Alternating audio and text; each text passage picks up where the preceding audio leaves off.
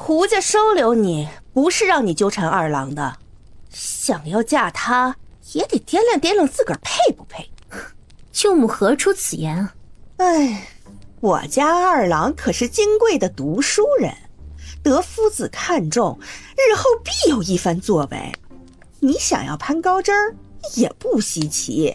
呸！你就死了这条心吧。长得好看有什么用？妖里妖气，一看就和你那早死的娘一样，不是什么正经人。上回二表哥去学院前说认定我了，定是你勾引他，你这个不要脸的小贱人。他说心悦我许久了，还说要娶我呢。我绝对不会答应的。我你个小贱蹄子！王氏气得不行，抄起造物的扫帚就要打他。于天婉半点不见慌张，甚至都没躲，眼下眼底的悲悯，红唇微张。我拒绝了。啥？可他却不死心，管管他吧，这样真的很烦。王氏喉间涌起一股腥甜，险些被气得吐血。于天婉，他竟然看不上二郎。你就嘴硬吧。娘！胡家大郎的媳妇儿小许氏挺着肚子从外头匆匆赶来。娘，我听隔壁婶子说，前头大雪封了路，怕是赶路的大郎、二郎还有爹这几日都回不来了。哎呦，这可如何是好啊！哎呀，天都冷成这样了，夜里更是不得了，农田恐怕会受损不说，被冻死的人还算少了吗？哎呀，当家的和大郎皮厚实点，动一动也没什么。哎，可是我家二郎金贵呀，身体如何能受得住啊？哎呀！这老钱婆！小许是气得不行。要不是读书郎从镇上学堂归家，王氏舍不得让他走路，非要让胡大柱和他家大郎驾着牛车去接他，男人怎么会受这种罪？可他偏又不敢将情绪透露分毫，毕竟这个家里谁不想沾读书郎的光呢？娘，爹是有主意的，见情况不对，不可能还留在原地过夜，只怕会回镇上等消息，您就安心吧。对，哎呀，你说的有道理。哎呀，可是这镇上花销大，住宿吃饭哪个不花钱呢？他们可没带什么盘缠。哎呀，这都快过年了，学堂也关了，又进不去，这要是风餐露宿的，哎呀，我家二郎哪能吃这种苦啊！哎呦，小许是眼神闪烁，不吭声了。天儿寒，他脸上都生了冻疮了。男人出门的时候，小许是咬咬牙，塞了自己偷偷藏了半年的私房钱，让他买擦脸的面脂。就怕大郎这个蠢的，可别转头给了公爹去凑住宿钱吧。就在两人各存鬼胎，一筹莫展的时候，正在烧柴的于听婉淡淡出声：“他们带了。”啊，你如何知道？因为是于听婉提醒的，他早就知道会封山，而且会封上1个月。在舅舅出发前，他便悄悄地提醒，出门在外就怕有什么意外，镇上没有亲戚，还是得多带些银两。他还知道王氏贪图钱财，很快会趁着舅舅不在家，强行把她嫁给60岁高龄的董乡绅。说是嫁，不如说是卖。西林村地处偏僻，为穷极之地，没有那么多规矩，只要收了聘礼，办几桌酒席，就能让男方把人领走。果不其然，王氏眼珠子精明又贪婪地动了动。早就受够了当家的对这死丫头的维护。不如……王氏按捺下疯狂跳动的心脏，大步朝外去。哎，你和这娘去哪儿？于听婉望着灶堂内火光跳动，一闭眼就是他仓皇无措地跪在王氏面前苦苦哀求的画面。求舅母疼疼我，我不嫁他。他低三下四，王氏却摆着高高在上的嘴脸，试图摧毁他的希冀。哎呀，我也是为你好，我还能害了你不成？晚娘怎的不领情啊？啊，是，董老爷孙子都和你同龄了，可年纪大的会疼人呐。还有小许氏，摸着发间董家给的金簪，笑得畅快淋漓。这血下的好啊，封了山爹回不来，没人能救你，你不嫁也得嫁。模样好又如何？你和你娘一样，就该被男人糟蹋。这两人没一个是好的。于听完仿若一脚陷入冰窟，浑身被冻得麻木僵硬，胳膊被人擒住，头发稀疏的董香参扔给王氏一袋银子，拖着他就走。他疯狂挣扎，剧烈反抗，却惹恼了董香参，扬起手狠狠地给了他一巴掌。你信不信老子在这里就办了你？他去媒婆那儿。媒婆？娘真是容不下你，要把你嫁出去。小许氏是去年嫁进来的，见于听婉的第一眼就格外戒备。同为女子，谁会喜欢生得比花儿还娇艳的于听婉呢？偏偏公公对这个死了爹娘的外甥女儿心生怜惜。哼，还以为你有多大本事，勾搭小叔非你不可呢。娘那般厌恶你，给你找的亲事能有多好？这大雪封路1日2日也就算了，要是10天半个月呢？等王氏收了聘礼，把于听婉丢出去生米煮成熟饭了，爹不认也得认。娘给爹生了2个儿子，爹就算有再大的怒火，还能休了他不成？可见啊，你的好日子也到头了。见于听婉依旧没有反应，小许氏只当把他给唬住了。这些年你的胡家收留，日后出嫁也免不了走动。但凡你有良心，别忘了胡家对你的好。见于听婉若有所思的模样，小许氏眯了眯眼。你别是不乐意吧？我就知道你是个白眼狼。嫂嫂误会了，我只是在想如何做才能不辜负胡家恩情。这还差不多。我知道嫂嫂是出了名的孝顺。于听婉一边慢悠悠地说着，一边给小许氏倒了热水。我虽事事不如，也得向嫂嫂看齐。这小贱人嘴上是抹了蜜吧？也是，毕竟她不讨喜，还得求着我在娘面前美言几句，给她相看一门好亲事。我呀，得学着嫂嫂，偷偷摸摸私下补贴娘家。你胡说什么？于听婉好似瞧不见他的一惊一乍，低头去看地上的碎片。我的事儿就不劳嫂嫂指手画脚了，嫂嫂还是担心自个儿吧。3日前嫂嫂娘家兄弟过来，嫂嫂好好的人不做，非要做贼，趁着舅母不在，去地窖装了10几颗白菜萝卜。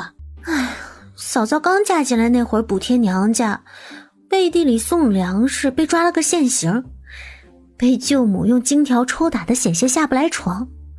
嫂嫂怎么还不吃教训啊？小许氏耳中嗡嗡响，顿时方寸大乱，再也没有了先前的神气。你敢威胁我？哎，嫂嫂放心，我嘴严着呢。昨儿你背地里骂舅母老钱婆的事儿，我都没透露半点。只是什么？只是家里的碗就这么几只，嫂嫂发脾气砸了，这件事儿我可没法帮忙兜住啊。我分明是没拿碗，你还好意思提？要不是你端水过来，我好端端的怎么会摔了？小许氏不敢再作妖，等粥熬好，于听婉用起了招式。可这份清静并没有维持太久，外头很快响起了嘈杂混乱声。还有气啊！这浑身血淋淋这样，我这实在不想人啊！快，把人送到钱老头那里医治！要不是顾忌身子重，怕人多受冲撞，小许氏早就跑出去瞧了。可对面的于听婉神色平静，夹了一块咸菜配粥，就好似天塌下来他都不会眨一下眼。你就不好奇吗？切，这个怪胎！哎呦，方才抬过去的是当年被顶上去服兵役的那个魏家小子，不是说死了吗？呀，许神命大，活了下来。哎，可是魏家早些年就领了朝廷发的抚恤银呐，每月还能领半分军饷，3斗大米。哎呦，这真是走了大运呢。朝廷对阵亡士兵家属有补助，可银子一层一层的发下来，最后入了谁的钱袋就不好说了。尤其是西林村这种偏远地界。我娘家那边也有人死在战场了，抚恤银和米的影都没见着，去衙门闹还被打得没了半条人命。凭什么呀？都是死人了，为什么待遇差这么大呀？可人家运道好，入了驻守西北边境的魏家军。魏家军可是常年立功的，那能一样吗？切，有什么了不起？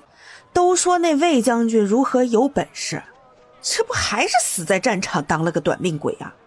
哎呀，你这话，魏将军也是你能编排的，他什么身份，你什么身份？你还是修修口德吧，这话要是传了出去啊，你家二郎念书也该念到头了。一说到二郎，王氏讪讪不敢再言。哎呀，我瞧着魏小子只怕是凶多吉少了。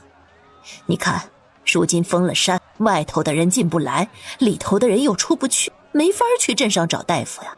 那钱老头平日看的也只是一些发热头疼的小毛病，收费还贵，只怕还得吃野山参吊命喽。哎呀，你嘴里的抚恤银和米可都是在魏老太手里攥着的，他舍得吐出一个子儿吗？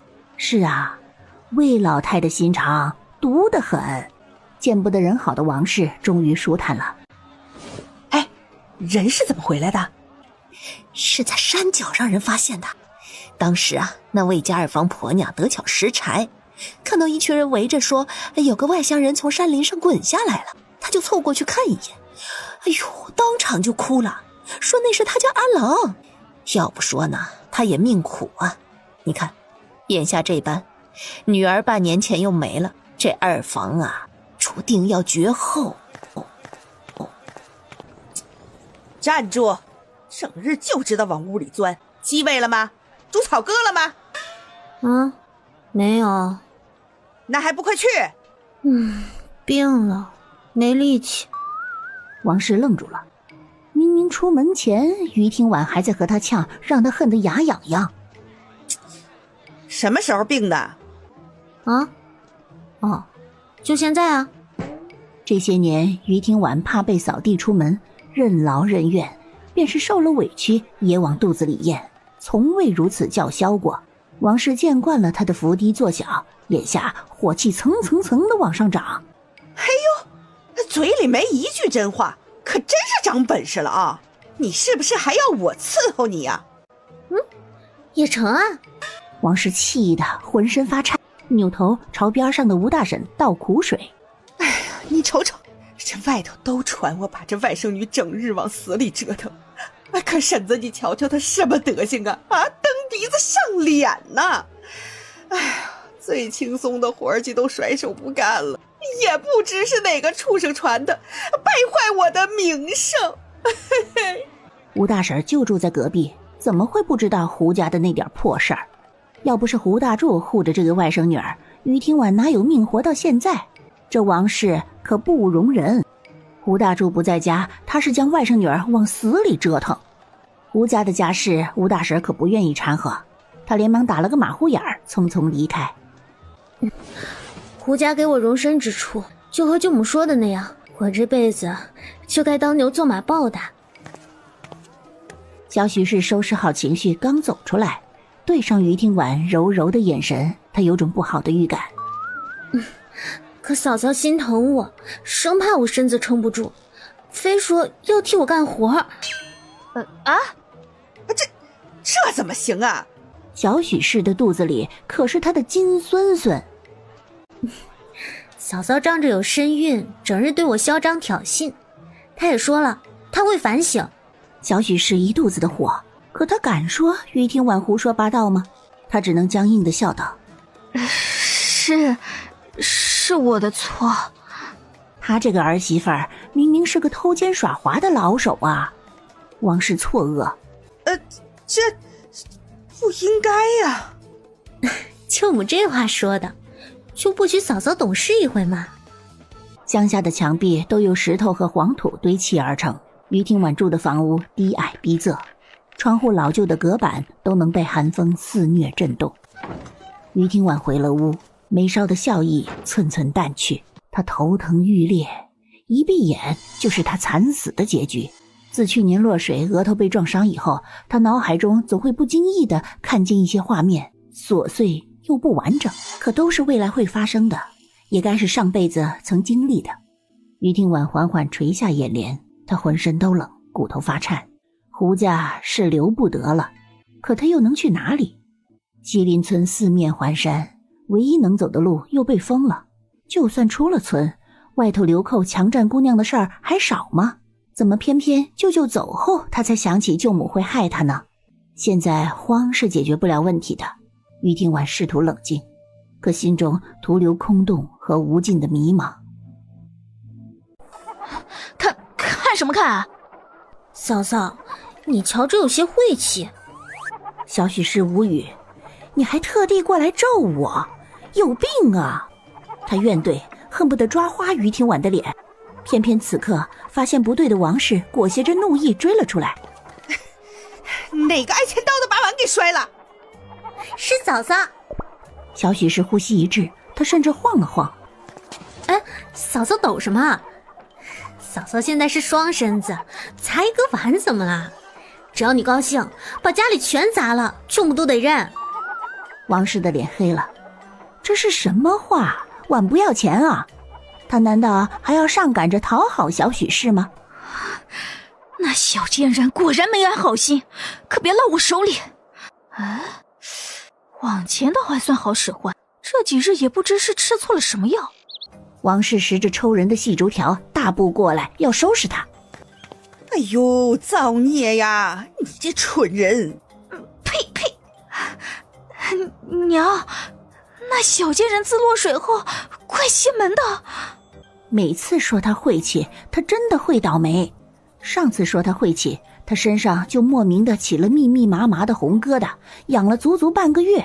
上次说他晦气，是大郎喝醉了酒甩了他一巴掌。小许氏已然有了阴影。邪门的于廷婉沿着村路走，没有急着去河边浆洗。他不能离开，那就只能想办法先拖住刘媒婆。于廷婉这张脸呢，这董老爷一定喜欢。刘媒婆走路带风，恨不得早早的促成了这门亲事。去董家必经路上，有人早已等候多时。哎呦，这不是婉娘吗？出落的愈发好了啊！婶子来了，可真让我久等了。哎呦，你寻我呀？那可是你舅母让你过来传话。婶子还去董家吗？哎呦，当然了，你怎么知道我去董家呀？是你舅母和你说了？说什么？说他千叮咛万嘱咐，就一个条件，只要有人愿意出20两聘礼，甭管是人是鬼，都能把我带走。还是说他和你狼狈为奸，是一路货色？哎呀，你这话可实在不中听啊！皇室想让你后半生富贵，这也是为你好。婶子，董乡绅年纪比你都大了。哎呀，这有什么呢？这男人磕次药啊，照样是生龙活虎。你进门后就是继母，这要是能怀上，那是皆大欢喜；要是怀不上，这不还能捡个现成的吗？婶子好一张巧嘴啊！别说原配离世不出1月，董家的白灯笼还没撤下。早些年他纳的那些个小妾，又都是什么下场？个个没到半年，就被折磨得身上没一块好皮，被席子一卷，扔去了深山，成了豺狼虎豹的腹中食。我和婶子无冤无仇吧？婶子为何要害我呀？哎呦，瞧你说的，那些人死了呀，是他们命不好，享不了福，和乡绅老爷何干呢？婶子这些年撮合了不少人吧？你这种小人，巧舌如簧，厚颜无耻，害人不浅，把不少好人家的姑娘推进了火坑。那魏家郎君在战场上可是沾过血的，让我想想，他要是醒来得知亲妹子被你保媒嫁人后丧了命，你会是什么下场？你骂我？这别人都说胡家的外甥女一身的毛病，我原先是不信的。嘿，我这忙上忙下的是为谁奔波呀？啊，你可别不知好歹。哎，没记错的话，婶子守寡有3年了吧？哎呀，婶子膝下没有子嗣，也没有牵绊，何必苦守着呢？就为了被村里人夸一句婶子忠贞厚道，男人死了也不改嫁吗？可他们哪里知道，婶子和公爹偷偷爬灰呢。婶子私下的肮脏事儿，也不知哪日会被我一个不慎传了出去啊！你别胡说！哎，你公爹是不是嗑完药生猛如虎啊？哦，对了，婶子都这把年纪了，怎么肚兜上还绣鸳鸯戏水啊？还有啊，婶子屁股腚上的胎记也不知怎么长得就像蝴蝶。别说你公爹喜欢了，我也怪喜欢的。如此私密事，于听婉怎么知晓的？刘媒婆险些晕厥，她忍住站立，慌张张望了一下四周，嗓音哆哆嗦嗦：“别说了！”于听婉却毫不在意，满脸笑吟吟的。刘媒婆浑身发汗，头皮发麻，如何还敢再跟她耍心眼儿？你舅母心肠歹毒，容不下你，就妄图毁了你的后半生啊！那我可不是啊！那董乡绅一脚都踩进棺材了。姑娘正直韶华，自当与才俊相配嘛。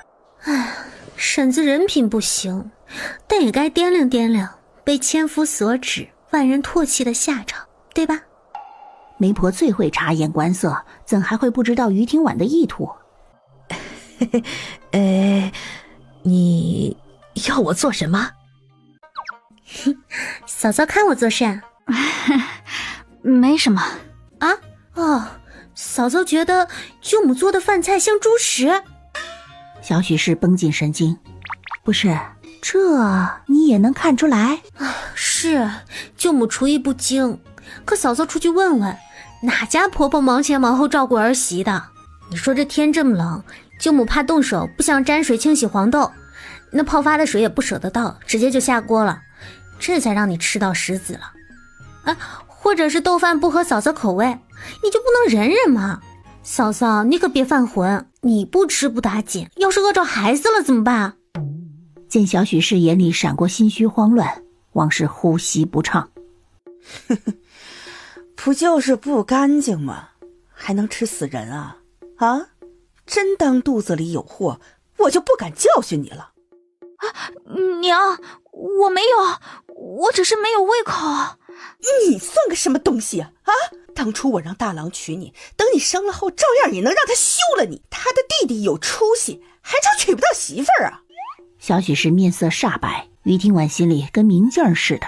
当初胡家为了供胡耀祖读书，可没钱给胡大郎娶媳妇儿，又遇干旱，那年饿死了不少人。小许是王氏用1袋米换来的。胡大郎一直嫌弃他模样不好，可不把他给唬着了。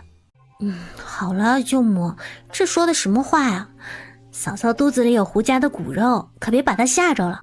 哎呦，看这小脸白的，这要是让大表哥瞧见了，他倒也不会心疼。小许是听到这话都要崩溃了。虽说嫁进胡家，可她从未站稳脚跟，娘家贫苦，父兄不争气，她在胡家就矮上一头。倘若这胎是女婴，哎呦，别哭啊！小许是掩面，哭是没哭，还在酝酿中。你再说，这眼泪是真的要掉下来了。舅母就饶他一回吧，大表哥休妻再娶是什么光彩的事吗？今年收成好，家家户户粮食卖了钱，胡家手头也宽裕了不少。可家里养个读书郎不容易，明年的束修还没凑齐，这些都得存起来。外头1袋米可换不来媳妇儿了。要不是于听婉是这件事的始作俑者，小许氏都要感动了。哎呀，嫂嫂也没做错什么呀，她不过是实在了些。这事儿归根究底就是豆饭难以下咽啊。都是舅母你的错。你说什么？你再说一遍。好啦，我做主了，舅母向嫂嫂赔个错，这件事就过去了啊！一家人哪有隔夜仇啊？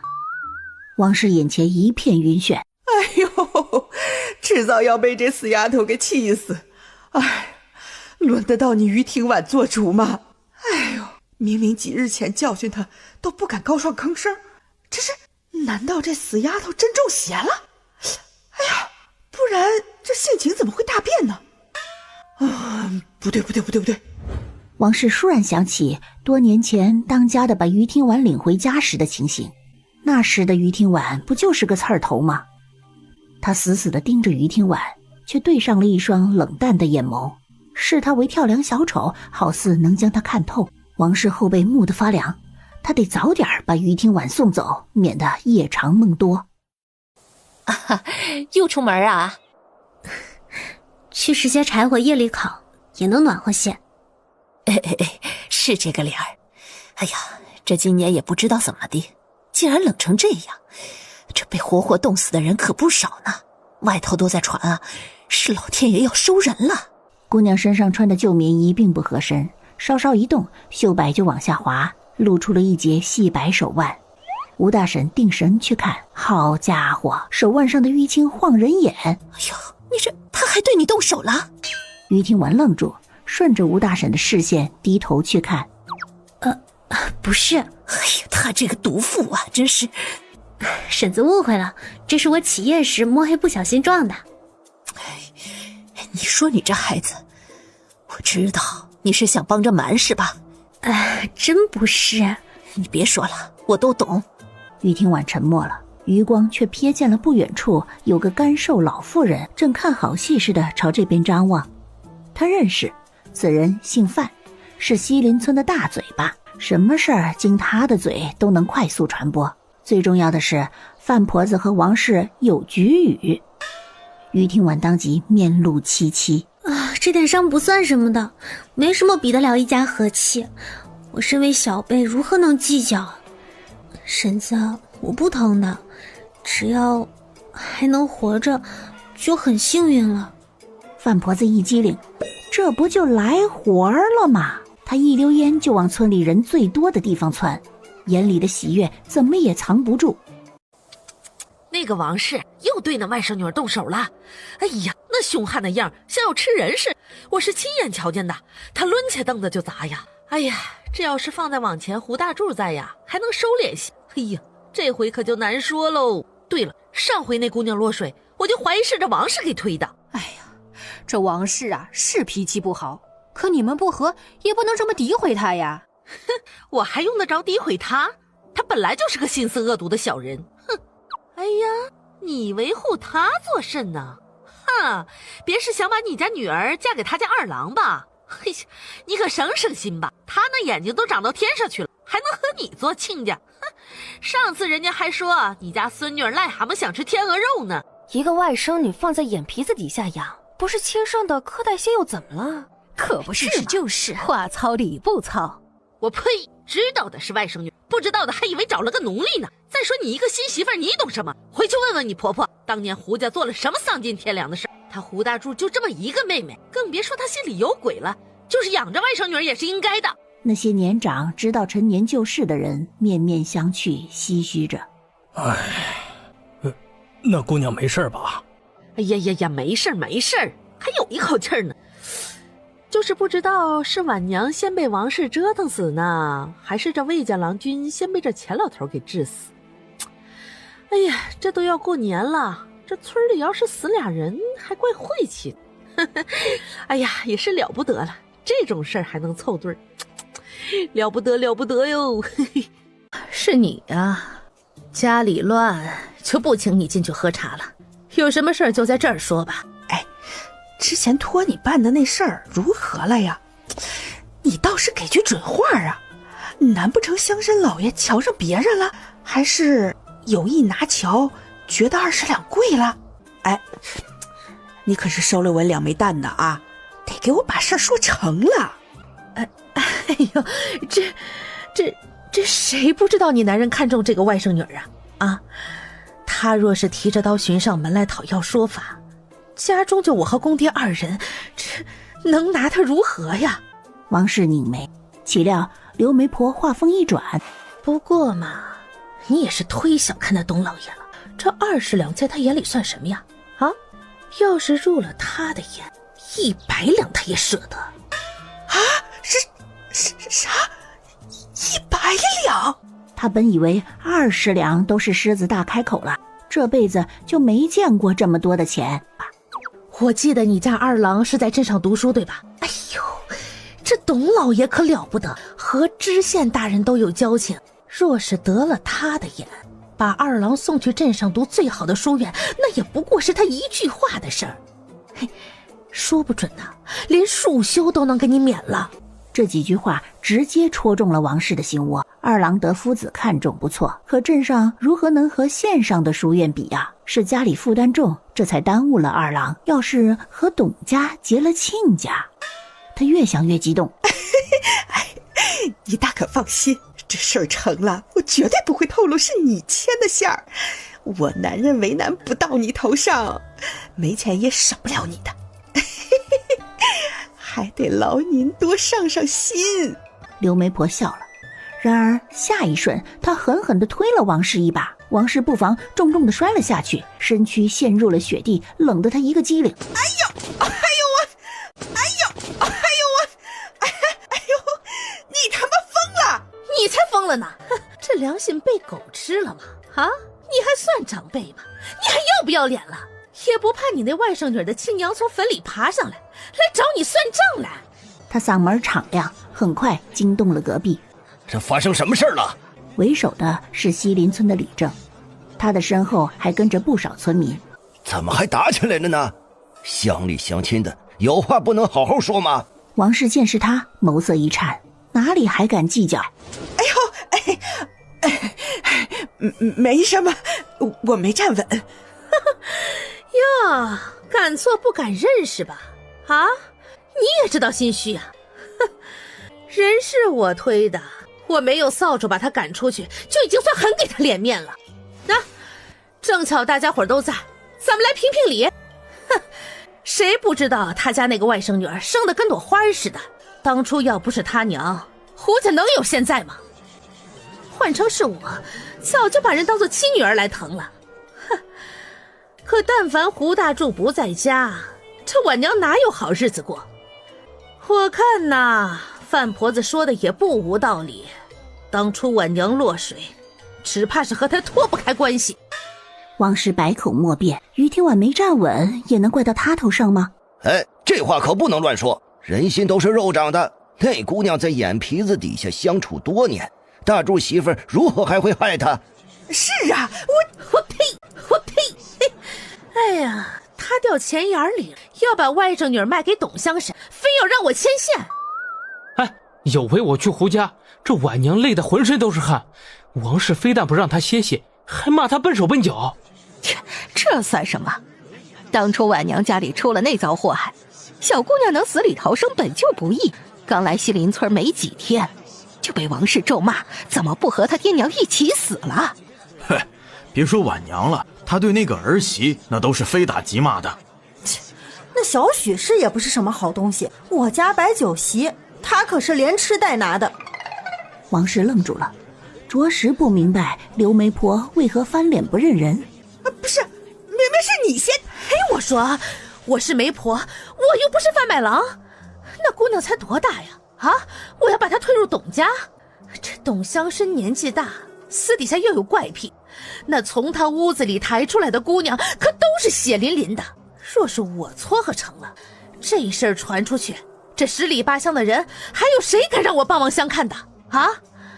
这种丧尽天良的事情，我怎么可能答应你的？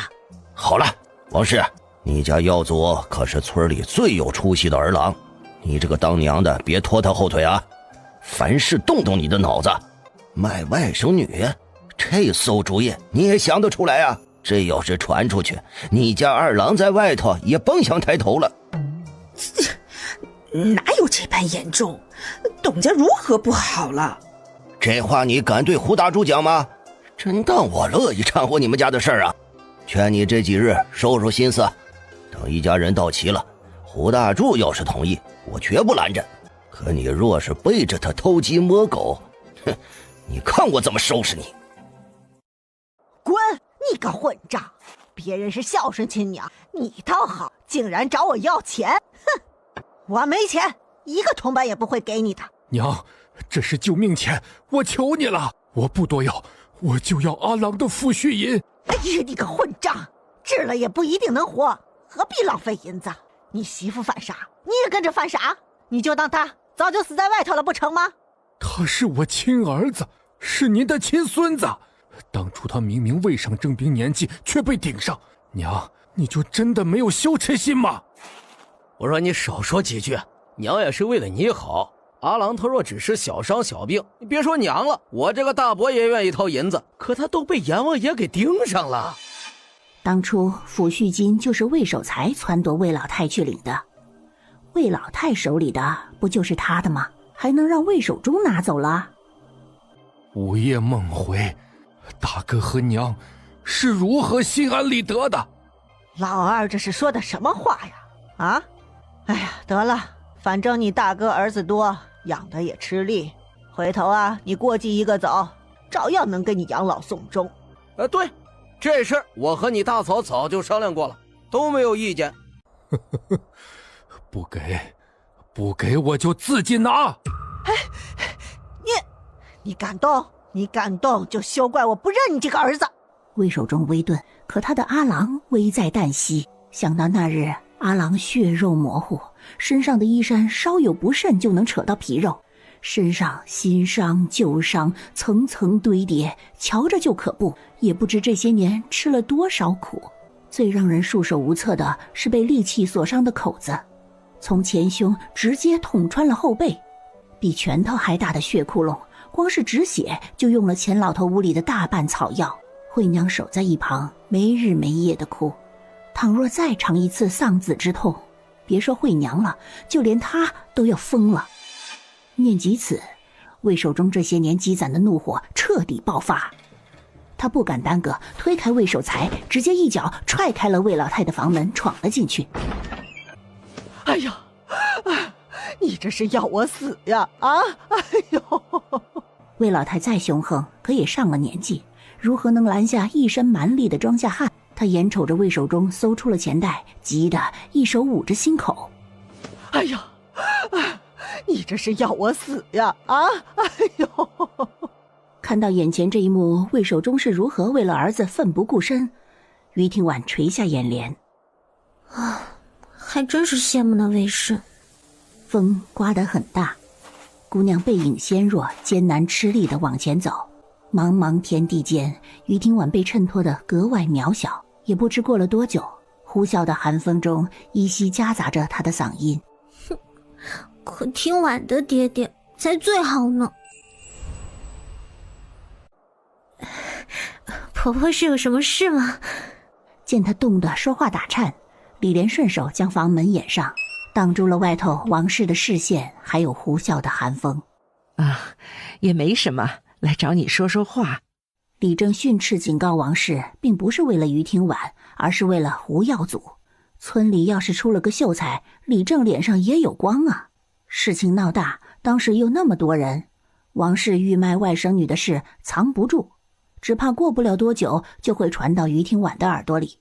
李正也算做了一回好人，索性做到底，让李莲来一趟，安安于廷婉的心。呵呵，你是个体贴的孩子，这些年来也受了罪。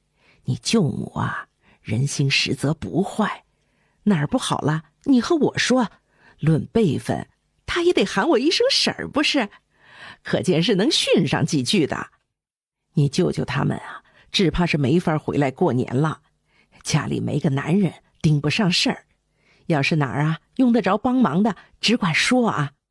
于廷婉故作不知他的来意，只受宠若惊地看着他。李莲拍拍他的手，顺嘴问：好孩子，如今多大了？17了。那该许人家了。大柱这个舅舅啊，当得不称职，你舅母也糊涂。于廷婉若有所思，胡家他不过是暂住，他没有家，早晚是要嫁人的。与其胆战心惊，怕被王氏陷害拿捏，倒不如他自己找。婆婆是要帮我撮合吗？你想得美呀！你那身世有几个正经人家能看得上？可李莲要面子，于听婉的眼神，他也有些招架不住。也行啊。婆婆是要帮我撮合吗？婉娘不如同我说说，你要什么条件的，我也好帮你留意留意。不如找个像你表哥这般温和有礼的读书人。读书人有什么好？手不能提，肩不能扛，腹有诗书气自华，在世家子弟中那是锦上添花。可寻常百姓除了科举出人头地以外，念几句酸诗护不住他。阿爹就不一样了，魁梧健壮，地痞流氓也不敢动他和阿娘分毫。要拳头硬的。李莲愣住了，怎么，你特扛揍是吗？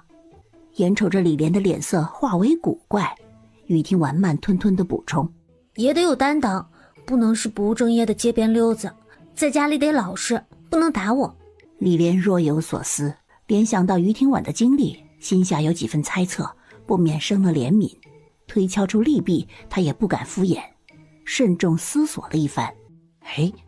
咱们村的朱家4辈同堂，人丁兴旺，4个儿子都没娶妻呢，生的壮士可都是下地干活的一把好手，后生可都是好后生。这朱家的儿子个顶个的孝顺，只是这朱家婆子生了病，日日吃药，拖垮了他们。这亲事才拖到现在。可一家人明事理，你要是嫁给大儿子，也就头几年辛苦些，日后还愁没好日子。不行，他吃不了这个苦。朱母病了，身为儿媳得踏前照顾，他得包揽家务，里里外外操持。别说熬药做饭，身为晚辈以及长嫂，他除了洗这4个兄弟的衣服，还得把上头老的衣服也一并洗了，简直比在胡家还要苦。那他图什么？她是嫁人，可不是去当苦役。婆婆还有别的合适人选吗？我这里嘛，倒还有一个。你也知道，每逢过年，我家会从隔壁高家村买猪，这一来二往，就和那吴屠夫有了往来。此人脾气孤僻，比你年长5岁，家里嘛就剩他一人，长辈早没了。虽说嫁过去肉是不愁吃了，可我总不能昧着良心把你介绍过去。那小子人不错，也大方，就是脾气有点孤僻，不爱说话。一身的腱子肉，人高马大的，瞧着就唬人。只是吧，这生来左手缺了一指，相当不吉利。实在是晦气，你说谁敢给他当媳妇儿？于听完眼睛一亮，还有这种极品呐！4指怎么了？凭着双手养活自己，哪里低人一等？我呀，这姑娘竟来真的，可她与吴屠夫站在一起，怎么看都不相配呀。看他哪日得闲，婆婆不妨安排我们见一面。成，你等我信儿。李莲刚一走，王氏就闯了进来，他阴沉着脸审视于听婉。你和李莲说什么了？想知道？一边猜去。哎呦喂，如今有人给你撑腰，你就无法无天了。哎呀，这山口前几天不是给止住了吗？钱大夫，您救救阿郎，求您开最好的药，钱要是不够了，我们夫妻再去凑。行了，你求我也没用，这血要是止不住，我也没办法呀。钱老头神色凝重，额间都是汗。去，上外头打几盆水来，烧开啊！好。也不知过了多久，钱老头长长松了口气。钱大夫，阿郎他怎么样了？你儿子有病。是，这不是在治吗？他刚才醒了。真的？别高兴得太早，他刚刚问我有刀吗？我说没有，但是有剪子。他接过去的时候还挺有礼貌。好啊。哎，他要剪子做甚？他捅伤口。魏守忠愣住了。捅好以后，他又拔出来了。躺平闭眼之前还嫌我的剪子很钝。哎，你说他是不是脑子有病啊？要不是人虚弱使不上劲，他早就去借阎王去了。他看看榻上呼吸孱弱的魏慎，又看看一旁老实巴交的魏守忠，总觉得哪儿都不对劲。守忠，他真是你儿子？是啊，我和惠娘亲生的，还能认错呀？不是你们两口子长这样，他长那样啊？哎，我记得你家阿郎当年离开的时候，又瘦又矮的，长相也随你们夫妻俩，可不出挑啊。这话可真不中听。那我儿长得倔，也不是他的错呀。他入了魏家军，能顿顿吃饱饭，身上有油水，那身板还能不高大结实？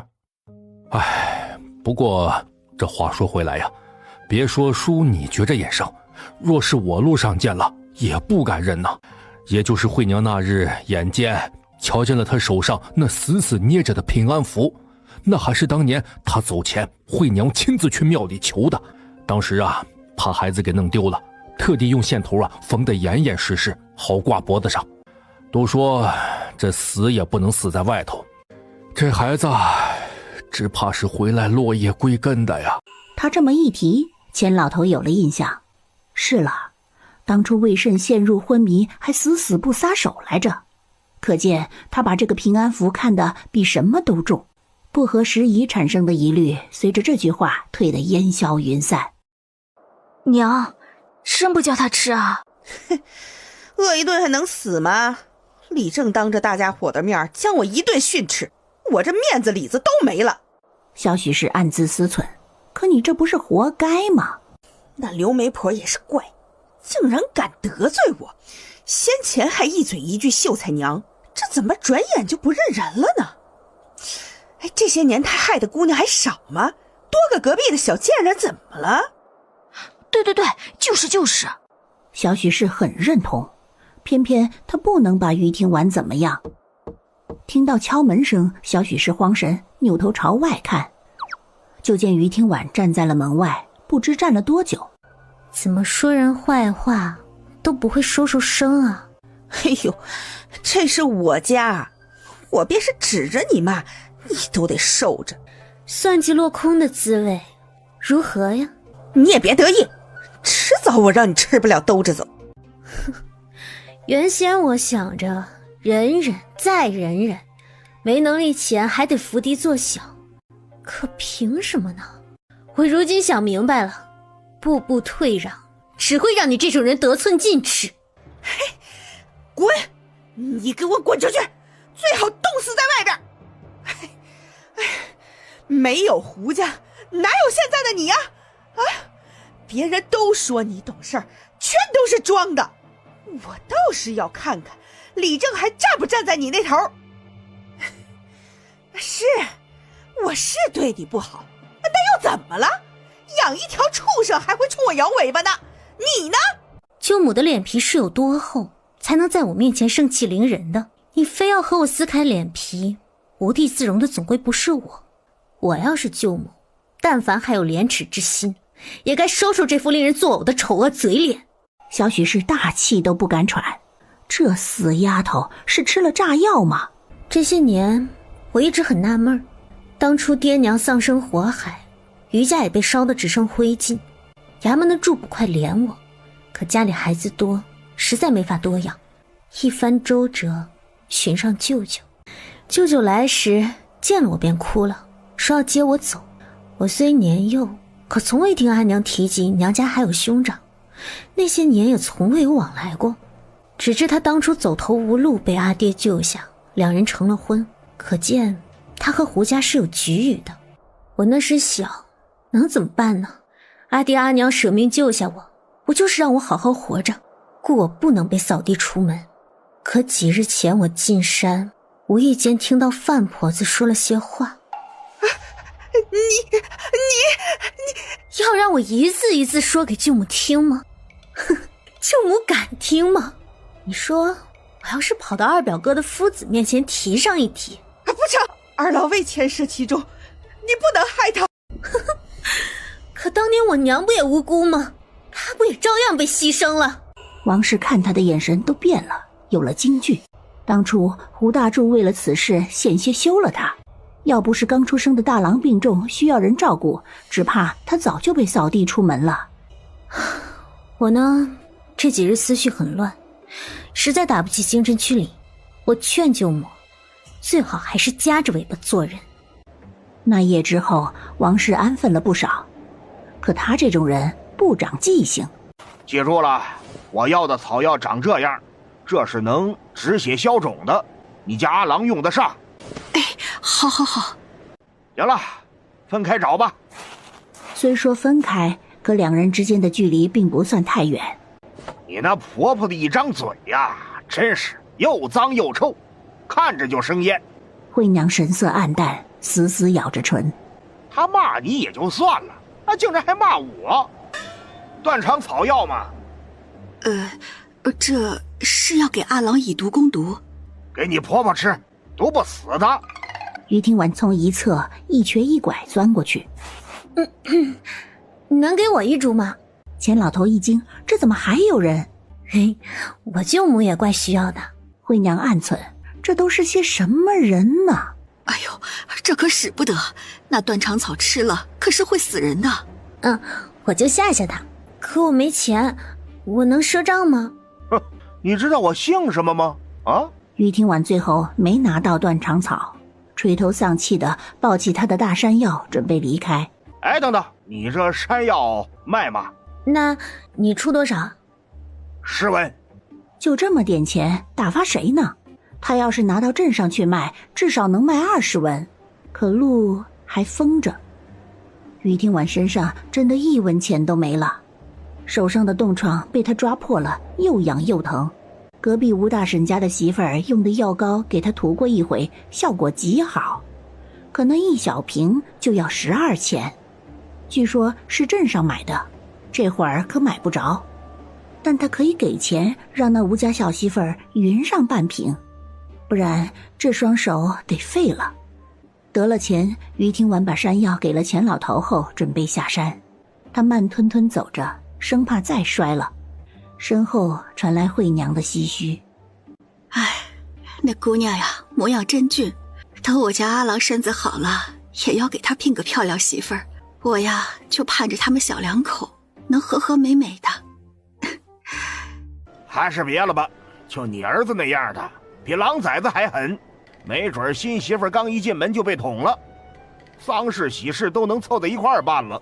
于听婉满脸写着问号，他心中暗自嘀咕，那魏慎不是去当兵了吗？怎么行事作风还跟个野蛮的土匪似的？哎，你那表嫂娘家亲戚来了，你可要在我家坐坐，晚些回去。她快生了，娘家过来看望也不稀奇。他虽这样说，可比谁都清楚许家人过来的缘由。这几日风雪大，许家房屋简陋，屋顶都被掀翻了，如何能避寒？家里也就二郎那间屋子空着，可里头有笔墨纸砚那些金贵物，我除了打扫都极少入内，是不方便让亲家住的，只能委屈亲家了。不会。徐母眼底有愤愤，有个读书郎儿子了不起呀，可他又不敢得罪。我们呐，都是乡下泥腿子，5大3粗的，没个分寸。这要是弄脏了弄坏了，那可如何是好啊？是不是？这来前呢，我也和娃说了，胡家的叔叔啊，可是以后的秀才郎，是顶顶有出息的人。这话是数不尽的恭维，也顺了王氏的气。这时于听婉进了院子，她墨发凌乱，衣上也被刮出好几道口子。哟，于表妹，你这是怎么啦？需要帮忙吗？哟，于表妹，你这是怎么啦？需要帮忙吗？这是小许氏的二哥许奋，最是油嘴滑舌。许家拿不出钱给他娶媳妇儿，他就四处挑戏姑娘，去岁他还上门提了亲，被胡大柱用扫帚给打了出去。让开！一来没见着你，问了才知道你去捡柴火了。哎呀，瞧瞧你都冻成什么样了，这手都勒红了，我看了心疼。小姑娘生得美，雪肤细腻如此，又长开了不少。许奋眼都要看直了。他知道胡家人看不上他，那又怎么样？这次能住进来，便是娶不到于庭婉，摸摸小手，亲亲小嘴儿，也是知足的。于庭婉冷笑，前世的记忆破碎，他并不知道许奋的结局。可许奋这种人浪荡不堪，私下便是寡妇都要勾搭，迟早要翻船。啊，你瞧着，有些晦气。小许氏听到这句话，已经有心理阴影了。哎，婉娘想来也是累了，着急着回屋歇歇。二哥有什么话晚些再说。他倒是长了记性。于庭婉视线一一扫过院子里的人，最后在那闹腾的许家小子身上停留片刻，这才回了屋。关上门的那一瞬间，他听到了许母的埋怨：哎呀，这婉娘的脾气呀，是越来越大了。我家老二也是好心呐，是不是？王氏会信这些吗？可他懒得拆穿。站住！别跑！确信夫人，不要惹老爷生气。站住！最后受罪的还是你。乡下来的就是没有规矩。追着于庭婉的都是董家帮佣。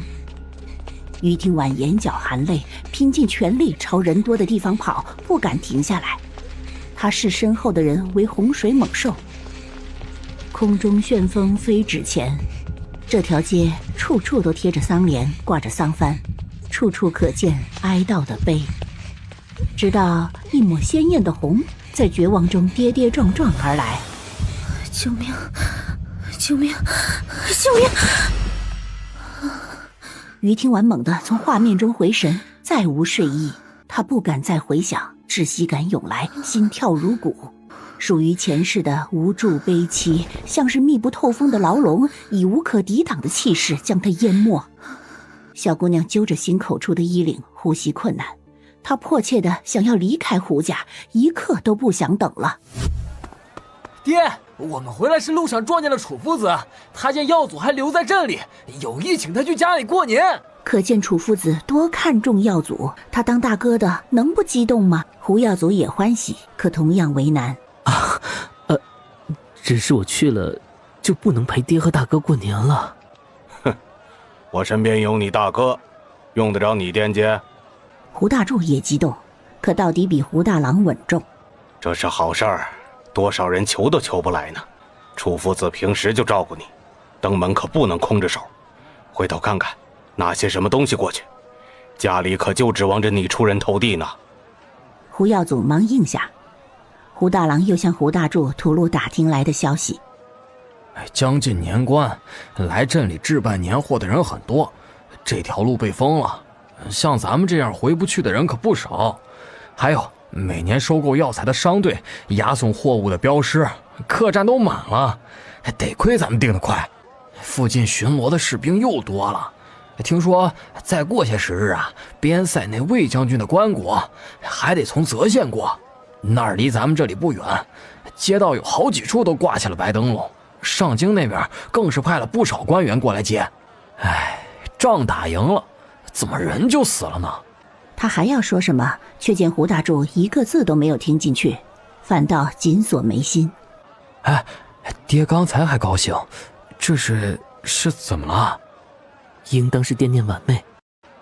你就不惦记？胡耀祖的脸倏地红了。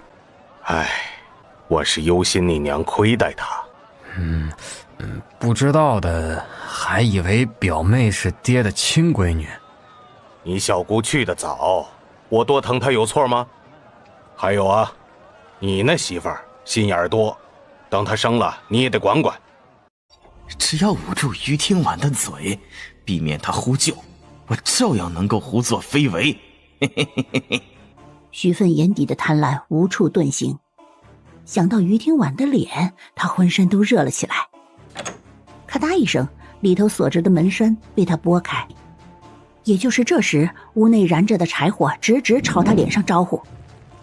头发、棉衣跟着被点燃，灼烧感锥心袭来，他的惨叫刺破寂静的夜幕。许奋头发被烧焦，脸上也留下明显的烧痕，他身上的火是在雪地里滚了一圈后才灭的。这会儿劫后余生在地上喘着粗气，许家人脸上全是怒意。许母冲上前，唾沫横飞。有什么不能好好说呀？我们是住在胡家，可也不是随意让人欺辱的。他欲对我行不轨。王氏哪想到许奋会这般胆大妄为，惊诧之余更遗憾他竟然没有得逞，真是没用。不管如何，你出手伤人就是不对了。要是你许二哥出了个好歹，你让我怎么交代？进你屋就是想对你动手动脚啊！我要是扯你衣服了还是摸你了？你装什么呀装？你要是不勾引他，你要是正经，我儿能摸黑找过来。这些话粗鄙，要是换成别的姑娘早就羞愤欲死了，可于听婉没有。于听婉，你同我二哥有多大的仇，要这样害他？总之啊，这件事要是没个交代，你也别想好过了。这边的动静不小，便连李正都惊动了。哎呀，这许奋之前来提过亲，胡大柱没答应，谁曾想他死性不改，夜里竟想钻进婉娘屋里。他娘如今在里头撒泼呢，说许奋伤成这样，和婉娘脱不了干系，说这屋也撬了，婉娘清白不到哪里去，还威胁婉娘说，若想要名声，就给许奋当媳妇儿。呸！真不要脸！这是想空手套白狼。李正沉了沉脸，刚入内就见地上面色黝黑、其貌不扬的许奋。许奋这会儿很得意。嘿嘿，于表妹，你就从了我吧，咱们都这样了，何必再让大家看笑话呢？你敢打我儿？就你这种混账，也配肖想我？哎呀，婉娘啊，我看许奋这孩子对你上心，这事儿确实是他不对，一时糊涂这才。可今夜过后，你不嫁他还能嫁谁呀？你便是清白也说不清楚了。依舅母看呢，咱们两家不如亲上加亲。说够了吗？出事到现在，舅母只会向着许家，没为我说过一句话。也对，舅母见不得我好，的确急着要把我推进火坑。哎呦，你怎么会如此看待我呀？舅母一开始就埋怨我伤了她。哎呀，那到底是你表嫂的亲兄弟。舅母的意思是我得咽下这闷亏，他夜闯进来，我不该反抗，便是被欺辱，也得看在表嫂的面上息事宁人吗？王氏瞪大眼，眼瞅着李正脸黑了，连忙否认。哎，可不是啊，我是说胡家就那么点地儿，我又在你隔壁住着，你喊一声我就能来了，如何会让你吃亏呀？如今这闹得整个村子都知道了，对你一个姑娘家有什么好处？这话让在场的大多数人都点点头，毕竟家丑不可外扬。我要是不出手，被这畜生玩意捂住嘴，只怕连呼救的机会都没了。即便我呼救了，我也不信你会救我。舅母还不明白吗？我宁愿名声被毁，也不愿把命交到你手里。名声怎么了？算什么东西啊？有什么比保全我自己还重要的？你竟敢！够了，还嫌不够笑话吗？王氏，你是当舅母的人，许家要是个好人家，我也不说什么。可他许奋是出了名的混混。嘿，你这是什么话呀？这是西林村，婉娘是我西林村的人，轮得到你说话？管你是不是走亲戚的，我这个李正要是做主，把你们一大家子赶走，也没人敢说二话。今日这门婚事要是成了，日后那些娶不上媳妇的泼皮无赖，岂不是全打着算盘，趁着夜深人静往我们村子姑娘屋里钻？我能开这个先例吗？一时间，所有看热闹的人都屏住呼吸，化为愤愤。是啊，这可不只是于听婉的事，谁家没有女儿啊？于听婉背脊仍旧挺得笔直，其实他也在后怕。要不是他难眠，要不是他不敢再多想。你儿子是个畜生，我看一眼都嫌晦气，说一句话都嫌脏。别说今儿他算盘落空，便是得逞了又如何？错不在我，羞愧亦不该是我。当我是那些脸皮薄的姑娘吗？出了事儿被你们肆意摆布还不敢吭声。贱人，你也有脸嫌我？我都没嫌你娘！快闭嘴吧你！后面的话他没能说出口，被小许氏吓得死死捂住了嘴。于听晚他娘的事情是胡家的禁忌，小许氏从醉酒的胡大郎嘴里得知后，没有管住嘴，回娘家后就顺嘴说了出去。我娘怎么了？说呀，让她说。小许氏战战兢兢，别说王氏变了脸色，在场的人情绪都跟着古怪。我于听晚要嫁，对方也得是光明磊落、行得端、坐得正的人。你说我勾引他，这是什么笑话呀？我勾引他，是看上他丑啊，还是为了去穷得叮当响的许家当牛做马？又或者是瞧他有本事，一大把年纪只会偷鸡摸狗，卖弄自以为是的聪明。哼，我怕什么？便是报官，我也不怕的。什么？你要报官？你要是敢害我家老二，我扒了你的皮！要发疯回自己村发去，可这儿是你家呢，在我们眼皮子底下敢这样，真以为西林村的姑娘好欺负？就是当我们好欺负的。滚回去！随着这一声落，村民齐齐抄起院子里的家伙，将许家人围住。许父惊慌了。哎，你们这是要打人呐？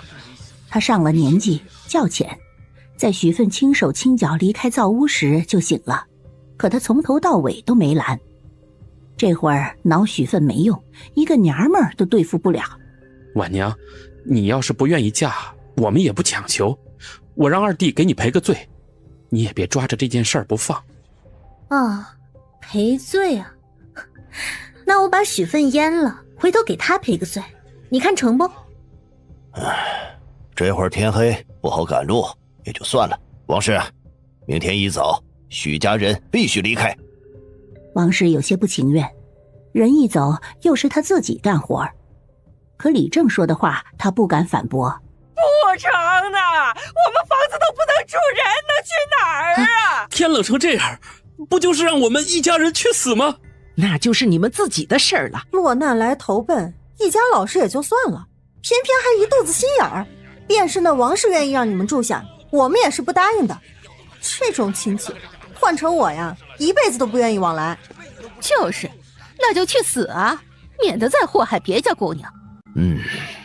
八娘啊，这到底是丑闻啊！我知你受了委屈，许奋生了歹心，可到底没成事啊。如今他也伤成这样，衙门是不管的，闹大了对你也不利。这些年你舅舅待你如何也无需我提，你不在意被外人指指点点，可总要为他和耀祖考虑啊。你呢是个好孩子，应该不会让他们为难的。这件事啊，我们身为外人到底不好处理，你看这样成吗？不如先放着，等你舅舅回来，他要怎么料理许家，我绝不拦着。于听完也不意外李正会和稀泥，也是，出事的又不是他女儿，是做不到感同身受的。他一个双亲死了的姑娘，如何能比得上读书郎啊？他还不至于蠢到和管着西林村的李正硬碰硬。他半垂着脸，似在纠结。李正见他前一秒还在咄咄逼人，这会儿有松懈的意象，神色也跟着温和。是有什么困难？胡家我是没法住下去了，先是董家，又是许家，下一个又是什么？他的担忧不无道理。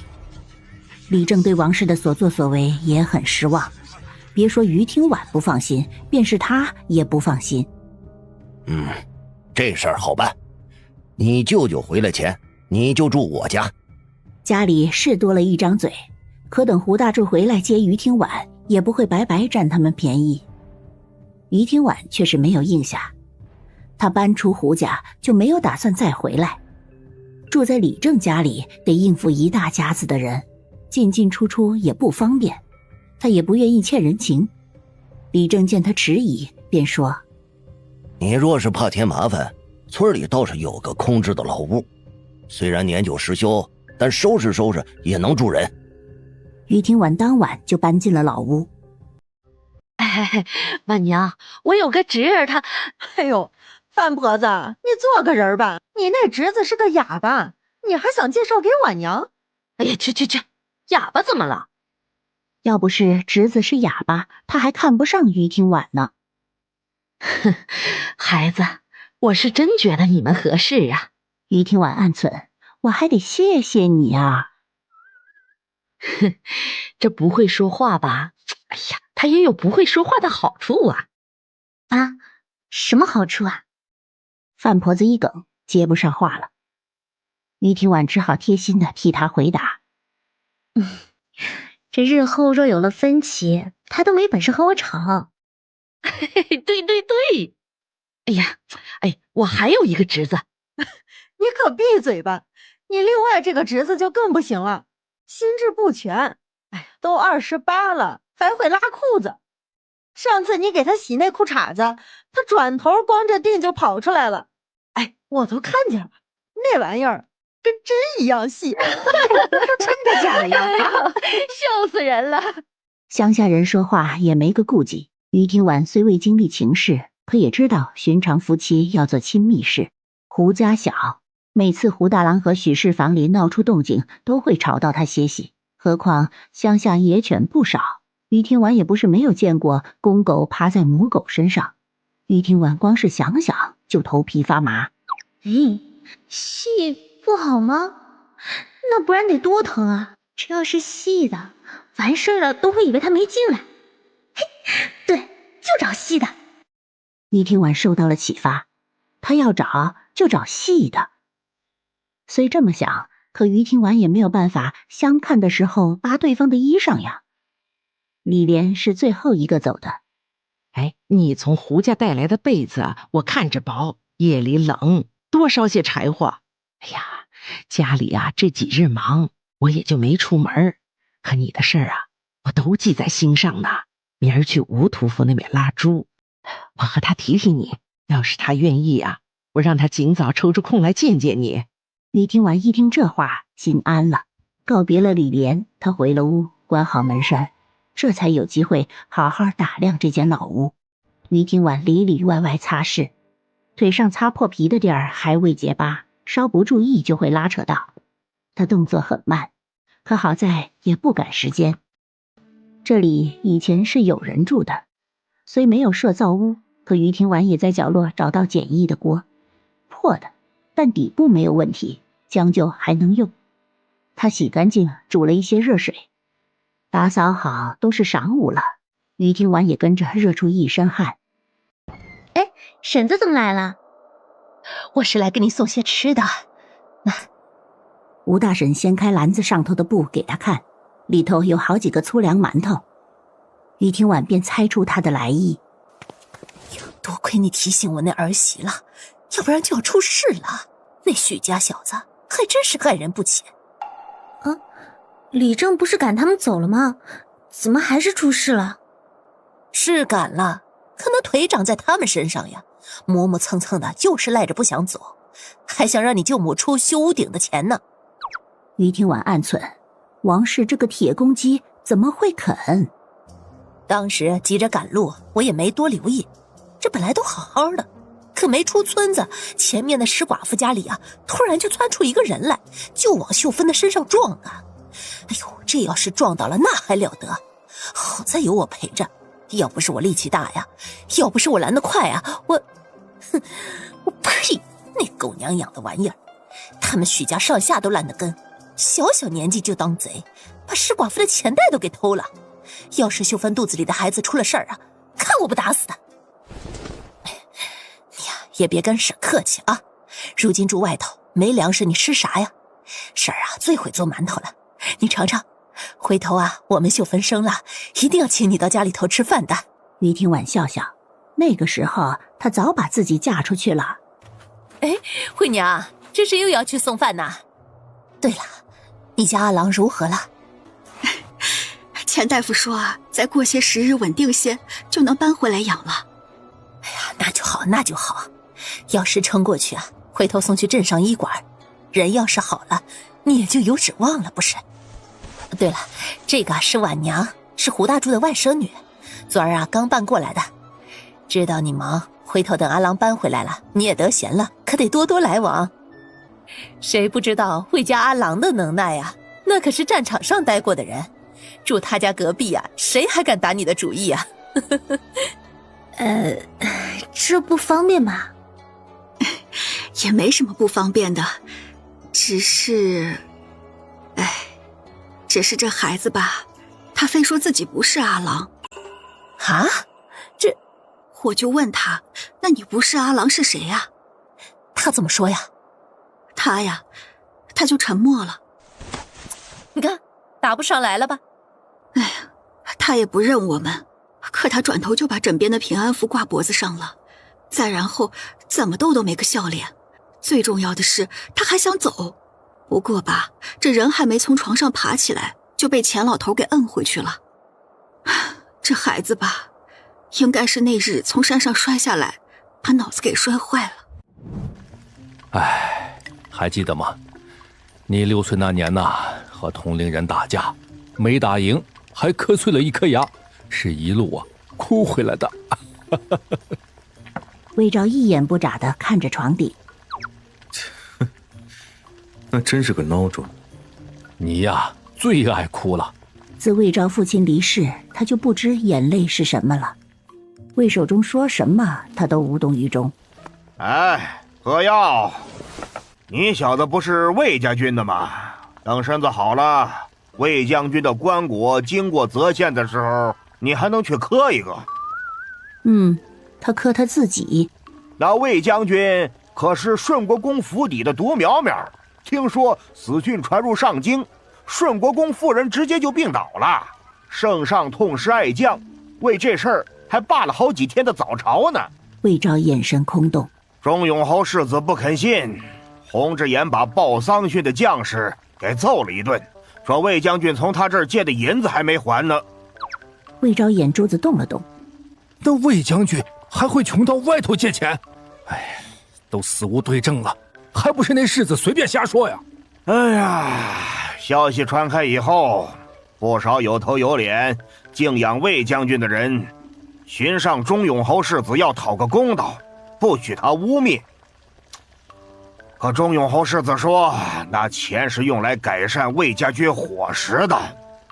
追过去的人都感动得跟什么似的，说魏将军的确无私，是他能干出来的事儿。没过多久，不少人借着魏将军的名义登门帮忙还钱呢。还魏昭嘴里终于溢出一丝冷笑，不用猜也知道了，萧怀言这家伙来者不拒，死人的钱都赚。我就不刻意介绍了，大家都是实在人，你们也都到了成婚的年纪，不必走虚的。老头子，外面衣裳洗了还没晒，你过来帮帮我。他有意让两人说说话，不怕单独留两人在屋里会怎么样，毕竟门开着，在院内可以随时盯着，行事也算妥帖了。你会做饭吗？会做饭。我烧饭不太好吃。吴屠夫过来以前，本想着姑娘还凑合的话，就把事情定下来，两人相互不嫌弃。家里有了婆娘以后，一日三餐也有了着落了。可现在嘛，吴屠夫不敢多看于庭婉，眼里的欢喜怎么也藏不住。我爹娘死得早，这些我是做惯的。那你准备出多少聘礼？那你要多少啊？我这次出门就带了3两银子，你看够不够？在西林村，3两银子已经够体面了，可他有些后悔，早知道应该多带些银子出门的。我是没有什么亲戚，平常也不和邻居来往，家里有3间屋和1间灶屋，院子里面有井，挑水方便。我是杀猪为生的，没田。你要是跟了我，不用你下地。我这些年也存了些银子，减去聘礼，估摸着还有6两，我回头都交给你。他说的口干舌燥，将底儿都透露了。最后才小心翼翼地问：那你觉着我怎么样啊？年前寻个日子，咱们把事儿办了。行啊，那我现在就去你舅母家。我如今搬去村里的空屋住了。我听说了，那个聘礼该给长辈的。给我就行了，王氏可不会准备我的嫁妆。没事儿，家和万事兴，就全当吃亏了。我也知道他对你不好，可对长辈有些事情不能太计较，这总不能彻底断了来往。娘家也是你的底气啊。他发自肺腑，可于天婉的神情却彻底淡了下来。我想我们不合适。于天婉抬步朝外走，李莲见情况不对，连忙追了出去。他没急着拉人，等和于天婉一块儿出了院子，才追问：怎么了？前面不是才谈得好好的，怎么就聊崩了？我这人性子直，讨厌一个人便是打心底里讨厌。我能搬出来，就不会想着向王氏去求和的。他那人呐，就是一根筋，看重亲情，可也没说错。你要是和他好好说，他还是会站在你这头的。再说了，你还真打算不和胡家来往了？你这孩子气性也太大了，你舅母不行，舅舅你也不要啦。可婆婆，我委曲求全了近10年，够久了。吴屠夫是好人，也是真心实意为我考虑，可那并不是我想要的。想法不合，我不会改，也没必要让他迁就我。不过相看而已，不对劲儿就早些及时止损，没什么大不了的。婆婆，你再帮我物色物色，越多越好。你当男人是街上的白菜呀。李莲明白了，于天婉下了决定就不会回头了。于天婉告别了李莲，很庆幸吴屠夫没有纠缠。风有点大，刮得脸疼，他把头埋下来。雪天路滑，他走得很仔细。茫茫天地间，孤寂一片。当家的，你可稳当些，阿郎他身上还有伤呢。行，我心里有数。于天婉蹙了蹙眉，朝前方生源处看去，远远瞧见魏守忠拉着驴车过来。阿郎啊，咱们村这些年呀都没怎么变化，你多看看，没准就想起来了。魏昭眸色沉沉，这些时日他的耐心已经被这对夫妻消耗殆尽。这两人认错人，不惜砸锅卖铁也要攒钱带他去县城，就不怕钱花了他照样救不回来吗？他要是想活着，就不会落到如今这个地步。同样，他要是想死，谁也拦不住。你还不知道吧？咱们如今住在村尾，不和你奶他们在一块儿了。这些时日在钱大夫那儿，你要能看得出来，你也一定是急着想回家看看的。魏昭不想，他唯一想的就是让眼前这两人别管他了。听着妻子的话，魏守忠眼里也有了笑意。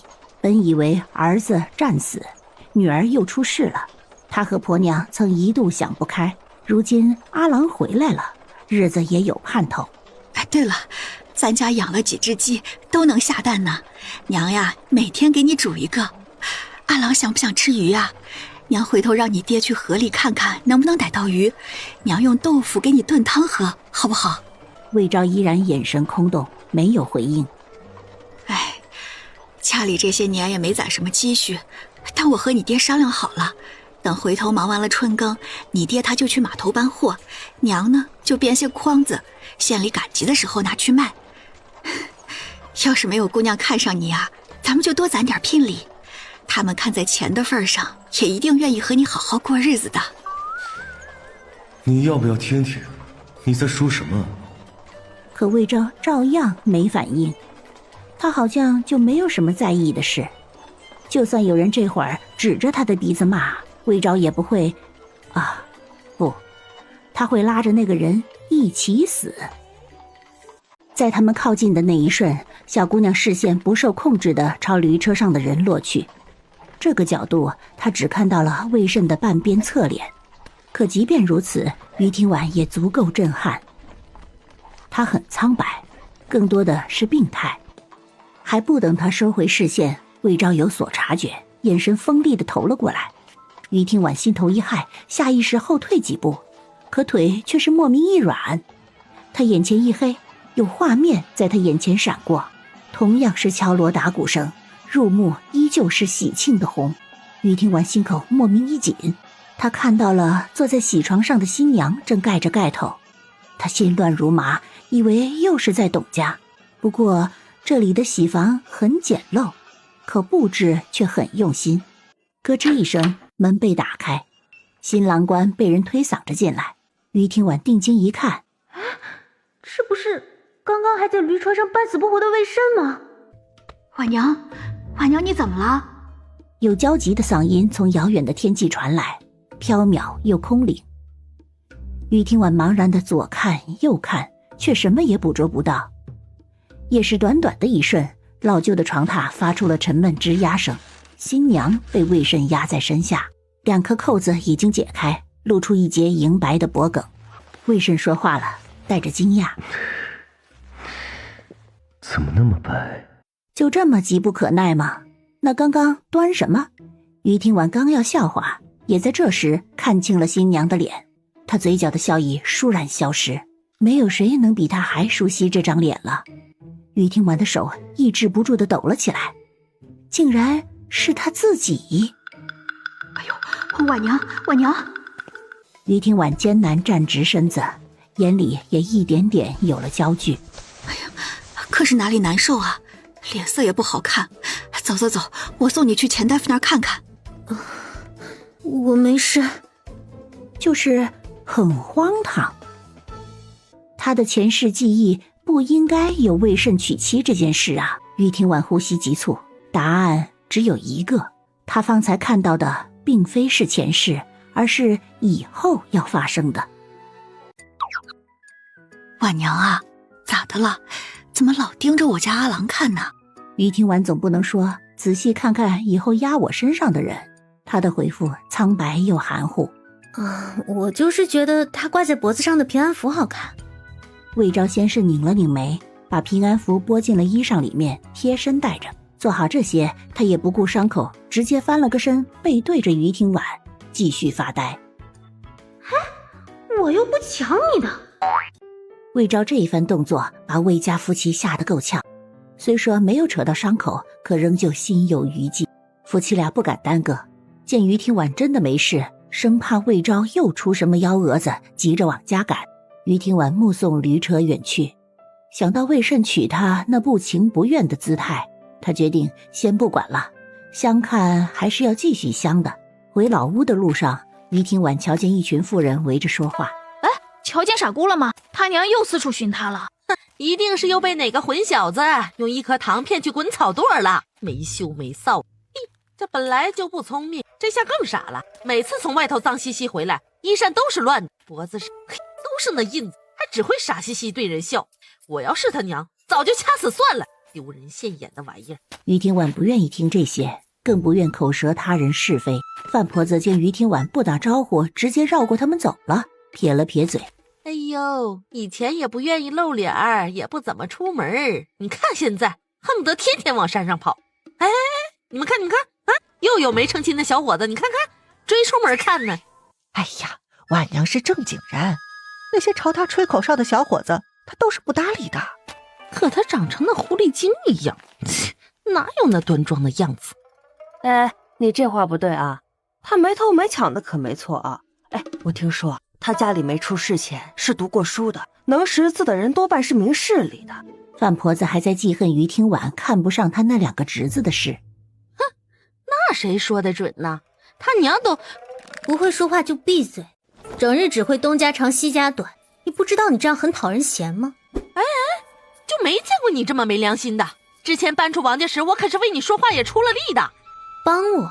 哼，别人帮我那份感恩我记心上，可你存的什么心思？当我不知吗？你和舅母不和，见不得他好，这才巴不得我们掐架。他要是和王氏相处和睦，那范婆子照样把他当作眼中钉肉中刺了。傻姑是当年遭了罪，受不了刺激，这才痴傻的。我要是没记错，他没出事前，不少人想着求娶，你也是为了那2个侄子去他家里撮合过的。他娘骂你烂了心眼，把你赶出去，你心里不痛快很久了吧？他们母女相依为命本就艰难，不求你感同身受，但你好歹做个体面人，往别人伤口上撒盐，觉得很有本事吗？傻姑心智不全，那些人见他好骗，下流不堪，不是个东西。那背后说三道四的你就是了。扔下几句话，他压根儿没去看范婆子的黑脸，就打算回去。那些妇人面面相觑，实在是被他那厉害模样给唬住了。这几日他极会犯困，觉多，像是恨不得把前几年没有休息的全补全了。他躺到榻上，用被子把自己裹紧。等日后手里有钱了，我一定买条厚实的棉被，就和魏慎今日盖的那样厚，我就不会半夜被冻醒了。魏家二房穷，可对这儿子是真舍得。他爹娘要是还在，也一定会对他这般好的。于听婉是被隔壁的香味勾醒的，这会儿将近黄昏，他深吸了一口气，是炖鸡的味道，空气里香味霸气弥漫，缠绕鼻尖。于听婉都要忘了上次吃肉是多久之前了。吴大神给的馒头早就吃完了，于听婉把野菜洗了，和蘑菇一块儿放破锅里煮煮，没有油盐这些调味剂，味道自然好不到哪里去。好在他也不挑，魏家炖鸡，于听婉吃野菜蘑菇。第二天，魏家烧鱼，于听婉吃野菜蘑菇。第3天，李正家选了个吉时，把从吴屠夫那里买来的猪杀了。于听婉闲来无事，也去凑了热闹。他没钱买肉，但也有他的目的。李莲正在清理院子里的血渍，于听婉就凑了过来。婆婆。李莲看到她就有种不好的预感。婆婆，都2天过去了，我真的很急。嘿，你这刚要打趣，嗓音却被前面尖酸的声音盖住。呀，这不是弟媳吗？你竟还有钱来买肉啊！尖嘴猴腮的妇人堵了惠娘的路，高高在上的架势尽显优越。瞧瞧你们夫妻都干了些什么事儿，非要给阿郎治病，还抢了娘的钱袋。娘这几日被你们气的都吃不下饭，人都消瘦了，你们夫妻的和竟还吃香的喝辣的。大嫂不要在我和当家的身上安罪名。什么叫做娘的钱？那本来就该是我们二房的钱。魏家可是没分家的，什么叫做你二房的钱？2家是没彻底分家，可当年你们就以家里的屋子不够住，把我们赶出来了。这些年也一直都是分开过的。哟，可了不得，儿子回来了，身板直了，都敢犟嘴了。我都要看看你买了些什么。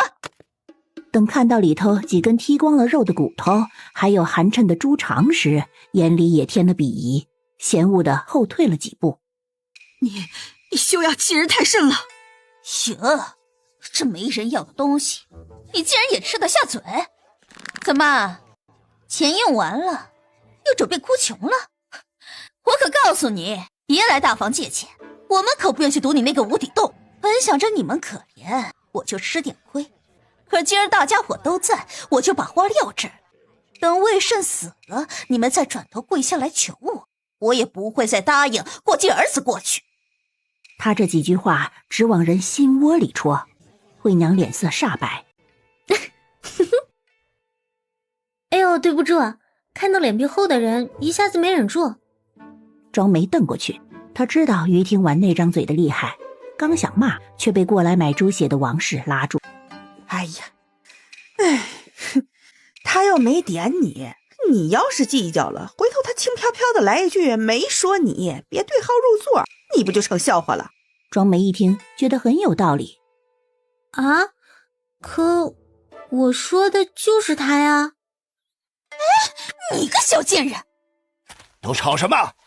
婉娘说的有错吗？啊，你忘了当初是如何跪在地上求惠娘的？你臊不臊啊你？你不想儿子征兵，花钱请衙门下来登记名册的捕快喝酒，直接把侄子的名顶上。当年的事儿，我要是不提，你是不是都忘了啊？如何好意思在这同他吵？他这么一提，年长些的妇人也都想起来了。这事是我错了，可我也没办法呀。当兵那么苦，一不留神是要没命的。你家魏慎整日上蹿下跳，还能下河摸鱼，一看就是习武的好苗子。那我们家阿郎就活该吗？你舍不得自己儿子送死，就把我们家阿郎推出去。魏慎可是要比魏启天还小2岁呢。这么多年前的事了，有什么好提的？原来是知道亏心呐。魏家阿郎回来也有些时日了吧，也没见他们大房过去探望，实在不地道。是啊，秦天如今娶了妻，都当爹了，他堂弟却伤成那样。人在做，天在看，就不怕受报应吗？吃绝活不是这么吃的。不过是妇人之间起了口舌，又不是什么大事。你是李正，也管不着。哼，要是不服气啊，就让你男人过来和我争啊！你婆婆也是，魏家小子要静养，她日日过去吵闹，有个阿奶的样子吗？庄梅哪能受得了这个气呀？她跺跺脚，对惠娘放狠话：“你给我等着！”哼！这名字要是错了，可以去衙门报案啊。为什么最后还是魏慎顶上了？哎，哪有那么简单？当初守财夫妻和魏老太瞒得严实，时间一到，那些入册名单的人就得去衙门，再由衙门统一往上送，上头集中操练，各军营陆陆续续会派人过来挑，挑中了就会领走。去衙门那天是大房夫妻陪着一道去的。魏老太说兄弟一场，让魏胜也跟着一道过去送送。哎，哪料到这其中会有猫腻和算计呢？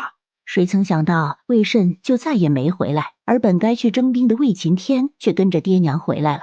等惠娘追去衙门，魏胜早就被送走了。这种事儿能怎么闹？怎么就不能去衙门闹了？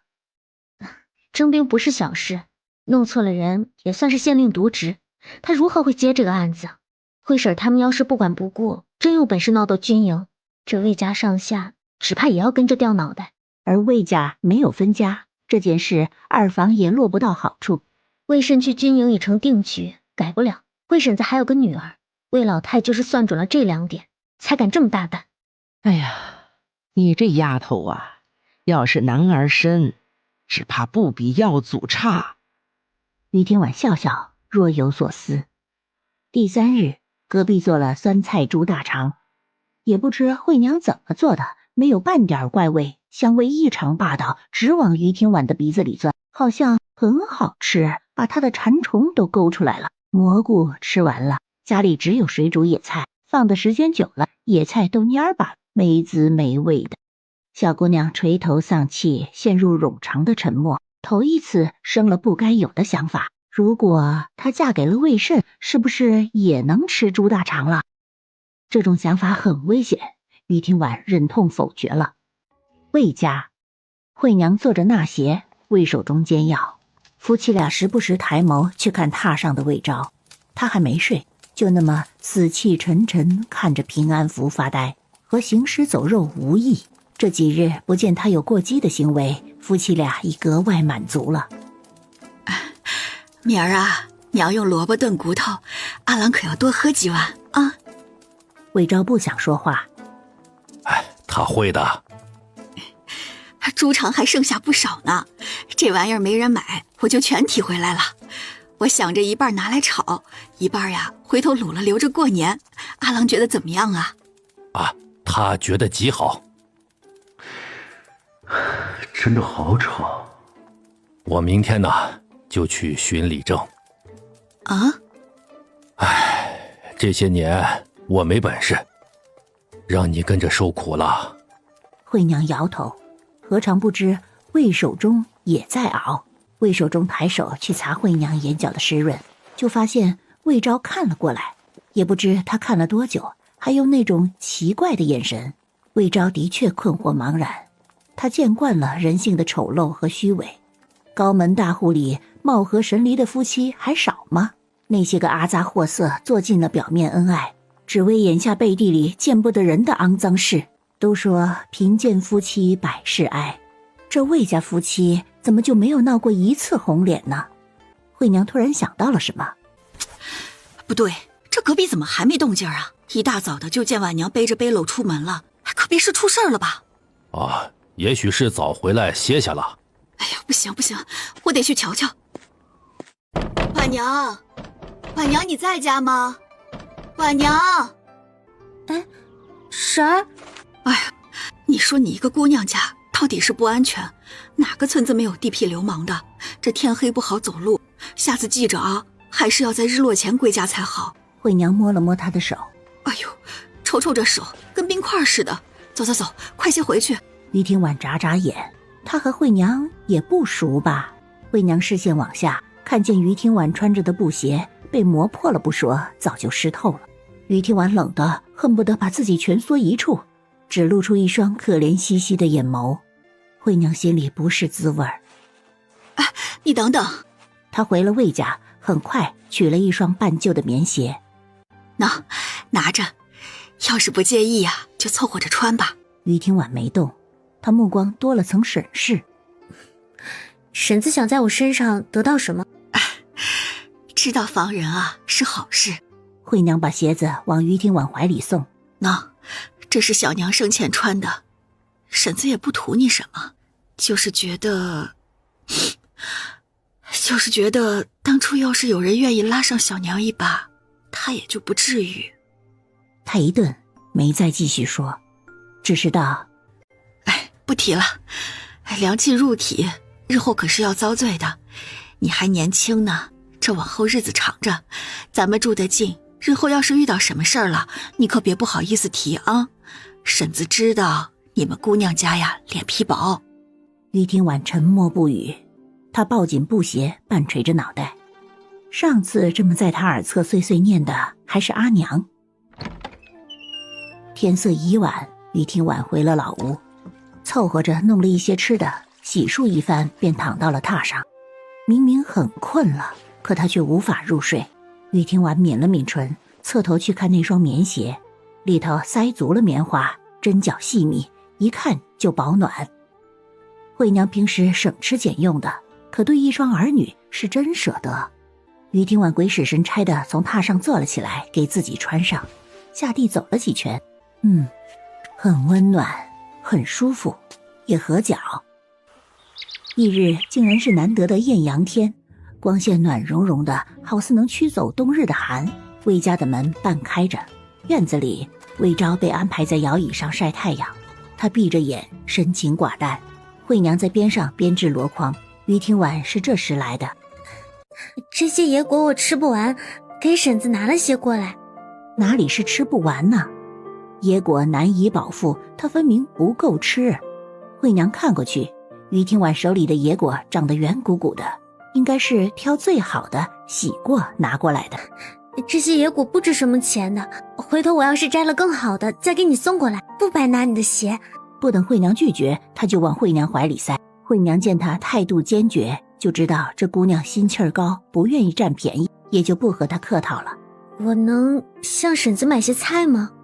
于天婉把几文钱送到惠娘眼皮底下。嗨，你这孩子哪能收你的钱呢？你等着啊，我这就去取。他一走，于天婉开始打量魏家的院子，不算大，但收拾得很干净。看着看着，他看向院子里的魏昭。魏昭穿着粗布棉衣，不是喜服，合着眼，时不时低咳几声，脆弱易碎，眉眼轮廓透着几分缠绵的病气。明明不是那个压在他身上夸他白的人，可于天婉就很不自在。他实在想不明白，那时候的他看上魏慎哪一点了。小姑娘的打量肆无忌惮，毫无掩饰，将魏昭从头到脚来回打量了3回，也想不出个答案来。魏守忠，老娘把你养大是为了你来气我的，哼！你是娶了媳妇忘了娘啊？把钱给我！这个病秧子有什么好治的？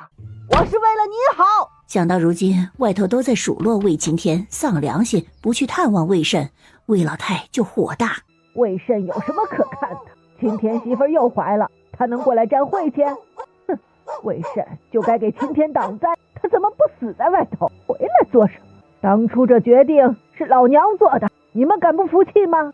哼，你们不要不知好歹。今天这孩子懂事孝顺，愿意过继给你们，你们都得去烧高香了。啊，又开始了。这魏老太白天都要过来嚎一嗓子，往前他出门不在家就算了，以后岂不是要天天听他吵嚷？魏慎还要静养呢。正想着，他看见魏昭有了动作，男人掀了掀眼皮，慢悠悠站了起来。躺着时不明显，站起来后竟然很高大。他有些站不稳，应该是扯到了伤口，可魏昭丝毫不在意，也不在意边上有什么人，伸手去提正咕噜咕噜煮着药的药壶。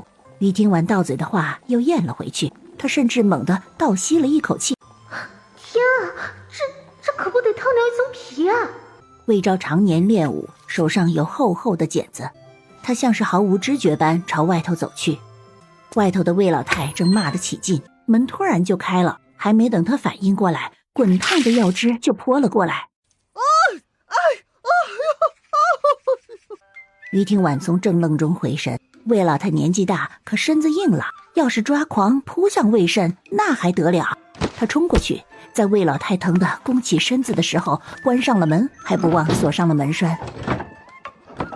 动作行云流水，将魏老太的跳脚痛嚎以及恶语脏话隔绝在了门外。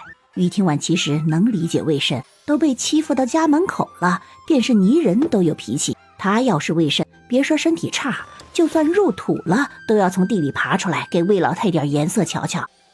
你的手还好吗？魏昭刚闭上眼睛，想到了什么，又看向于听婉。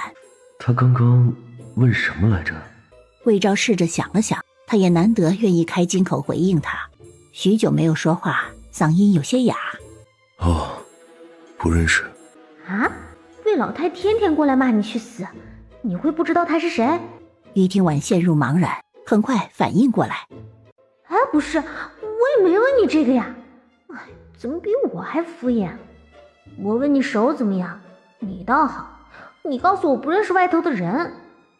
他去看魏昭的神情，看出了魏昭对这个答案很满意。地窖的惠娘依稀间听到魏老太的声音，便心下一咯噔。她顾不得太多，抱着几颗菜就追了出来。她看到的是平静的魏昭，沉默的于听婉，还有地上滚着的药壶，耳边充斥着外头魏老太癫狂比以往的要脏很多的叫骂。你个狗娘养的小畜生，是要遭天谴的！哼，你有本事滚出来！当初你娘生你，我就该把你掐死！哼，不尊长辈的东西，我要把你逐出家谱！门被惠娘打开，她看到魏老太的样子一愣。这咋的了？她扭头看了一动不动的魏昭一眼，想到阿郎如今六亲不认，自己都捅，给魏老太一个教训也是说得过去的。就在他出神之际，魏老太冲了过来，一把抓住他的头发，狠狠往下扯。说，是不是你教的？放开！惠娘吃痛挣扎，发髻被抓得凌乱，还硬生生的被扯了不少发丝下来。王千娘如何投喂青天我不管，反正你的眼里只有长房，从来都没有将阿郎和小娘放在眼里。如今阿郎回来了，娘要是见我母子不痛快，那就少往这边跑。你心里顺气儿，我心里也顺气儿。可是娘都做了些什么？日日过来责骂，日日恨不得阿郎就那么没了，这像是阿奶做的事吗？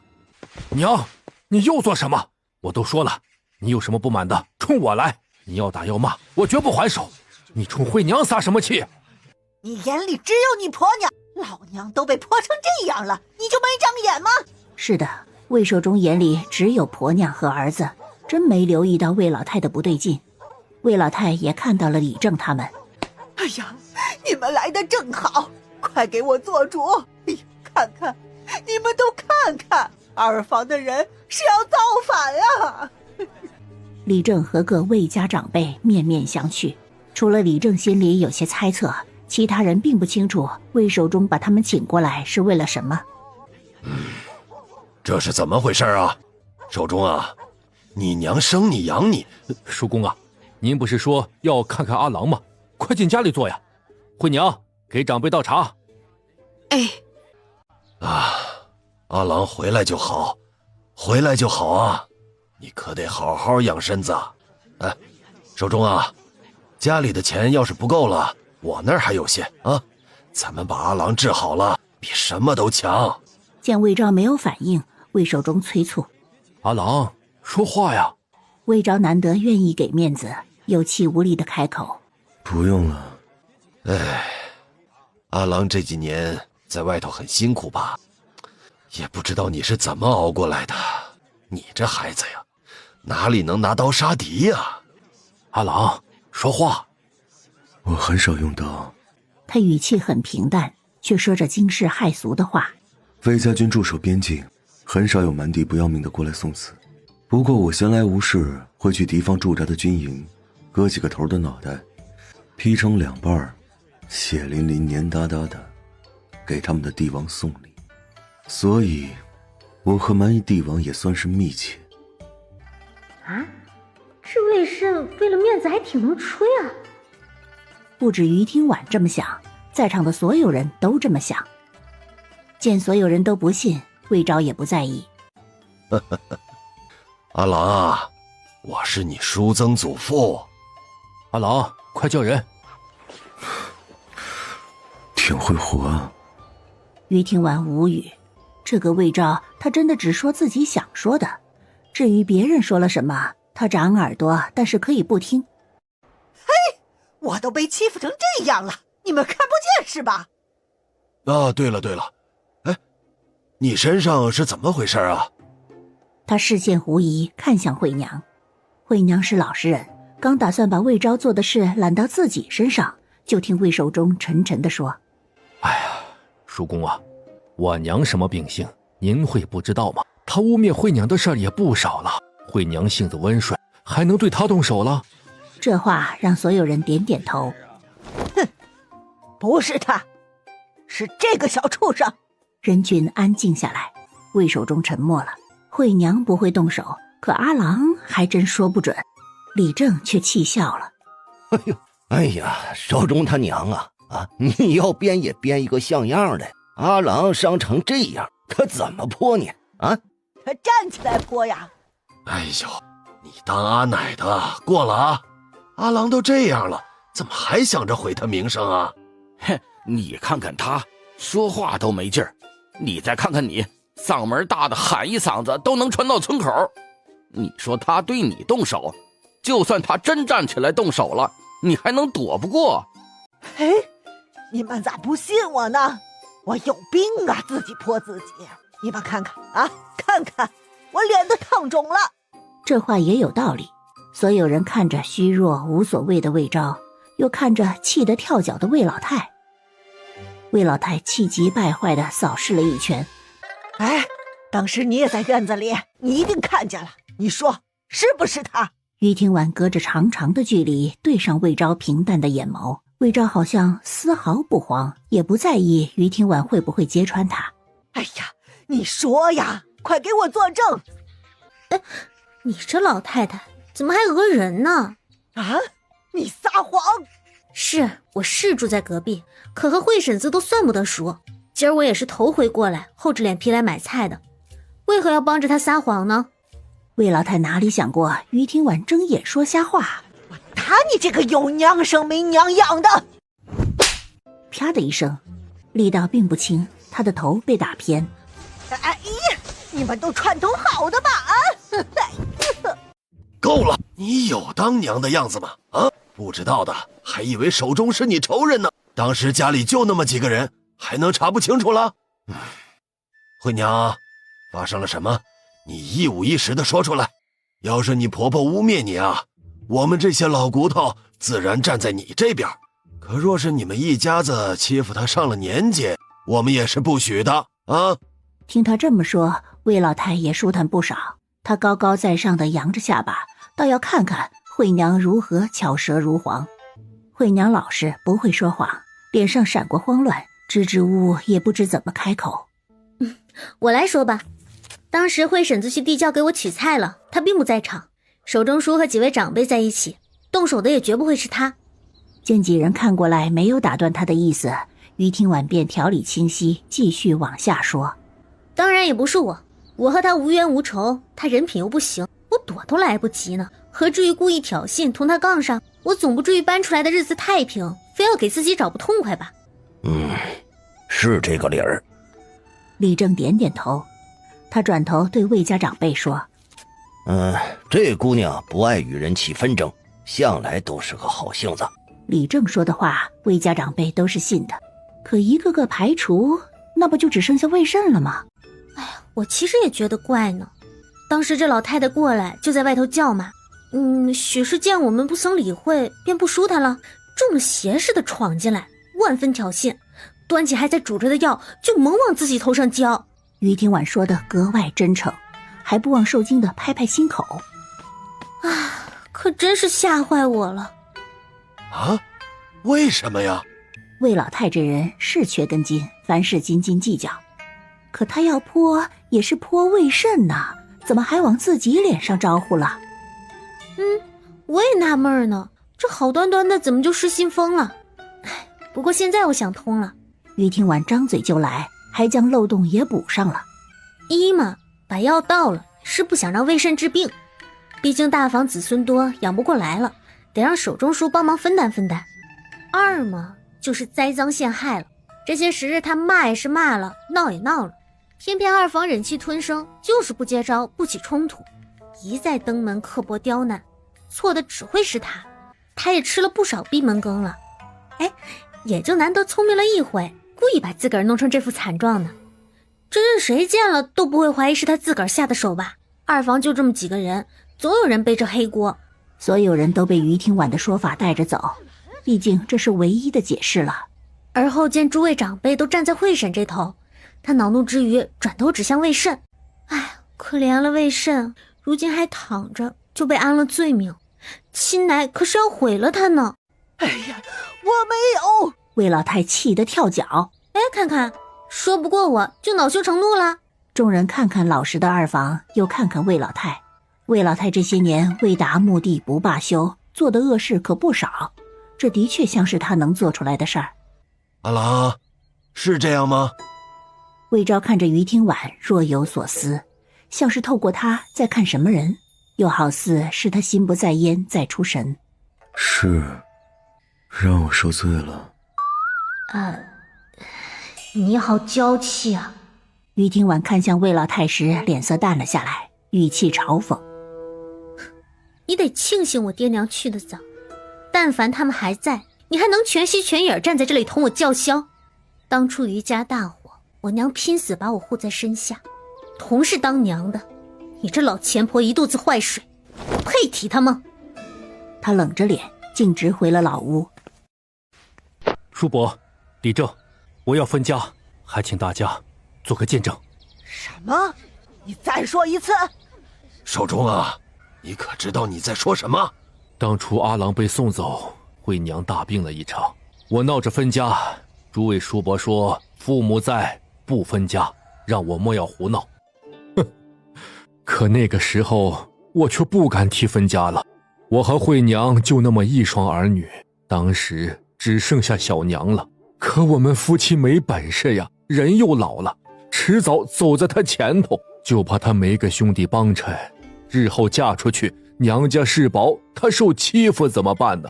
他担心他的小娘孤立无援，我只能眼睁睁看着那魏晴天娶妻，大房吹锣打鼓，大摆酒席，用的还是阿郎的抚恤银，我如何不恨呢？可我还是没能护住小娘啊。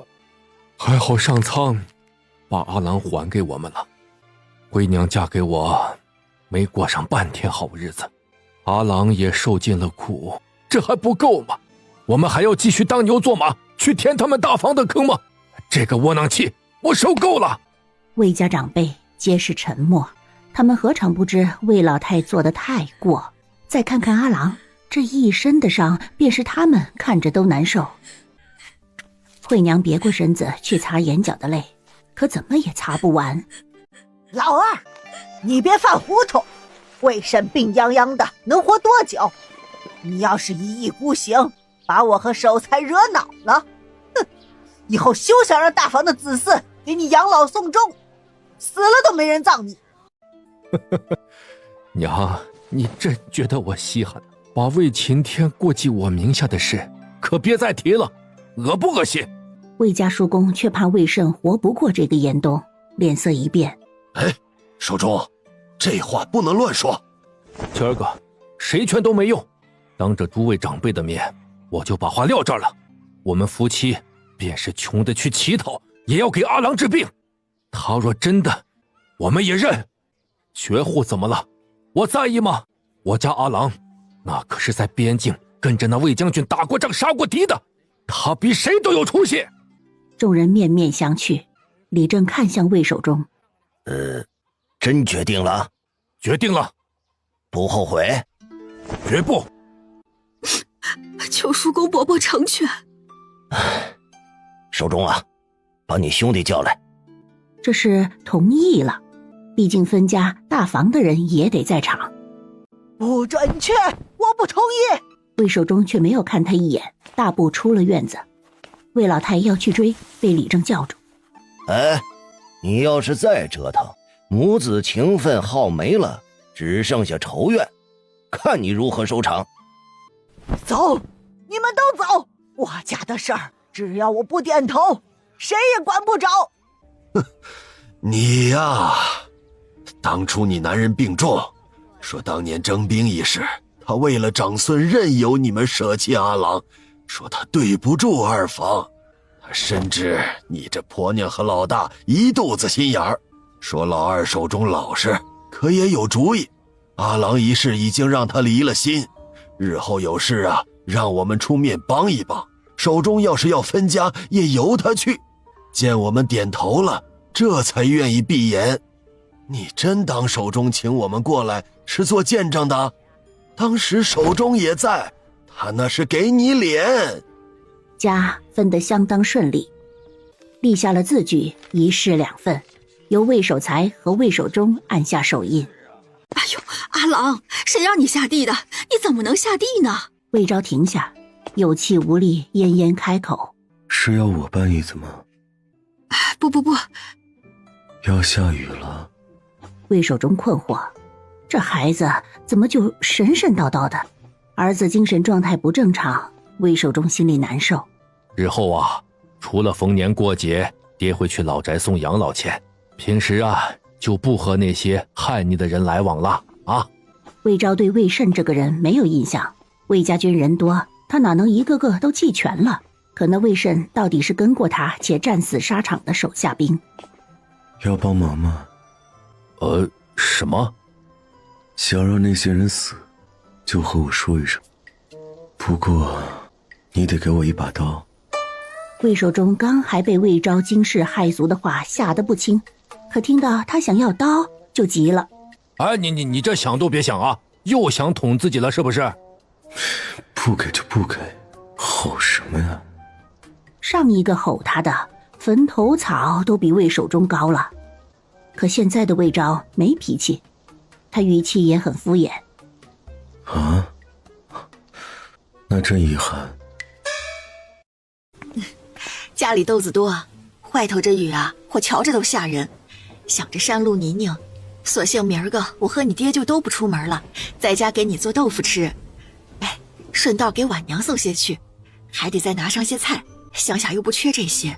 想当初他搬过来，那个舅母可什么都没给他，今儿他拿的那些吃食哪里用得了4文呐？可不能让他一个姑娘家吃亏了。就在这时，外头传来魏守忠的声音：“回娘，快来呀，灶屋进水了！”阿郎啊，药放在床头了，晾凉过后可一定记得吃啊。魏昭神色寡淡，去看床头的药碗，药味刺鼻，闻着就苦。魏昭端起来，慢吞吞走到窗前，打开窗户，妖风刮进来，豆大的雨滴砸到他的身上。上次下那么大的雨，他还在上京，是2年前。那时顺国公府上下肃穆，奴仆呼吸都不敢大声，且小心行事。魏昭侍奉在感染风寒的顺国公夫人榻前，态度恭敬。桂枝啊，娘又梦到你父亲了，他走了3年了，临终前最放心不下的就是你。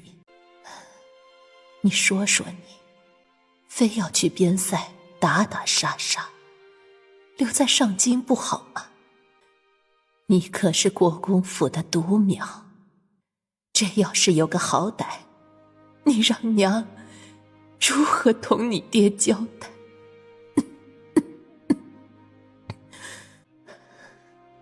娘进宫去求圣上，求他把你召回京。这些话魏昭历历在目，可也不知从何时起，顺国公夫人那张脸变得模糊陌生。魏昭死气沉沉，耳边却多了惠娘的声音，将他从回忆拉回现实。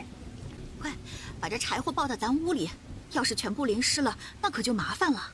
也是奇了怪了，这怎么屋顶就漏了？等雨停了呀，得重新接瓦修补。魏守忠披上蓑衣，把柴火抱在怀里，能救多少是多少。他刚冲出灶屋，就看见魏昭手里端着药在发呆，莫名就有种不好的预感。魏昭也看到他了，他的视线轻飘飘地落过去，又满不在意地收回来。魏昭想起来了推窗的目的，手腕一转，把药给倒了。嘿，你！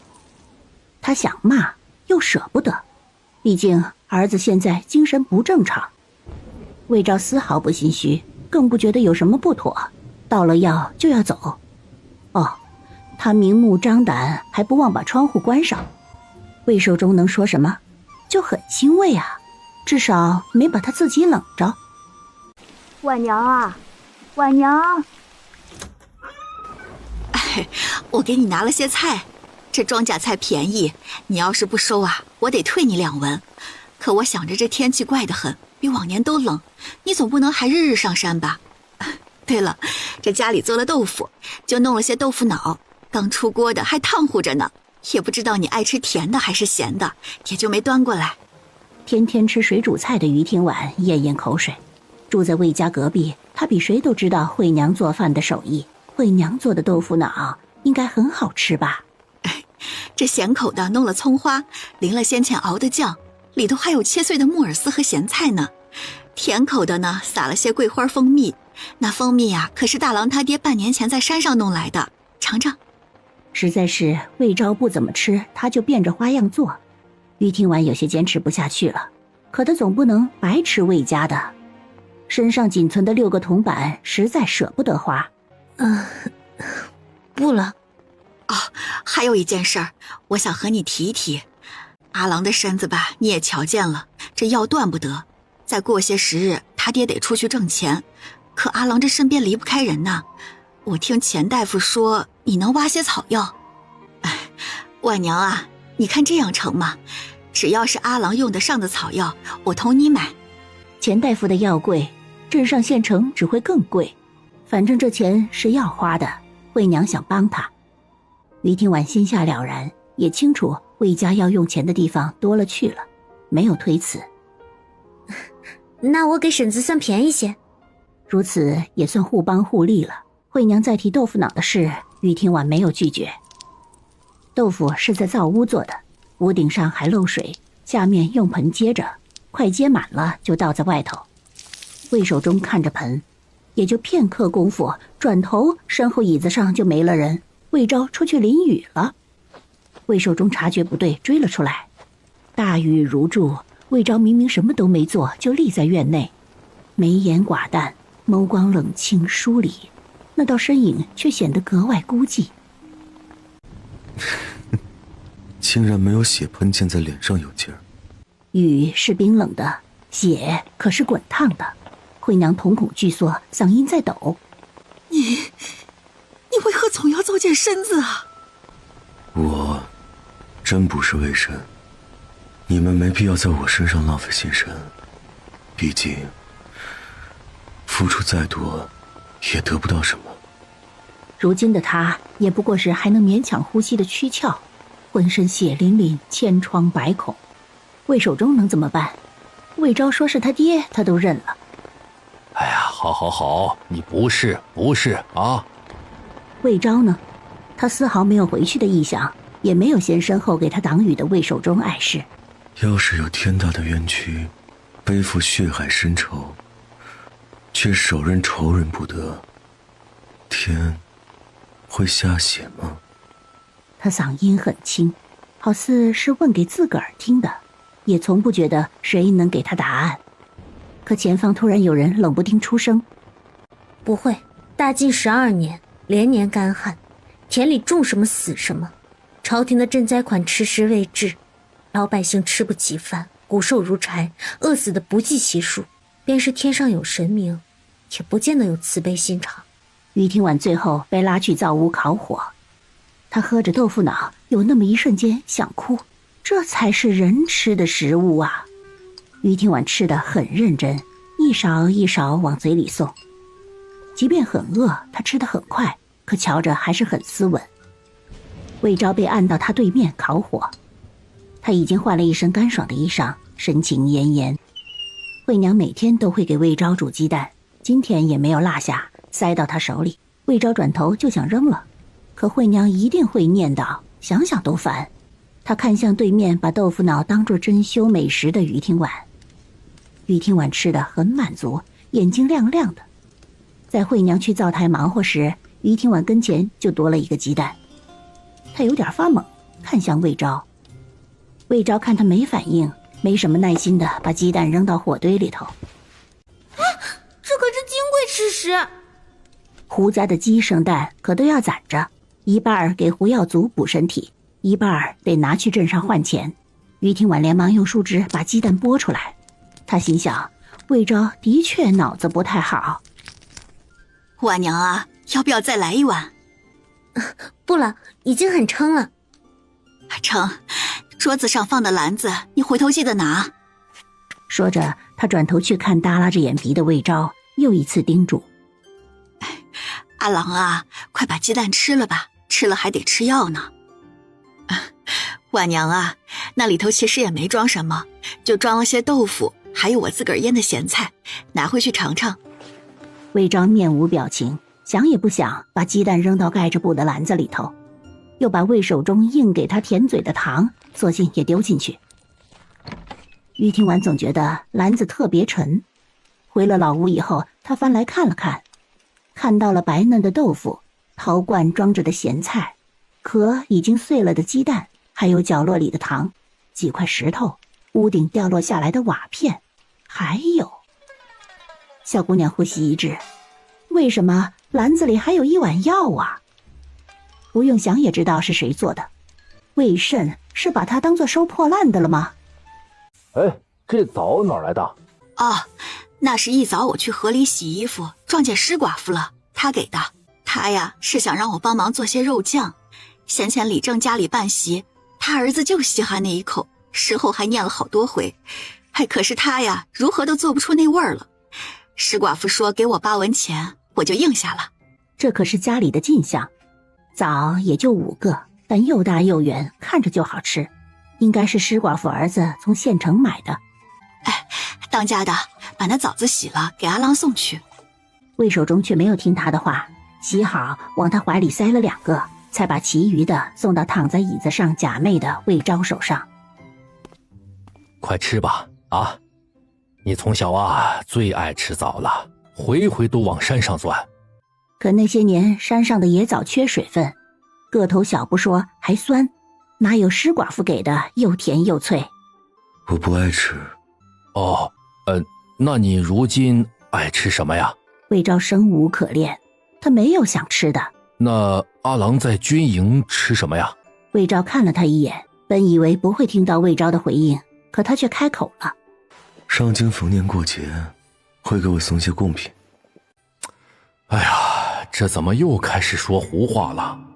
魏守忠也不揭穿，反倒顺着他的话问：哎呦，看不出啊，我们阿郎格外受器重啊，那贡品可都是皇亲国戚吃的呀。也不知哪个字眼刺痛了他，魏昭面色阴郁。是些小恩小惠，想让我卖命罢了。这怎么听着有很深的怨念和恶意啊？哎，这些年呢，我时常去打听，外头对魏家军的风评极高，说那大将军待手下的人好，顿顿保证能吃饱饭，时常呢还掏腰包给你们吃肉。炊事兵时常给我开小灶，只要没打仗，每隔3月，魏家军会进深山打猎，猎得头筹者有重赏，夜里还会举办篝火夜。他说话时，惠娘停下了手里的活儿，夫妻俩听得很认真，好像能从他的话语里窥探出阿郎在边境的日子。嘿，阿郎，那你曾猎过什么呀？虎。哎呦，真的？阿郎竟这般厉害啊！我把他养了起来，找到敌国奸细就给他加餐。魏守忠虽不信，却依然没有揭穿。哦，那现在那只虎怎么样了？魏昭垂下眼眸，魏守忠了然，这是找不到吹嘘的理由了。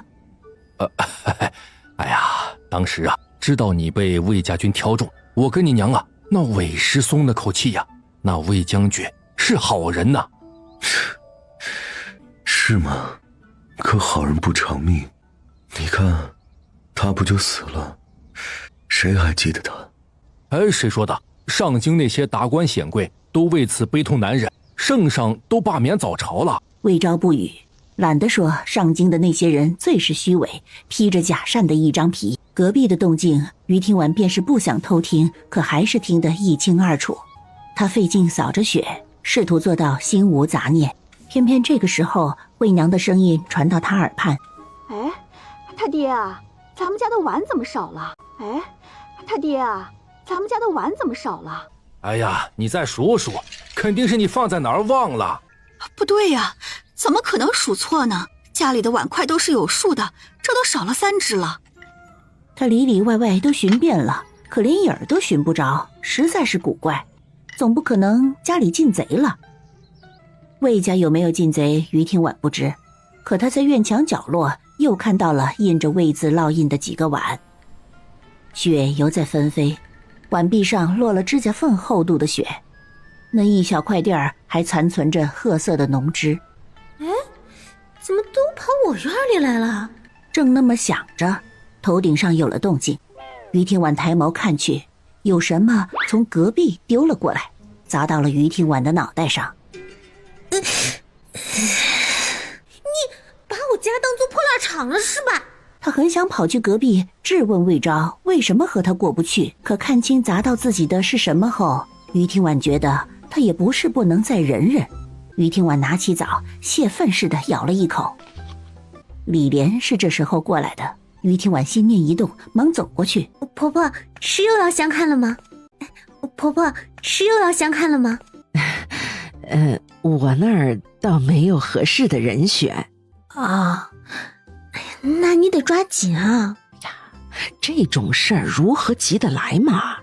我娘家隔壁的倒是急说亲，可人家前头死了婆娘，底下还有2个孩子，我能介绍给你吗？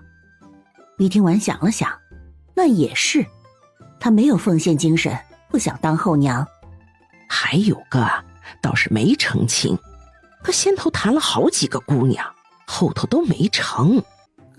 是男方的问题吗？哎呀，也不算，那小伙子啊，怪不错的，踏实肯干，家里就一个寡母，他娘呢是出了名的通情达理，母子2人待人都和气，为人也大方。上回我去他家做客，还抓了一大把瓜子呢。哎，那我觉得，就是命不好。头一个相看的姑娘失足落水没了，第2个姑娘生病走了，这最后一个都谈婚论嫁了，婚期也定了，可偏偏也出了事儿。啊，这样啊，那人命不好，我命也不好，那还怪有缘分的。我不信那些，真要有什么，我也不怕，谁克谁都说不准呢。你这是什么话？他可是有克妻名声的，出了那事儿，周围的姑娘都不敢和他说话了。我知道你这姑娘有主意，只会说这些不过是意外，只要人好你不在意，可我是断断不敢把人带到你跟前的。李莲顾忌于听婉的名声，从一进院就故意压低嗓音，隔壁的惠娘是听不见的。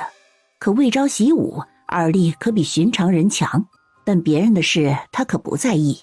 魏昭翻了个身躺好，神色恹恹。惠娘看在眼里，心下黯然。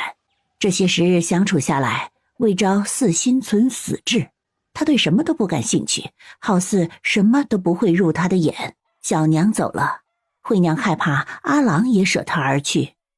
唉，真不行啊。不行。可是我的要求太高了。不，你要求已经很低了。这些时日他为于听晚的事不少奔波。你模样过艳啊，我懂，不像是正经人家出身，要娶媳妇的人家担心我不安于世，是吗？那婆婆过来是有什么要交代的吗？哎呦，瞧我和你说这个，反而忘了正经事儿。于听晚不觉得有什么比他相看还要重要的了。你那嫂嫂昨儿夜里生了。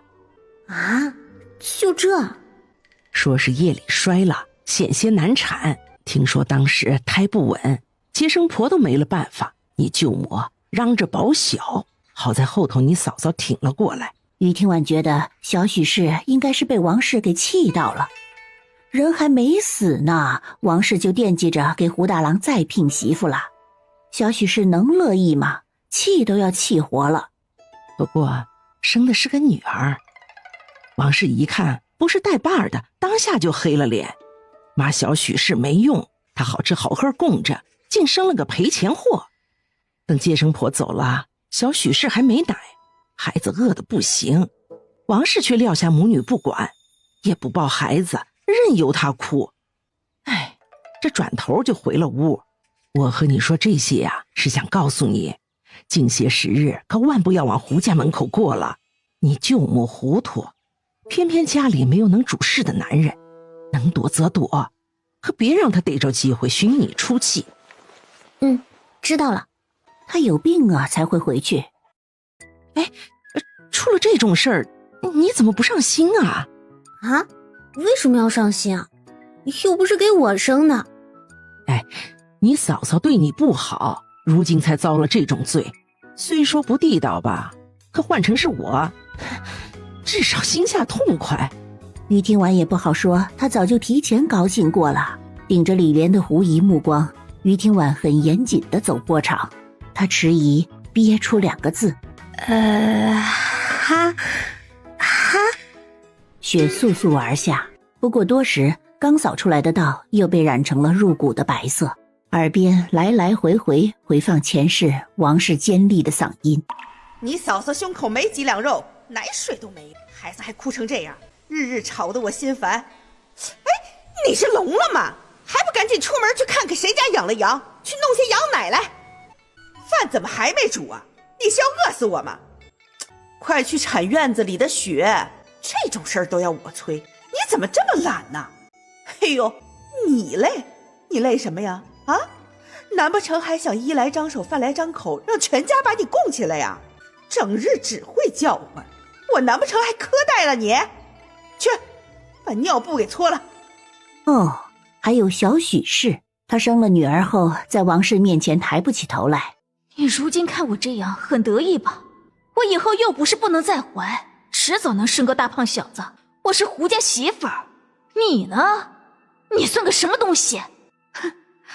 对了，娘还没和你说过吧？她给你相看了一门好亲事，就是不知道你嫁过去能活多久呢。虽说稚子无辜，可因着这2人，于听晚对那个女婴生不出半丝好感。又过了几日，风雪涌动，于听晚没出院子，可时常去墙角不劳而获。有时能捡到一枚蛋，有时能捡到一个馍馍，在他眼里都是美味。可见魏慎嘴真的很刁。今儿是他第4回来墙角翻了，可什么都没有。别是魏慎身体快不行了吧？上回见他就半死不活的模样。哎呦，万娘怎么来了？上回婶子家里拿走的篮子一直没还呢。那篮子是我编的，家里多得很呢，也不急着用。瞧把你冻的，来，快进来。你来了呀，正好。要是不忙的话呢，就帮婶烧火，咱俩说说话。我正准备给你师婶子做些肉酱，这做吃时啊，最讲究火候了。偏偏村里出了事儿，你叔去帮忙去了，我这儿正缺人手呢。好嘞，婶子。哎，这村里出什么事了？啊，来了些外乡人，本是要去县里的，可你也知道，如今路被封了，他们就没法走了。这种天气能冻死个人。那些人啊，就寻到了李正，求着他看着帮忙安排住处呢。村里穷，多半村民家中自家人住着都挤，10几个外乡人实在是不好安排。又临近年关，谁知道这些外乡人的秉性如何？山路要是迟不解封，难不成还要收留他们过年不成？谁都不愿意白提供住处。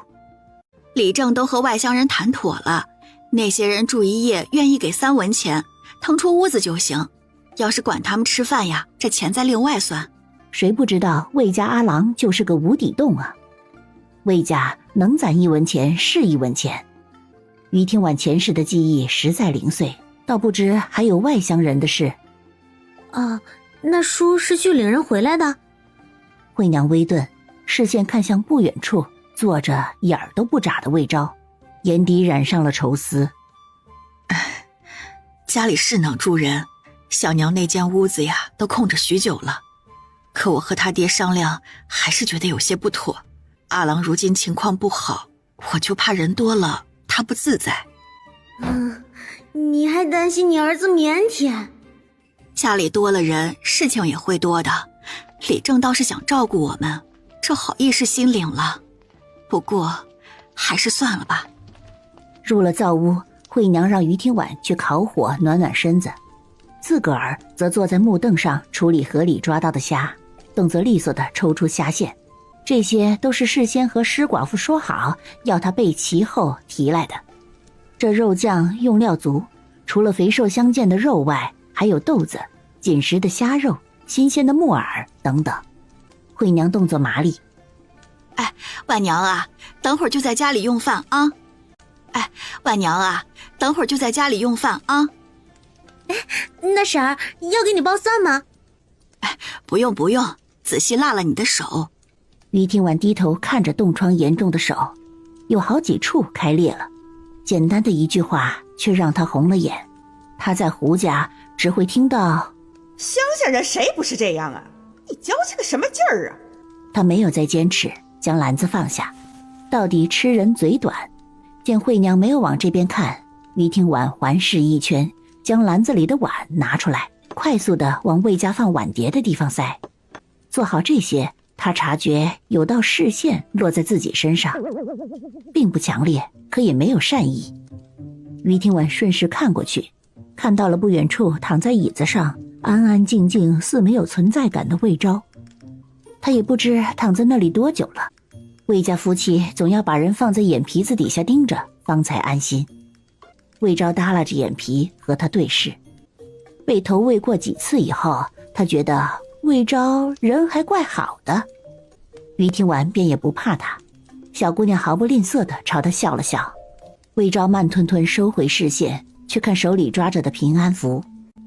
哎呦，瞧瞧我这记性，我就说有什么忘记了，原来是忘记煎药了。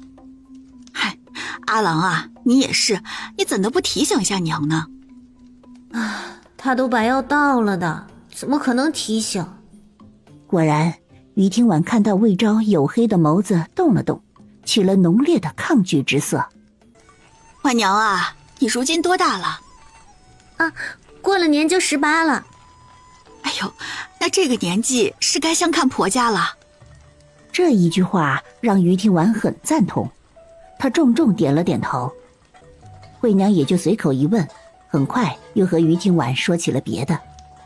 这肉酱啊，还是我没嫁人前和我娘学的，只可惜她走得早，她的好手艺我就只学了些皮毛。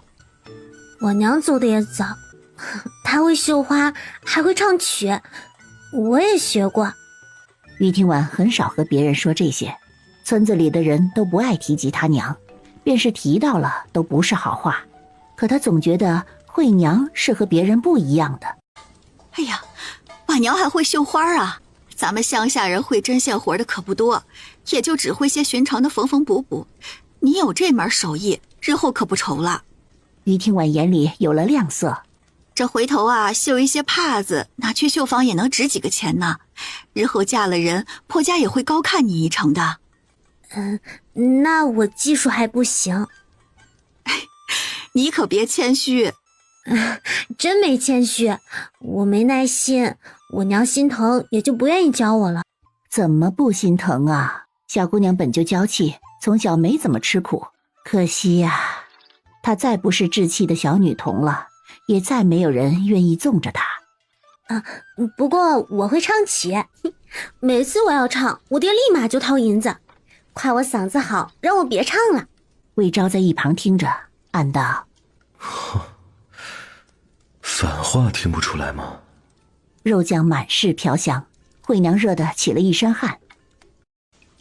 哎呀，阿郎没回应，魏守忠也已经习惯了。当家的，那些外乡人都安排好了。我呀，正好要和你说这件事。李正啊，本想着在咱们家安顿3人，钱夫人那里呢安顿5人，其余的都安顿在傻姑家。可是啊，那钱老头能答应啊？他当场翻脸了，说他不缺钱。李正啊，就好声好气跟他说啊，你就帮帮忙，外头冷成这样，全当救死扶伤了。哎，那钱老头也是倔，直接放话了啊，那好说啊，等他们快冻死了，你们再来找我，我看看能不能把他们救活。哼，那钱老头还说呀，那魏家小子就是我给救活的，要是没有我，他可早就咽气了啊！可见我是有这个本事的。最后啊，没办法，李正只好寻了别人。不过最后倒也安排妥善了。说着，他看了一眼不远处发呆的魏昭，眼里闪过不明情绪，又有些顾忌边上的于听婉，踌躇片刻。惠娘，你跟我出来一下。一听这个语气，惠娘狐疑，两人一前一后走了出去。这些外乡人里头啊，有牙婆，身边带了5个姑娘，都是从北方买的，准备卖到南方去。这个世道，穷人遍地都是，卖女换钱是最常见的事。来咱们西林村前呢，土匪盯上了这行人，牙婆身上的钱全被吸劫而空。那些姑娘一路上也遭了不少罪，个个瘦得不成样子，还病死了几个。他便想着早些脱手，能卖几个是几个。一听这话，惠娘止住了呼吸，她明白魏守忠的意思。多少银子？1两。惠娘眼神暗了暗，家里这些年存的，加上大房那年拿的，零零总总加起来也就5两，日后还要去县城看病呢。这样啊，你容我想想啊，容我想想。两人外头说着话，灶屋内，于听婉踱着步走到魏昭的面前。为什么篮子里有石头，还有瓦片？他一直想不明白。见魏昭没有反应，于听婉抿抿唇，只好试探道：你在军营待了这么多年，身手不错啊。魏昭看都没有看他，于听婉好声好气的和他商量：那个，你下次再扔的时候，能不能往右偏偏？每次都砸同一个地儿，都伤成这样了还能如此，可见准头不错。只是那个位置比周围地面要深不少，足有胳膊的长度。每次于听婉都要在雪地里刨找很久，他也很累的。魏昭不想理他，要你自己留着，我用不着。于听婉见魏昭没有生气的迹象，转头将钱老头之前说的话抛之脑后。他甚至又提出了一个要求：那扔的时间能不能也固定一下？他想吃热乎的鸡蛋。魏昭缓缓抬眸，眼里没有丝毫情绪，他身上好像一直很有气势，似是与生俱来的。那些都是你自己愿意扔的，我没偷没抢。虽然说捡了吃了，可也不会给你付钱的。你便是要，我也没有。不过日后等我有钱了，我穷成这样。一语未完，魏昭总算是说话了，就是很不中听。对于听婉而言，甚至是刺耳。大雪簌簌，叫着寒意往身上钻。惠娘不知如何是好，久久不言。魏守忠敦厚老实，却有主意。阿郎眼下这般，谁家好姑娘愿意嫁呀？除非咱们愿意多出聘礼钱，可家里的情况你也清楚，如何负担得起呀？相比较之下，1两银子咱们咬咬牙还是出得起的。可是咱们身上的银子是要留着给阿郎治病的呀，成家的事还能再缓缓，可看病等不得呀。如今咱们分家分到了田地，等春种过后地里的事料理妥善了，我就去县里码头上搬货。我没啥本事，可也有一膀子力气。还有西边那头听说有招矿工了，回头我去打听打听。这可不成，那矿山把人当牲口使，去年又死了多少人，你又不是不知道。你说你要是再出事了，让我和阿郎可怎么办啊？你先听我说，这不是还没去吗？上回叔公他们也说了，要是咱们手头紧，也是愿意借些银子的。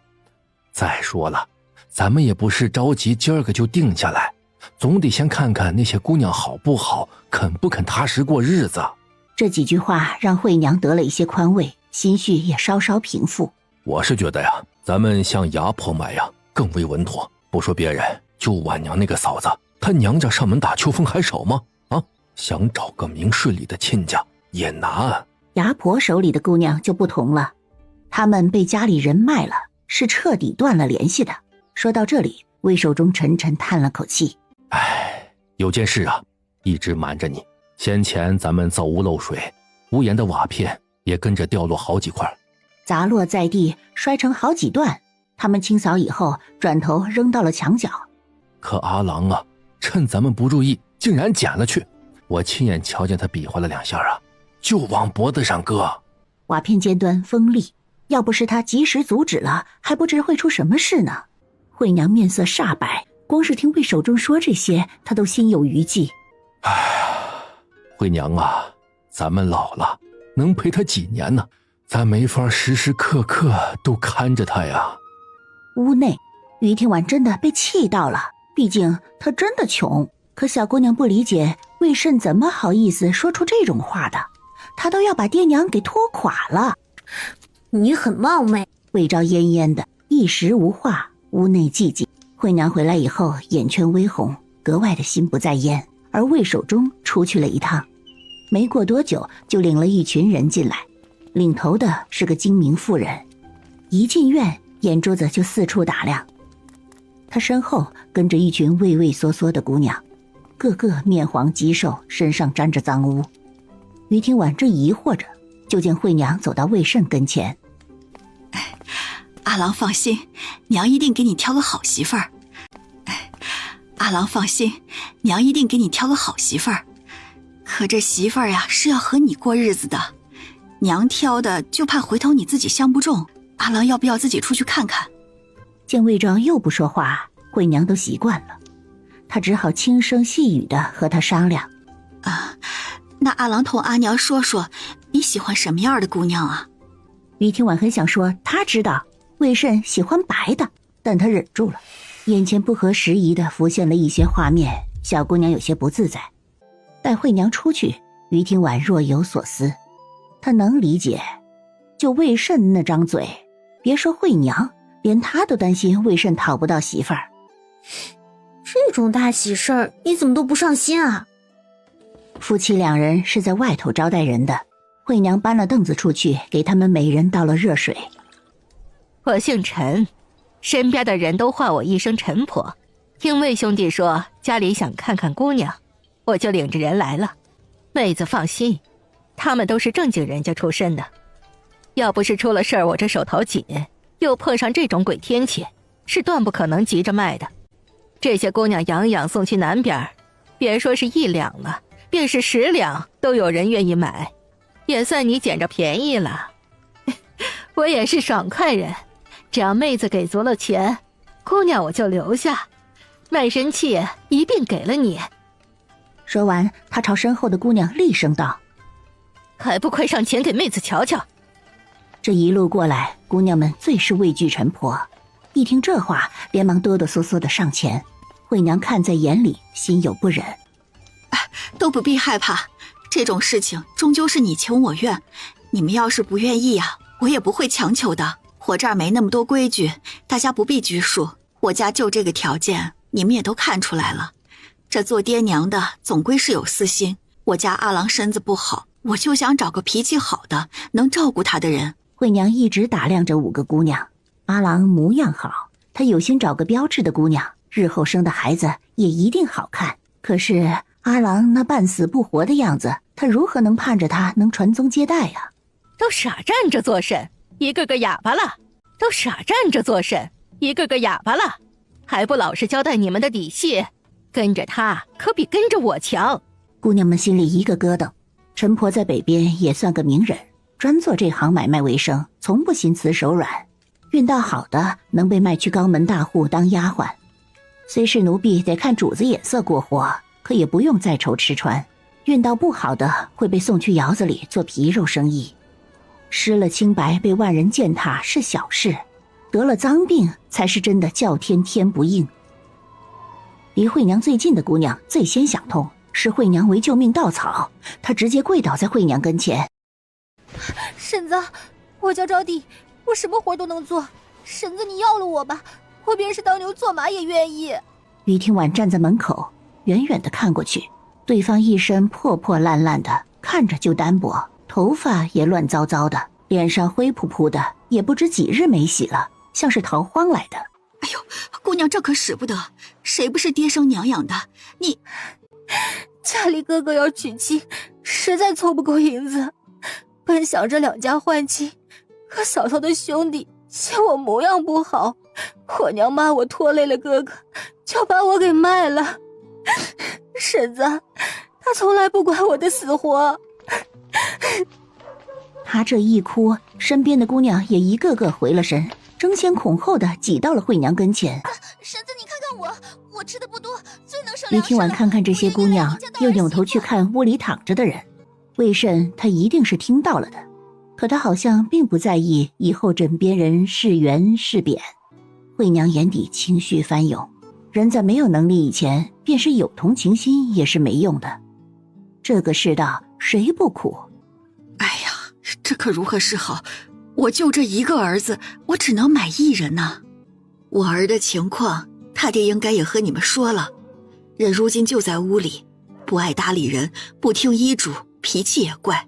他身子骨孱弱，身边又离不开人，只要我和他爹有一口气在，这药就不会给他断了。家里头有个病人，你们也该清楚日子会有多艰难。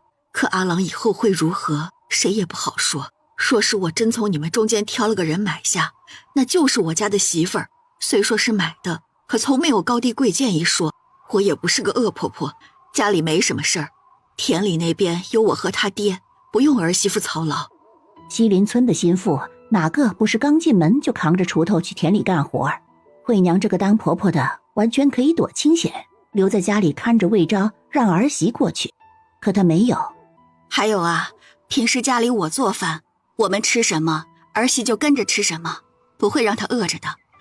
不过春耕实在是忙的话，就需要儿媳帮忙做做饭了。那些姑娘愣住，谁家儿媳是这种待遇？这惠娘别是坑他们吧？可也不对，毕竟买卖都是陈婆说了算，由不得他们做主。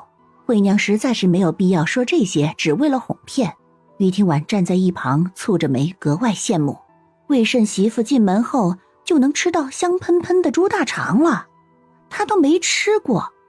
我们魏家的媳妇儿啊，也不好当的，我可把丑话说在前头。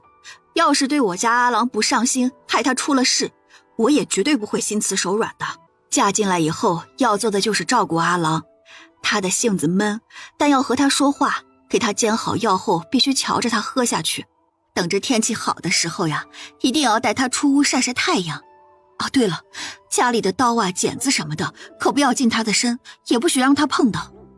要将阿郎收拾得干净妥当，换下来的衣物我会洗的，搓一件衣服是搓，2件也是搓。你们穿的要是不想洗，也可以一并扔给我，不妨事的。他做事麻利，不爱计较这些。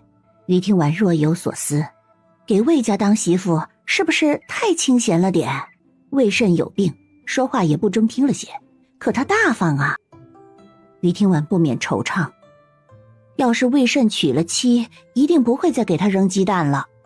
惠娘的一番话让那些姑娘个个惊呆了，她们甚至都不想着看看魏慎长什么样，你挤我，我挤你，全往惠娘身边凑。婶子，我做饭手艺可好了，别说春耕，平时杂物交给我就成，可见使唤我也成。婶子，我最会照顾病人了，先前家里有人病了，可都是我照顾的，我也一定能将阿郎照顾好。婶子，算命的说我好生养，我一定给魏阿郎添个大胖小子。好，我知道你们如今都把我视为救命稻草，寻常哪里会有人愿意嫁给一个病秧子的？你们呀，都想清楚了再跟我说。我知道这是委屈了儿媳，可只要嫁到我们家来啊，我便把她当成亲生闺女疼。于听完猛地瞪大眼，亲闺女，这话让陈婆稀罕。她这些年走南闯北，什么人没有结识过，陈婆也能单靠一双眼瞧出对面的人是人是鬼。那是这些姑娘的造化了。就在这时，惠娘的胳膊被跑过来的头脑发热的于听婉扯了扯。于听婉眼睛亮亮地看着她，她想说她也会做饭，可是勉强能入嘴。她想说她也照顾过病人，可是当初她一勺药一勺药的为生病的王氏差点被她照顾到直接去了。于听婉的唇张了又闭，她泄气极了，干巴巴地说：我能逗魏慎高兴。空气凝滞，所有人的目光都落在了于听婉身上。于听婉在等惠娘的答复，她本是头脑发热，可这会儿却越想越觉得此事可行。于听婉所求不过是个安稳，魏慎身上没有，可她在惠娘身上看到了。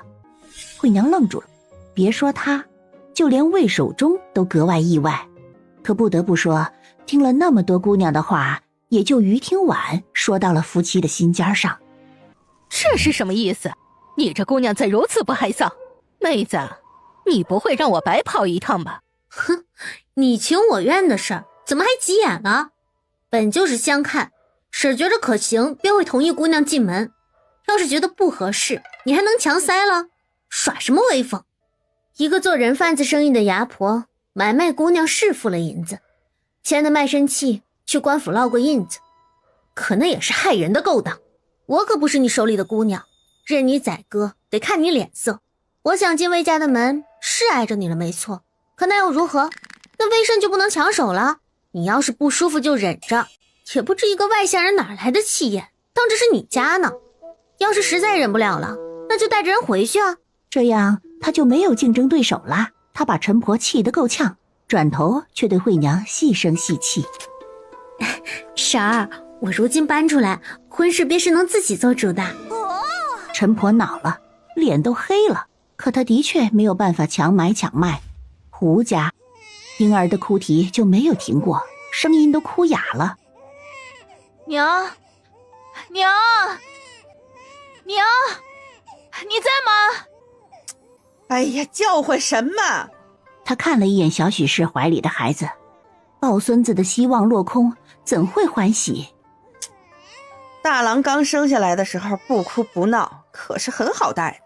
你再看看他，吵得我夜里都不好睡，哪里像是大郎的种？娘，你怎么能这么说我？孩子还能是我和别人生的吗？孩子饿得厉害，我实在是没有办法了，肚子又饿，孩子怎么可能不哭嘛？就你事儿多，肚子还不争气，我是少你吃了还是少你喝了，连个孩子都奶不了。娘，我也多日没合眼了，一个人实在带不了，你能不能……哈，你还想让我给你带？又不是孙子，我才懒得管呢。娘，那就让婉娘回来吧。他小心去看王氏脸色，生怕惹怒了他。他当初骨头硬，非要和咱们对着干，如今住在外头，想必也吃尽了苦头，后悔了。娘这几日不是总说累吗？要是他回来，家里的杂事有人做了，我这边也轻松了。王氏拧眉，那小贱人性子不好，可干活的确利索。再说了，爹要是回来不见婉娘，只怕要发火的。咱们这个年也休想好过了。既如此，倒不如先给他一个台阶下，免得见着有爹给他撑腰，他就蹬鼻子上脸，回头又装装可怜，只怕要让娘亲自去赔罪，请他回来。王氏一听这话，觉得很有道理。于天婉当初离开，他可是没给1粒米，想必看见他就哭着求着认错了。王氏出发了，走了很长一段路，总算快到老屋。远远就看见陈婆领着5个姑娘们从隔壁魏家出来。王氏不认识，可他却认识落这些人几步慢吞吞走出来的于听婉。刚说了1个字，于听婉就冷了神色，他嫌恶地往老屋的方向走。王氏连忙追上去。哎，行了，我都来接你了，也算是给你脸了，你还闹什么别扭？滚！哎，你！隔壁惠娘听到动静，连忙追出来，就看见老屋门口气急败坏砸门的王氏，她生怕于听婉被欺负了。婉娘啊，你还好吗？啊，婶儿，没事儿，就碰见脏东西了。夜深，忙活了一日，明明全身骨头都在叫嚣着疲倦，可惠娘却如何也睡不着，实在是白日发生的事太出乎她的意料。和她一样没睡的还有魏守忠。这事儿你是怎么想的？就知道你坐不住。还是那句话，牙婆手里的姑娘啊，不用顾及亲家那边，婉娘那个舅母是什么德行，你该清楚。不说王氏，就婉娘舅舅日后打上门来，指责是咱们哄骗了他家姑娘。他儿子是读书郎，在村里也体面，回头一呼百应，又得闹出多少事端。哎，可是我吧，就是更中意婉娘这个孩子，打从第一眼我就瞧着喜欢。那些姑娘是不错，可要是跟婉娘站在一起啊，压根就没法比。她是当娘的，明明有更好的选择，如何愿意委屈阿郎？我又何尝不知，这样肯定是委屈了婉娘。按道理来讲啊，婉娘的容貌和秉性，咱们这种人家是配不上的。阿郎要是没出事儿，我厚着脸皮也会上门去求娶。可如今家里乱成这样，我哪里敢想啊？哎，我也知道不该耽误她，可是婉娘说她想嫁进来，她还说呀，就是相中了我来当她婆婆。她还说不怕当寡妇，便是阿郎日后真的，她也绝不后悔。你说这得是多大的决心呢？惠娘又感动又震撼。哎，你说婉娘为何要突然搬出胡家呀？这还用说吗？自然是那王氏做的太过了。可她都忍了10几年了，眼看着到了许人的年纪，也不该差这几天呐。我方才呀，在屋里我就一直在想啊，婉娘笃定婚事能自个儿做主，可见啊，她并不在意胡大柱会不会答应。明明先前都好好的，婉娘对这个舅舅也格外恭敬。哎，你说，她是不是知道了当年的事啊？翌日，于听婉并不知他的自荐让夫妻俩一宿未眠，反正他睡得很香。于听婉迫不及待地准备去隔壁问问他们考虑好了没。他刚打开房门，就看见老屋外站着正准备敲门的陈婆。有事？是寻姑娘有事，不如让我进去说话。你便是过来求我放弃，我也不会答应你的。我既做了决定，那就认准了，除非魏家摇头，我是不会让给别人的。我劝你还是别自讨没趣。不是这事儿。啊，那我就更没话和你说了。陈婆不动声色将于听婉从头到尾打量一番，除了那双生冻疮的手，她哪都满意极了，眼里跟着闪烁光芒。从昨儿个回去，她就向人打听了于听婉，明白她是自个儿过不下去了，这才破罐子破摔，想着嫁进魏家。姑娘，你有此等样貌，何必窝在荒凉的小山村呢？我是觉得可惜，毕竟那魏家阿郎身子差成那样，只怕治好了也无法活得长久。你可不能犯傻呀。于听婉面无表情，无商不奸，原来是把主意打到他身上了。陈婆见他不说话，只当听进去了。唉，我知你瞧不起我，会将姑娘卖去青楼，可那是他们的命，是他们爹娘把人送到我手里的。可你就不一样了，我可舍不得呀，我也怜你，不会让你去那些鱼龙混杂的地儿。你要是愿意呀，就跟我走，日后定有泼天的富贵等着。回头我调教一番，再把你打扮打扮，露个脸，你瞧着吧，那些富家子弟定然个个都抢着要。他等着于听婉答应，这么好的事，也就于听婉命好，碰见了他。嫁入魏家，一个铜板都恨不得分成2个用，吃饭都得愁，一年也见不了几次荤腥。可要是给大户人家做宠妾，能顿顿吃肉，更能穿金戴银的，是个人都知道如何选。你这个丧尽天良的婆子，竟然哄骗好好的姑娘去给人当妾，你是何居心？陈婆生生地挨了那么一下，疼得她只吸气。婉娘啊，走，到婶家里坐坐，你可千万别着了她的道。要是真的跟她走了，这人生地不熟的，便是任人宰割了。你一个姑娘家可怎么办呢？婉娘啊，阿郎要是能娶到你，那是他的福气。可是吧，我就怕你后悔，这人的一生那么长。我真的想通了。行，那婶子就当真了。婉娘招食吃了吗？还没呢。等着啊，我先去给你盛一碗，别的待会儿咱慢慢说。我今儿做了地瓜粥，软糯香甜的很呢。惠娘进了灶屋，于听婉笑眯眯的，她几步走到魏昭身侧。魏昭缓缓抬眸，对上于听婉的眼，想着两人日后都是夫妻了，总要打个招呼。意外吗？魏昭不语。于听婉把手附在身后，看他都顺眼了。我愿意填你这个坑。魏昭沉默了许久，上回于听婉和李莲说的话，他听了一嘴，也知道于听婉急着嫁人，可是明知他是坑还要跳，倒是少见。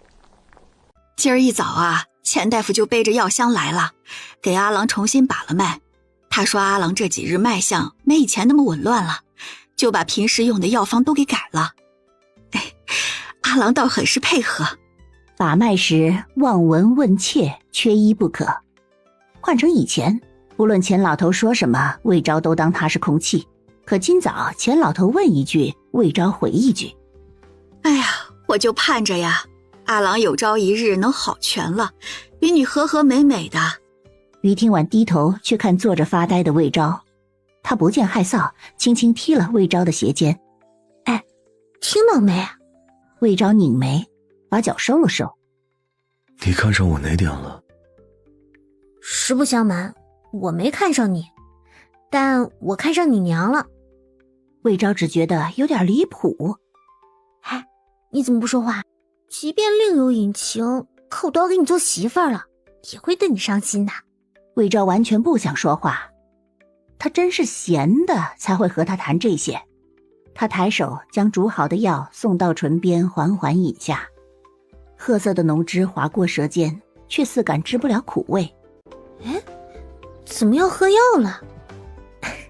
是该这样的，这些药可都是花钱买的，吃了才会好啊。你都要成家了，是得稳重些，不能像先前那般任性了。新开的方子里头有几味药不对病症，用量也过猛，吃了伤势会加重。是的，钱老头开的方子还是他一路引导的。魏昭对此很满意。于听婉有点不信，但钱老头的医术的确算不得好。先前胡大柱感染风寒，吃了半个月的药都不见好转，最后还是去县里看的大夫。加重会如何？魏昭站起身子，不想和于听婉说话，就要回屋。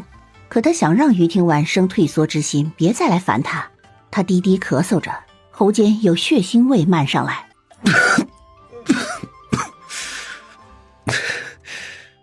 就这样。怎么会这样？这药真的有问题？你是如何知晓的？你身子可有哪难受的？快别吓我！我这就去找钱老头，你可千万不能出事啊！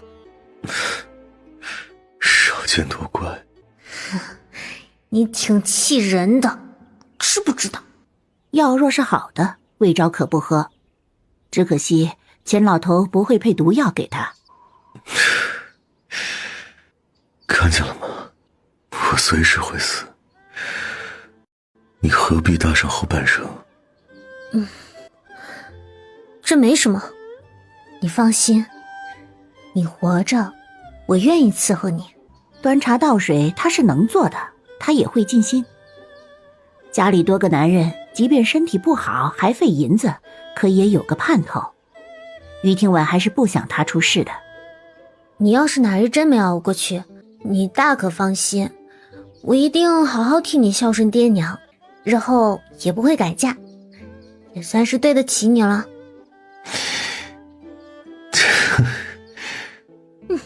你我搭伙过日子，这不是挺好的吗？你我搭伙过日子，这不是挺好的吗？不好。我可以当作没听见。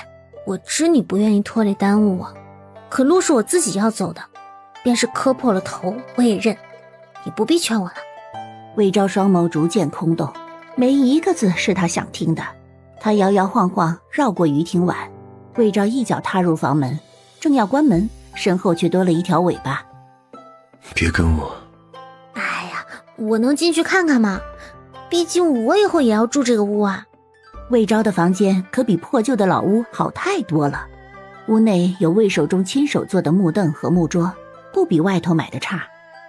床不大，可睡2个人绰绰有余。于听婉怕冷，日后一个被窝他是想挨着魏慎睡的。魏昭就没有见过于听婉这般得寸进尺的人，不过他很累，他什么都不想计较。婉娘啊，你快吃些垫垫肚子，你那边也没什么吃的，日后就不必生火了。咱们住得近，你过来一起吃就是了。都要成一家人了，于听婉也没有假客套。哎，那我过来给婶上火。哎，成。这几日啊，我和你叔夜里轮番守着他。哎，地上冷，倒是不好打地铺。你瞧，边上的小榻呀，还是从小娘屋里搬来的。哎，这闹得屋里挤得慌啊！不过等你过门了呀，就能给他抬出去了。于听婉端着碗喝着，地瓜粥煮的火候刚刚好，甜滋滋的，身子都跟着热了起来。他享受的眯起眼，别说在老屋吃不了好的，便是在胡家哪里吃过如此浓稠的粥。他认真听着惠娘说话。按理说呀，这1两的聘礼钱换你这么个儿媳，那是绝对拿不出手的。哎，可是吧，你也知道，家里实在是拿不出太多。我明白。不过该给你添置的也得添置。你叔一早去山上砍树了，准备回头打2个箱子给你用。你和阿郎都瞧瞧，这屋里还缺些什么呀？回头一起买了。好。都不等惠娘问，屋里装死的人突然悠悠出声：我想要一把匕首。问他做甚？男人都粗心，这些事儿啊，还得我们定。锋利的。哎，婉娘啊，家里棉花还有不少呢。我看你身上穿的棉衣太薄了，还不合身。等路解封以后，咱们去县里看看，扯上几匹布，给你做新衣裳。等路解封，都得年后了吧？那我什么时候过门啊？我是想着等一切都准备妥善了，再挑个好日子。我和他爹呀都不想亏待了你。小姑娘纠结地扯着衣服。婉娘啊，怎么了？也没什么，就是我有点急。她是真的急，也担心夜长梦多。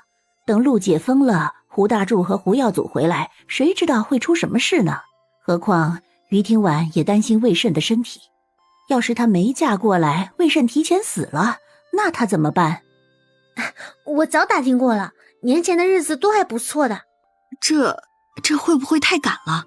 这媳妇都还没准备呢。啊，这也不是必须的，何必费钱去买那喜服啊？不实用的，婶还不如回头都给我做一身寻常都能穿的衣裳，我和魏慎人在，收拾干净了拜个堂，事成了就行。哎，本就委屈了你，我不委屈的。要是惠娘愿意，她现在都愿意把老吴的行李搬过来，马上拜堂。哎，成，那就年前办，咱们一家人还能团圆过个好年。具体的日子我和你叔再商量商量，回头定下来了就和你说。哎，那这些时日就有的忙了，还得操办酒席呢。那都打算叫些谁啊？魏家这边我和你叔就不打算叫大房的人了，免得再横生枝节。上回能分家是李正和几位叔公长辈帮的忙，他们是得请的。回头我还得回趟娘家，告诉他们家里要办喜事儿了。婉娘啊，那胡家那边……不用叫他们。哎，成，都依你。惠娘风风火火离开，屋内就剩下还不熟的未婚夫妻。魏昭没有不自在，因为他没把成亲的事放在眼里。于听婉也没有不自在，他甚至很听惠娘的话，踱步走到榻前，在魏昭恹恹的视线下，小姑娘丝毫不见外的抬手，宝贝似的摸了摸厚实的被褥，简直不能想象盖着得多舒服。我的被子，我的被子啊，以后也是我的啦。你也是我的。明明说的是实话，于听婉还是把魏昭给惹到了。魏昭再也不和他说一句话。喂，你吐了几回血了？这吐血也不是小事儿，你怎能瞒着婶儿他们啊？魏昭没应声。于听婉若有所思，猜想一定是魏慎怕吓到爹娘。山路不通，惠娘和魏守忠知晓了又能如何？照样只是干着急。我明白了，你在我面前并无隐瞒，一是不想拖累我，试图让我知难而退；二呢，是没把我当外人。不，你不明白。我要是你啊，也会如此的。可你也是疏忽了，方家血滴在院子里，要是被他们瞧见，可不得露馅了你。不过你放心吧，我给你打掩护了。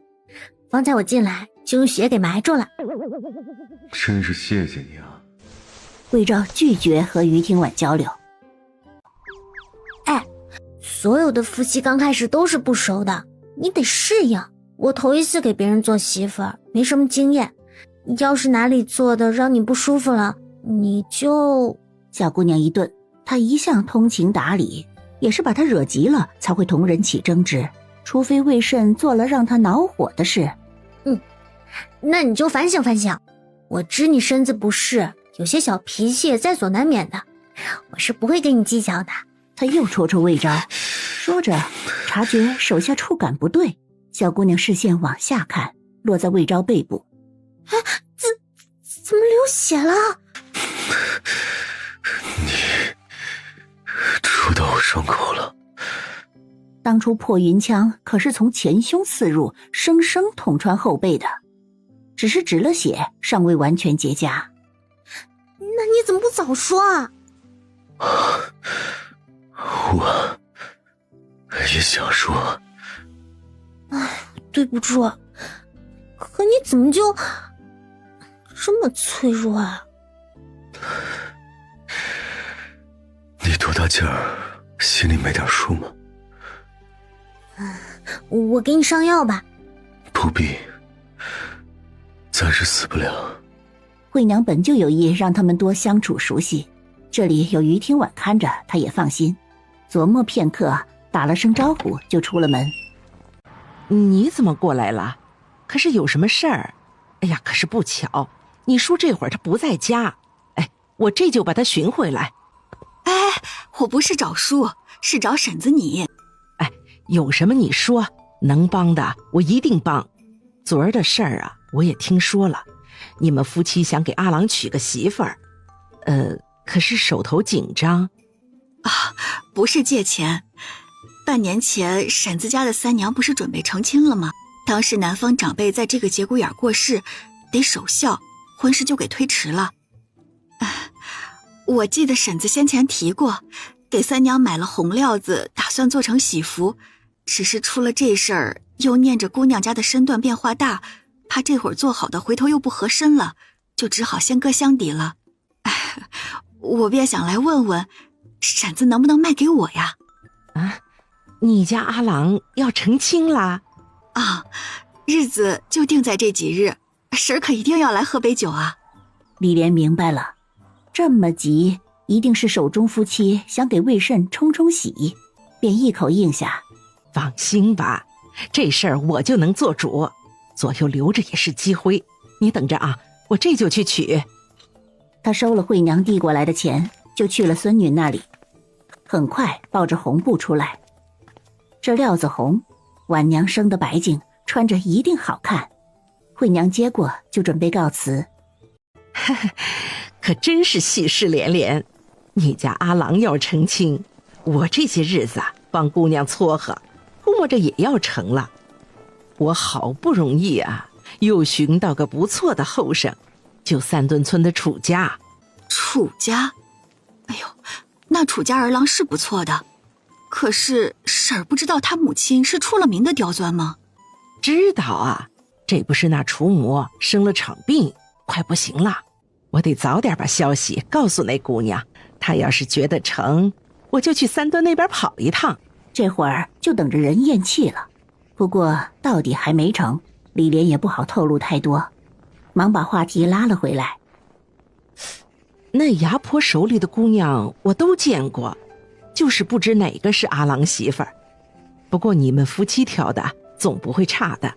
哎呦，不是，婶儿误会了，那姑娘是咱们村子的，您应该也认识。李莲暗忖，这村里有谁想不开要进魏家的门？他心里有了答案，别是那傻姑吧？啊，是晚娘。啊，你说谁？于天婉和魏昭僵持很久了，于天婉没再商量，直接上手，脱衣裳给他上药。魏昭眼里从震惊转为恼怒，最后是熟悉的心如死灰。算了，他一个将死之人，随他。于天婉还是第一次见男人的身体，不过他脸都没红，只顾着上药。哼，这样多好，你方才为何拒绝我？我又不做别的，又不是占你便宜。你一上来就扯我腰带啊？怎么？要是血沾上衣服凝固了，等你想脱的时候就晚了，那回头可得扯下来一层皮的。魏昭像是怕疼的人吗？他不是，他有气无力，连手指都不愿意抬上一抬。我不想。我都不怕瞧着你光膀子，你就不能大方一点吗？你逼迫我。你这话说的，我还能把你按在床上怎么着一样。惠娘回来后，放下红布料子去了魏昭屋里，并未察觉两人之间有异常。晚娘啊，快过来，婶儿给你量量尺寸。于天婉记得惠娘说要给她扯布料做棉衣，不曾多想。婚期很快被定在5日后。哪有姑娘家不想穿着喜服出嫁的？你娘要是还在呀，不知道得多心疼。婶儿呢，不会绣花，是比不得她的，你就凑合凑合穿吧。于天婉抱着喜服，也不知是提到了阿娘让她伤心了，还是怀里的喜服还沾着惠娘的温度，让她格外贪恋。她一时间眼眶有些热，不知道说什么才好。啊，对了，还有阿郎的。他看向发呆的魏昭，你表哥半年前刚成的亲，这是我向他借的。阿郎快试试，看看大小合不合适，要是不合适的话，娘再给你改改。为什么我是旧的？于天婉穿新的，他要凑合穿别人穿过的，这是什么道理？哟，平时什么都不在意，这种事情倒要和媳妇儿争了。那可是姑娘家穿的，你要是真看上了，先问问晚娘要不要和你换。魏昭直接不说话了，他可没有穿女子衣裳的癖好，可有个人当真了。于天婉不愿意忍痛割肉，他默默地把喜服藏到身后。活着果真是好没意思。这窗门柜子名都得贴上，瞧着一定格外的喜气。惠娘还说了，回头要在家门口挂2个红灯笼。魏昭有气无力的，他仰头看着床顶，瞳孔没有焦距，丝毫看不出是从魏家军出来的。也不知当初你是怎么被魏家军选上的，听说能被挑中的人那可都是习武的好苗子。哎，你是不是做饭也好吃，被选中去当炊事兵了？魏昭发呆，上回被吓着了，于听婉没敢再戳他。没什么不好承认的，这不丢人，我不会说出去的。当炊事兵多好啊，保证冲在前方战士的吃喝，不用舞刀弄棒，还平安。魏昭被他吵得烦了，眼黑沉沉看着于听婉。魏家军的炊事兵要么上了年纪不好再冲锋陷阵，要么是受了重伤行动不便的兵士，如何轮得到魏慎？还挺较真儿的。于听婉很欣慰，这样还有丝鲜活气，可比死气沉沉好。边境同西林村相隔甚远，你即使受了重伤，这一路是怎么过来的？也就魏家夫妻沉浸在失而复得的喜悦下，未曾想其中存在的蹊跷。不知话里哪个字眼让魏慎觉得刺耳，他眼里竟闪过浓烈的情绪和烦闷，便是语气都染上了不愉。被驮来的。是你上回提到养着的虎吗？于听婉不信，可他也不能计较，毕竟魏昭伤了脑子，他非要幻想自己养了只虎也没有办法。人都回来了，有些事不必太计较。哎，你说咱以后会生男孩还是女孩？没有得到魏昭的答案，于听婉很遗憾。他正要出去问问惠娘有什么用得着他帮忙的，小姑娘刚走了几步，就听到身后窸窸窣窣的动静。他猛地察觉不对，扭头就见前不久还在装死的魏昭半坐了起来。没等他触及剪子，于听婉走回床前，眼里看不清情绪，语气淡淡：我知你离家太久，村里的人全忘了个干净，定然也不记得村头的李家了。但我听惠婶说过，你年少时和那家儿子关系最好。那李家子去年得了一场怪病，整日都抱着头说疼，县里大夫看不出病症所在，可他就吃什么吐什么，没过半年人就没了。下葬前村里人去看了一眼，都吓得不轻，更有人连连后退跌倒在地，都说李家子不成人样，瘦的只剩皮包骨了，甚至都能数清他身上每一根骨头。他想活下去，硬生生熬了半年，也不知遭了多少罪，却没等到生的希望。你倒好，却不愿活着。我知你伤势严重，我也做不到帮你分担一份痛楚，没法轻描淡写指责你不该。可魏慎，你要是出事儿，你让我怎么办？你要是出事儿，你让我怎么办？你怕我出事，可你连我是谁都不清楚，不知我秉性，亦不知我过往。你从胡家搬出来，可见不是优柔寡断之辈。你我相处不过数日，我自认为没什么值得让你高看的。决定嫁进魏家，你是权衡了利弊，而我不过是姑娘最好的选择罢了。姑娘怕的不该是我出事，而是我出事前你还没嫁过来。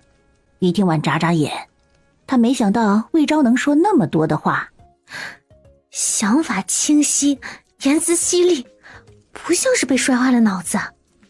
那么多话，一个字都没听进去是吧？我从没想过你眼里的我是那么出色。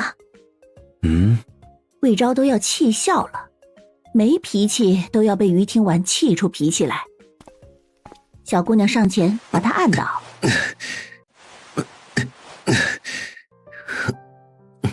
我不知你经历了什么，你不提我便不问，可心思太重不是好事儿。魏昭一点反抗的心思都没有，可就在这时脖子一凉，有什么被扯了去，是他的平安符。剪子的事儿我还是得计较的，好赖话你都不愿意听，可见不会长教训。等你当真悔过，不会再伤害自个儿，我就还给你。现在没收了。你怎么敢的啊？小姑娘却没有看他的脸色，径直往外走。可在出去的那一刹那，她停住了脚步。我承认，嫁进魏家我别有用心，只为图一份安稳。我也的确怕你出事，几日前你魏慎的死活同我并无干系。可既然要成亲了，你我荣辱与共，便是你死了也分不开。你说我不知你秉性，可你又何尝知我的喜好？我既准备跟你好好过日子，自然是做好了吃苦的打算。你我日后便是世上最亲密的人，我还会为你生儿育女，这其中怎会再有算计？我想对你好，是真心实意，如何愿意见你出事？随着最后一个字落，他的身影消失在门口，屋内独留下情绪莫名的魏昭。婶儿，有什么要我做的吗？还真有，咱们这儿办喜事啊，是要煮喜蛋的。之前村里杜家办喜事，将那染料粉借了去，许是忘了还了。婉娘要是方便呀，就替婶儿跑一趟吧。说完，他又不放心。哎，婉娘啊，知道杜家怎么走吗？于听婉还真知道。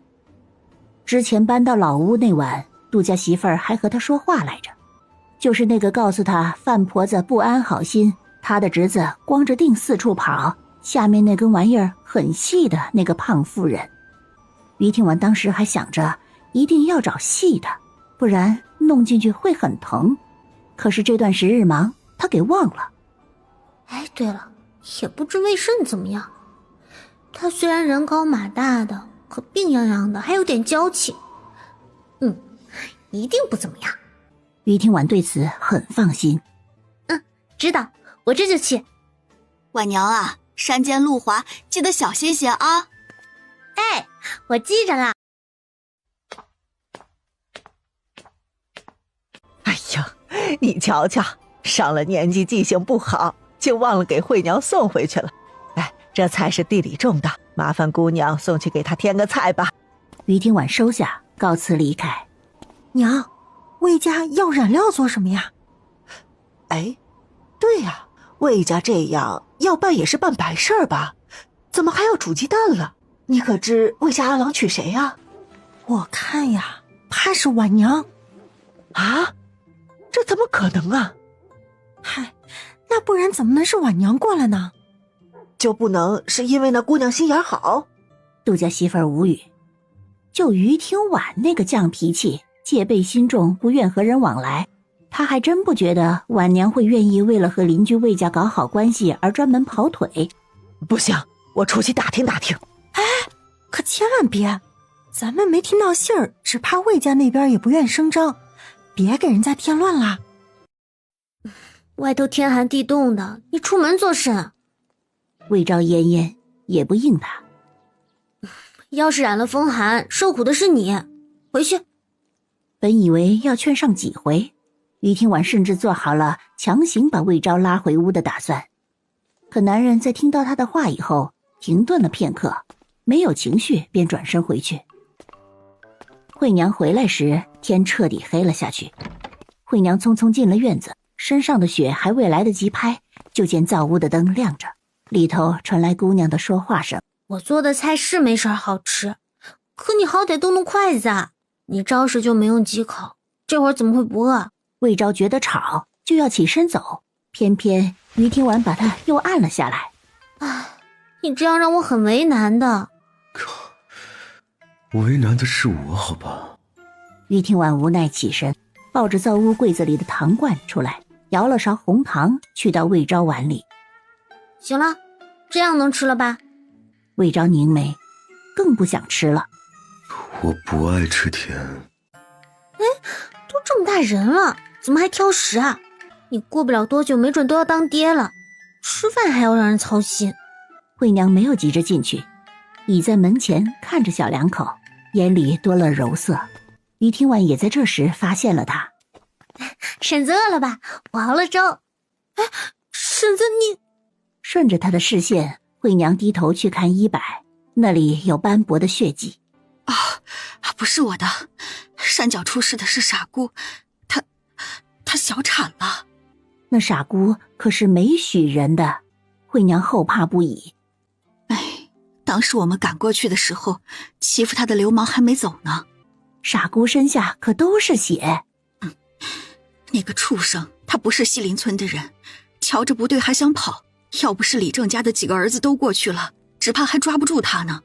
我回来的时候，傻姑还昏迷不醒，他老娘哭晕了好几回，这孤儿寡母的本就不容易，你说又出了这档子事儿。要不是我和你李莲婆婆劝着，只怕他都要拿着菜刀把那畜生给砍了。孩子的父亲是？知道他要问什么，惠娘摇摇头。不，应该不是他。这别说外村的，咱们自己村的也有不少畜生，仗着他痴傻，就用糖用馍馍把人哄骗到苞米地去，以至于傻姑才越来越傻。哪里能知道孩子是谁的？傻姑她能知道什么？他娘就更不知道了。左右不过是孽种，早早发现没了也好。知道傻姑小产的人不多，李正也有意帮着瞒，毕竟村里长舌妇有不少，私下会说什么好话，一人一口唾沫星子就能把人淹死。惠娘看向于听婉，姑娘嘴严，她又看向魏昭，这个没嘴。魏昭这会儿慢吞吞的，趁着于听婉不注意，把粥一勺一勺的往小姑娘碗里添。在惠娘看向他的那一刻，魏昭有所察觉，便抬了头，两人的视线交汇。魏昭真的很怕被人念叨。于听婉还算好的，惠娘是会在床边碎碎念整宿的。她动作顿了顿，又一勺一勺的舀回来。就在这时，头顶响起了一道凉飕飕的声音。你为什么要抢我吃的？哎呀，真的好烦啊！时间过得很快，转眼到了成亲的日子。于听婉起了个大早，准备先去魏家贴上各种喜字。吴大婶正疑惑魏家怎么门口都贴上红对联了，可看到开门走出来的于听婉，也就把这事儿抛到了脑后。婉娘，你真的会算命啊？她会什么呀？上回提醒吴家小媳妇儿别被冲撞，也是因为前世记忆，可她的记忆都是不完整的。这不好说呀。我这是帮别人问，要真算准了，他那边愿意出50文呢。一听这话，于听婉毫不犹豫。这事我行，我很强的。吴大婶大喜，压低嗓音说明情况。那孩子韩伟生姨早早就被后娘嫁了出去，她极少回娘家走动，这不是快到生母忌日了，就回来住了一夜。哟，这一住啊，可了不得，瞧出他这后娘不对劲儿啊，像是有害喜的症状，还以为是多想了，毕竟他爹都死了好几年了，这后娘怎么怀呀？可他后娘做贼似的去了三墩村专门给人接生的稳婆那儿，回来后带了几副药，他瞧着不对，就偷偷抓了点儿，跑去问钱老头，一问竟得知那药是堕胎药。婉娘，你都能算出许家小子会害我家秀芬，可见你是有本事的，这奸可不好抓，你快帮他算算那孩子是哪个姘头的。真当算命是神仙啊？等等，我好像知道这个继母是谁了，刘媒婆啊。吴大婶嘴里的人就是刘媒婆的继女周琴。于听婉知道这孩子是周琴亲爷爷的，反正都是周家的种。见于听婉面色古怪，吴大婶催促：怎么了？你快算呐！我敢算，你不敢听啊，多脏啊！周家公媳能罔顾人伦，还有什么是他们做不出来的？要是见事情败露，怀恨在心，趁着魏守忠不在家来魏家闹事，他和惠娘两个妇道人家如何抵得住？着实没有必要为了50文把自己搭进去。这事儿瞒不住的，估摸着再过几日就得。婶儿不用急。是的，刘媒婆会被李莲当场捉奸。见他语气笃定，吴大婶就信了7分。周琴是他看着长大的，早些年不知在继母刘媒婆手下吃了多少苦。成，那我就让他回去等着。他和周琴巴不得刘媒婆倒霉。其实我今日来找你还有一事，我家二郎带了只兔子，肥得很，准备晚些时候就炖了吃了。牧师可得来家里吃饭啊。要不是于听婉，秀芬肚子里的孩子只怕保不住。吴大婶稀罕于听婉，也乐意大方。就在这时，隔壁也传来了说话声：当家的，家里万年青搁哪儿去了？我昨儿还放在屋里的，这咋就不见了？哎，还有啊，家里里里外外对联都贴了吗？这不是还有几张6处兴旺？你可别忘了用浆糊贴在鸡笼处啊！还有，叔公他老人家腿脚不便，当家的回头亲自去把人接过来。这些年他老人家待我们不错的，咱们礼数可不能缺了。他朝着隔壁冲于听婉努努嘴：这也是怪事啊，这魏家是要办喜事了。那魏家阿郎伤成那样，当时他回来可是倒在地上血淋淋的，都说救不活呢。钱老头的医术，吴大婶是不信的。之前秀芬肚子疼，钱老头都没有把出她有孕。吴大婶忍不住打听：婉娘，你跟魏家离得近，可知道娶的是谁呀？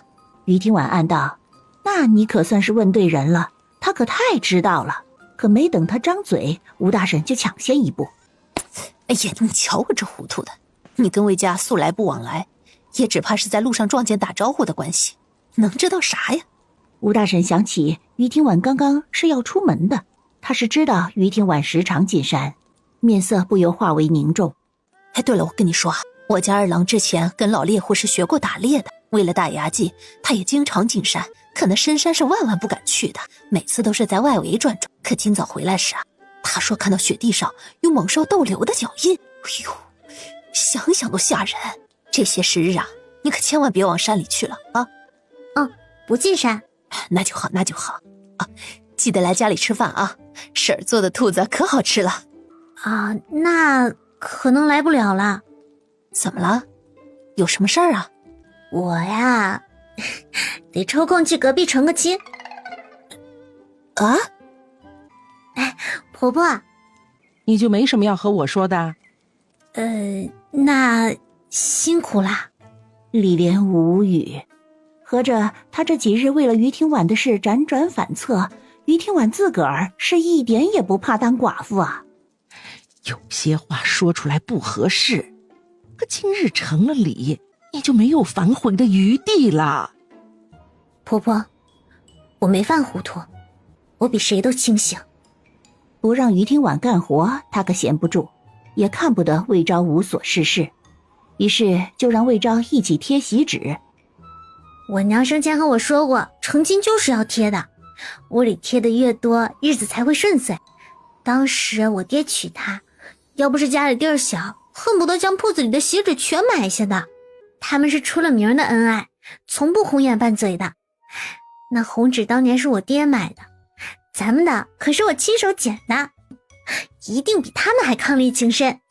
于听婉严谨地贴着喜字，效率很慢，生怕歪了。她模样好，唇红齿白的，可不像乡下养出来的姑娘。正想着，她就扭头瞪了一眼没有动作的魏昭。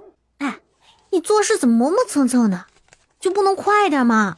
别拖我后腿啊！那么慢，怎么好意思督促我的？秀芬三弟不是刚成亲吗？那心腹啊，当时嫁过来就擦了胭脂，我厚着脸皮跑了一趟，让他把这些借我用用。于听婉有些好奇地看过去，里头有描眉的，也有口脂的。你模样好，要是打扮打扮呀，更了不得。魏家阿郎看了呀，包括夜里可劲的疼你。可不是嘛。说完他就后悔了，魏甚那样子能干什么？他说这话实在扫兴了。可于听婉不害臊的点头，觉得吴大婶说的没错。开了脸，换好喜服，没过多久，外头就传来了动静，紧接着是噼里啪啦鞭炮声。阿郎，阿郎啊，快去请你媳妇儿出门。魏昭病恹恹的被一群人簇拥着来到门前。他还是第一次来隔壁，魏昭扯着半旧的喜服，仿若未闻，低头解盘扣。这还是魏守忠不顾他冷眼给他换上的，魏昭很不满意。见他这样，魏家叔公很头疼。偏偏大喜的日子说不得，人病成这样又打骂不得。咯吱一声，门被屋里的人打开，上了妆的姑娘艳如桃李出现在所有人面前。魏昭恹恹的有气无力地看了他一眼，低头继续解扣子。于廷婉却是上前拨开魏昭的手。夫君，那么多人看着呢，在外面别这样啊。这称呼，魏昭眼皮跳了跳。于廷婉凑近，低声哄着他：别急，你矜持点，要脱等咱们回屋关上门慢慢脱。最后说一次，我不是魏神。可依旧没人信他。好，不是，哎呀，快点儿，别耽误了吉时。眼前一黑，于廷婉视线被遮住，盖头落下，他紧紧抓住红绸，另一头是他要睡一个被窝的男人。于廷婉心情有些复杂，有期待，有欢喜，也有不知所措。他等这一刻很久了。新妇进家，喜气迎门，新妇跨盆，辟邪长顺。魏家夫妻早早换了身干净的衣裳，一左一右坐着，中间摆着铺上红纸的木桌，屋里还有惠娘的娘家兄嫂全都伸脖子等着。新人行礼，跪。于廷婉跪了，魏昭没有反应，依然在发呆。这可使不得。叔公啊，我怕阿郎他扯着伤口了，要不就算了吧。没看到魏昭走路都累了吗？哦，哎呀，是我糊涂了。夫妻一体，阿郎媳妇儿跪拜也是一样的。一拜天地，苍天为平，地为正；二拜高堂，养育之恩重如山。于廷婉相当虔诚地跪下，他是极感激惠娘和魏守忠的。魏昭半垂着眼皮，还是没动。自从父亲病死，除了顺国公祠堂的先祖牌位，他就没有给谁下过跪。魏叔公看在眼里，哎，你倒是稍稍鞠躬意思意思，做做样子嘛。哎，再不济至少把头点点呐。哎呀，算了，懒得跟你计较。夫妻对拜，家偶天成。他嗓音不轻不重，可人却是焦点，众人全都齐齐看过去。哎呦，怎么了？可是哪里不爽利了？刚刚出了门，这会儿又站了很久。要不要婆婆给你搬个凳子过来？坐着先歇会儿。困了。你忍忍啊。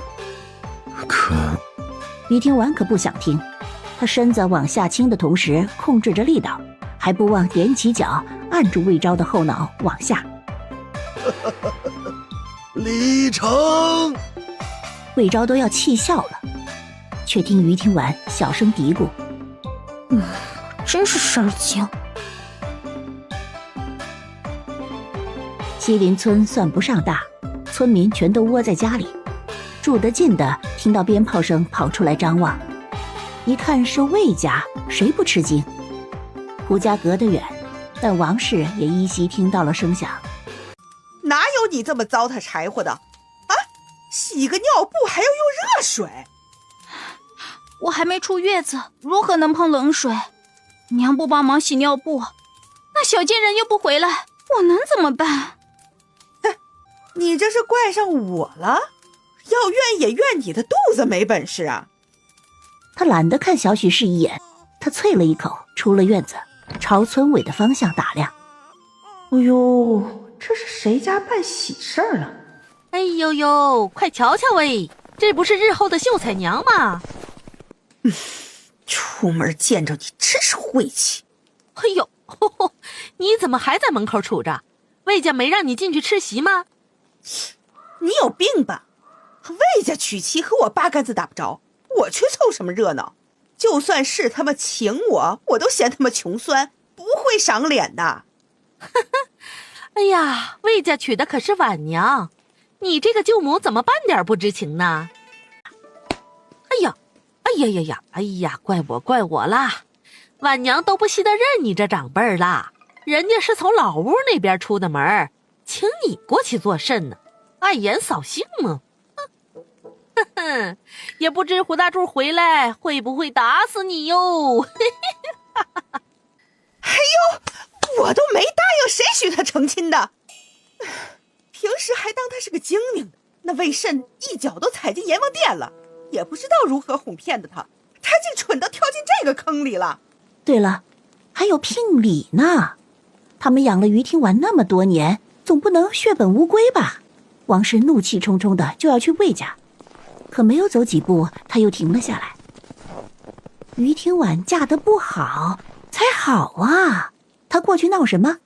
他巴不得两人早早拜堂，以后于听婉成了寡妇，看他还怎么嚣张。范婆子唯恐天下不乱，就等着看戏呢。谁料王氏不走了，还骂他烂心眼的货色，有你什么事儿啊？阿郎啊，你今儿个实在是有些过了啊！怎么拜个堂也得人家姑娘出手啊？怎么跟他做夫妻你还不乐意了？哎，也就是婉娘脾气好，不跟你计较。于听婉点点头，就是。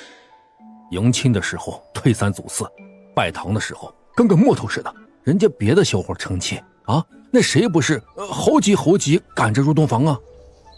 没错，人家姑娘嫁进来是要陪你一辈子的。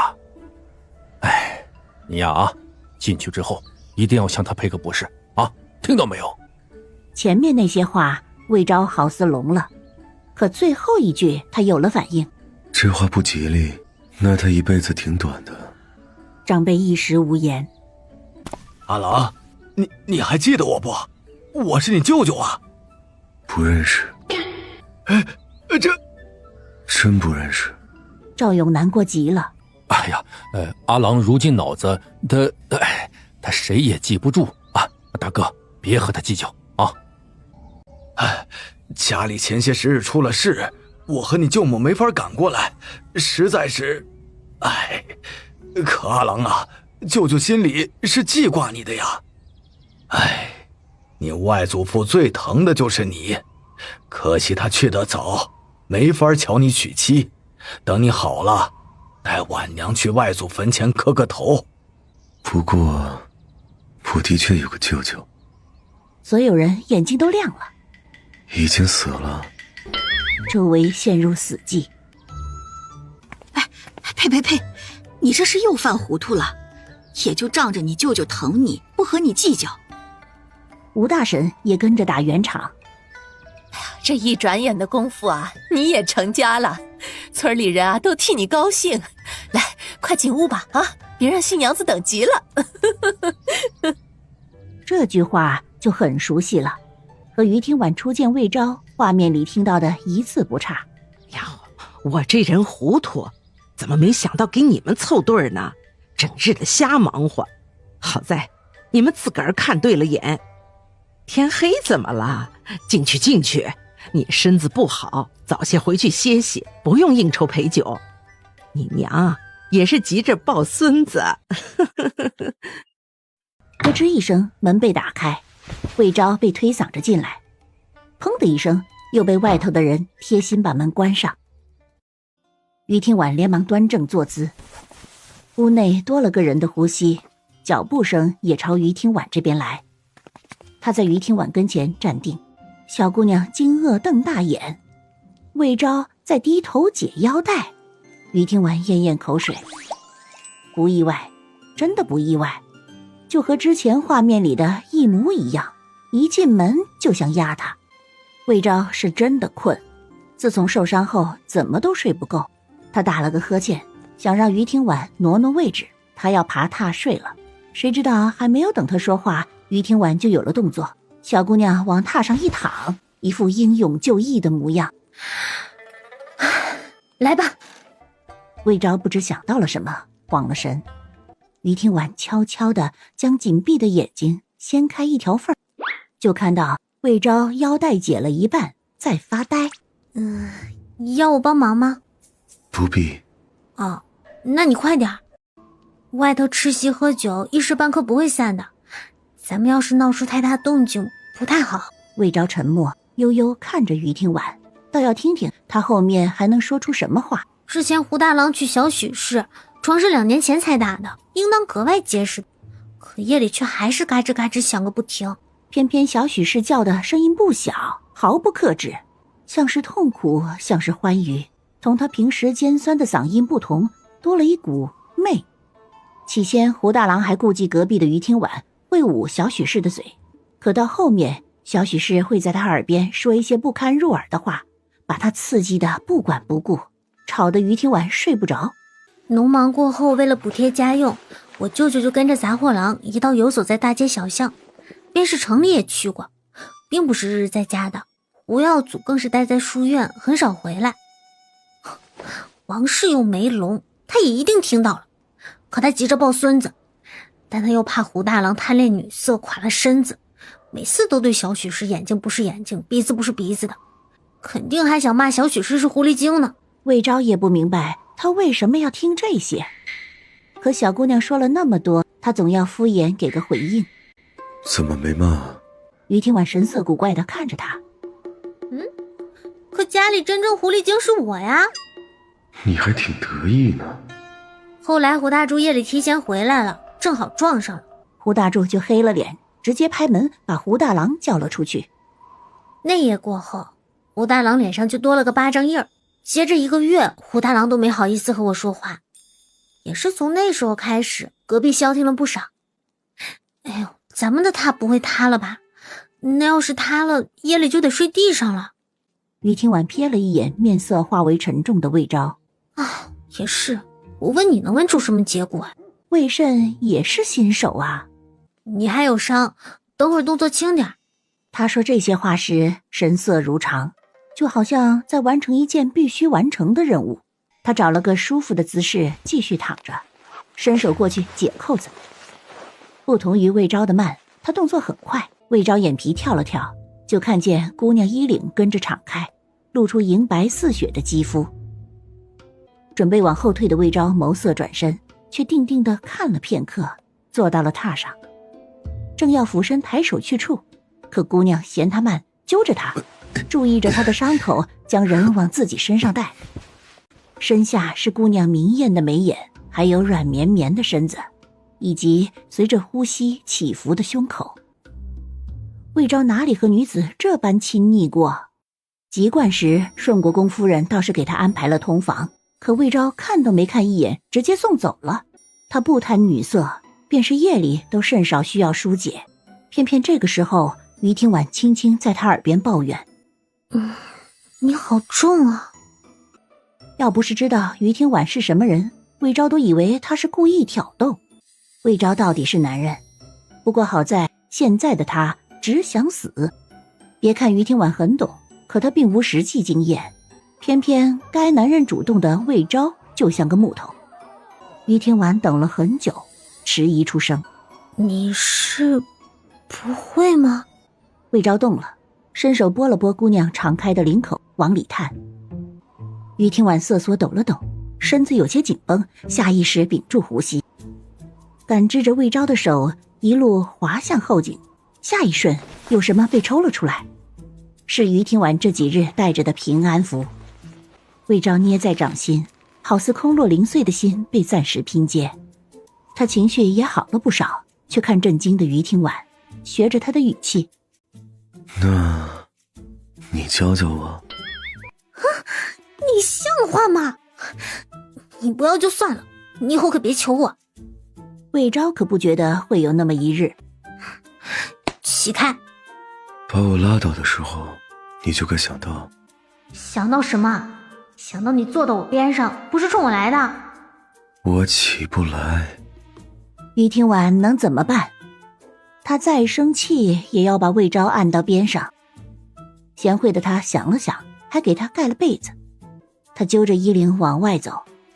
魏昭刚要闭眼，就听脚步声折而往返。于听完越走越快，在床前站定，泄愤的又捶了他一下。算了，又不是第一次被捶了。这会儿天色已经沉了下来，天边的霞光即将退下。于天晚出了房门。婉娘啊，你也累了一天了，快过来吃饭吧。刚刚在屋里以为会圆房，都没有现在吃饭让于听晚更期待。小姑娘嘴角浅浅梨涡乍现，她走过去坐下。惠娘指着边上的2个人给她介绍：这是你舅舅，这是你舅母。舅舅舅母。赵勇不善言辞，忙点头。前些日子你婆婆回来说阿郎要成亲了，相中的姑娘模样好，10里8村难寻。哎呦，我原先是不信的，只当她是满意你这儿媳妇，故意把你吹得天上有地上无的。今日一见，哎呦，果真是标致。于听晚意外，这于氏倒是八面玲珑。吃饱喝足，众人纷纷离开。惠娘送李莲他们出门后，再回来就瞧见赵勇收拾桌子，于是准备洗碗。哥嫂子，这外头黑了又下着雪，不好走夜路的，还是在家住下吧。哎呀，不了，家里啊，我不放心，还是得回去。我和你哥2个人相互有照应，还能出事不成？嗨，那便这会儿就走吧，光是赶路就得1个时辰，谁知道这晚些雪会不会又下大了？哎，哪里差这点功夫？惠娘拗不过他，实在为难。舅母就听娘的吧，娘是不放心你和舅舅，你疼他，好歹也让他疼疼你啊。于听晚能见人说人话，见鬼说鬼话，这几句话听得于是心里舒畅，看着于听晚的眼神又满意了几分。等把他们送出门后，惠娘照旧不让于听晚干活，于听晚便就去灶屋烧水，可不能让惠娘用冷水遭罪洗碗。在于听晚出去后，魏昭就睡了过去，意识模模糊糊的，好似耳边还有人喊他，很混乱。将军，上京那边传来消息，说国公爷怕是不好了。魏昭神色空了一瞬，好似有什么在碎裂，悲痛和恐惧的情绪传遍全身，疼痛蔓延，疼得他喘不过气来。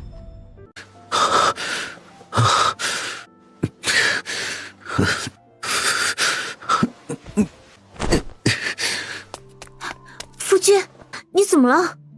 于听晚看着榻上的人，面色苍白，全是汗，身体还有些抖。你是梦魇了吗？你这流了一身的汗，哎呀，你这样肯定不舒服吧？我给你擦擦身子，换身衣裳。魏昭看他的唇一张一合，却没有听见他在说什么。他一点点被拉回现实，眼睛动了动，看向近在咫尺的人。于听晚，这是魏昭第一次这样喊他。啊？你凑那么近，就那么想和我圆房吗？我可没有，别诬赖我。可于听晚反问道：不行吗？不行。于听晚遗憾地哦了一声，他突然想到了什么，看向魏昭的眼神都不对了。他先前都那般主动了，魏昭怎么会没有欲望呢？答案很明显，一定是他当时从山上摔下来时，还把那处也摔出毛病了。哎呀，于听晚想，他真该死啊！他每次主动都是对魏昭的伤害。没事儿，我不嫌弃你的。我们2个白日做夫妻，夜里也是能做姐妹的。许是被于听晚气的次数太多，魏昭竟然不觉得姑娘语出惊人。于听晚开始扒她的上衣，魏昭的手倏然抓紧棉被。你做什么？擦身子啊。魏昭生无可恋，这已经不是于听晚第一次见他上身了。可上次上药，姑娘心无旁骛，眼下倒是快速打量了一下。你这……魏昭顺着他的视线看去，是那一道道纵横交错的疤痕，新伤旧伤堆叠。见他面色泛白，抬手，指尖落在腰腹处。这是13岁那年，我突然比试受的伤。他常年是我的手下败将，所以我没将那场打斗当回事，自诩本事过人，也就吃了教训。当年伤势不算重，仔细养着不会留疤，可我却要故意留下来，才好以此为戒。你13岁就这么狠啊？这乡下少年打架都要动刀了？那人如今怎么样了？3日后没管伤势，把他收拾了一顿，他心服口服，也就成了我的副将。好好好，又开始吹了。魏昭又指向另一道伤痕，2年前此处中过毒箭。于听婉都不知他嘴里哪句是真的，哪句是假的，可魏昭愿意说话就是好事。寻常人进不了我身，魏家军更是守卫森严，哼，说是形如壁垒也不为过，偏偏身边养出了个叛徒。眼皮子底下的人有异常，魏昭怎会不知？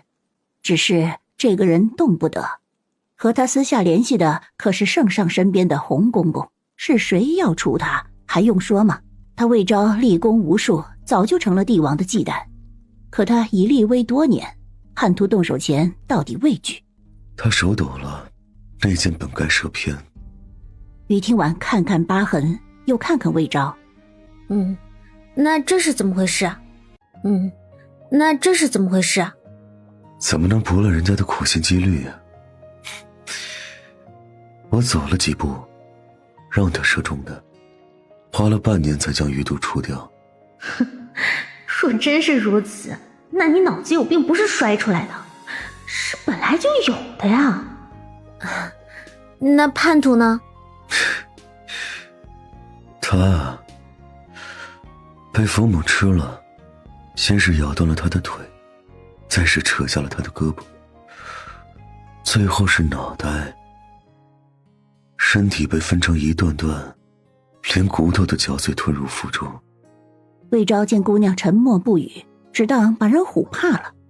他明明想死的，可这会儿却滋生了轻微的难以捕捉的愉悦，拉过于听婉的手，按在了胸口处。这是我自己捅的。魏昭悠悠看着于听婉，试图从里头瞧见惊慌和畏惧，可没有。他眸色柔柔去看魏昭的伤，伤成这样，触目惊心，也不知当时有多凶险，又遭了多少罪。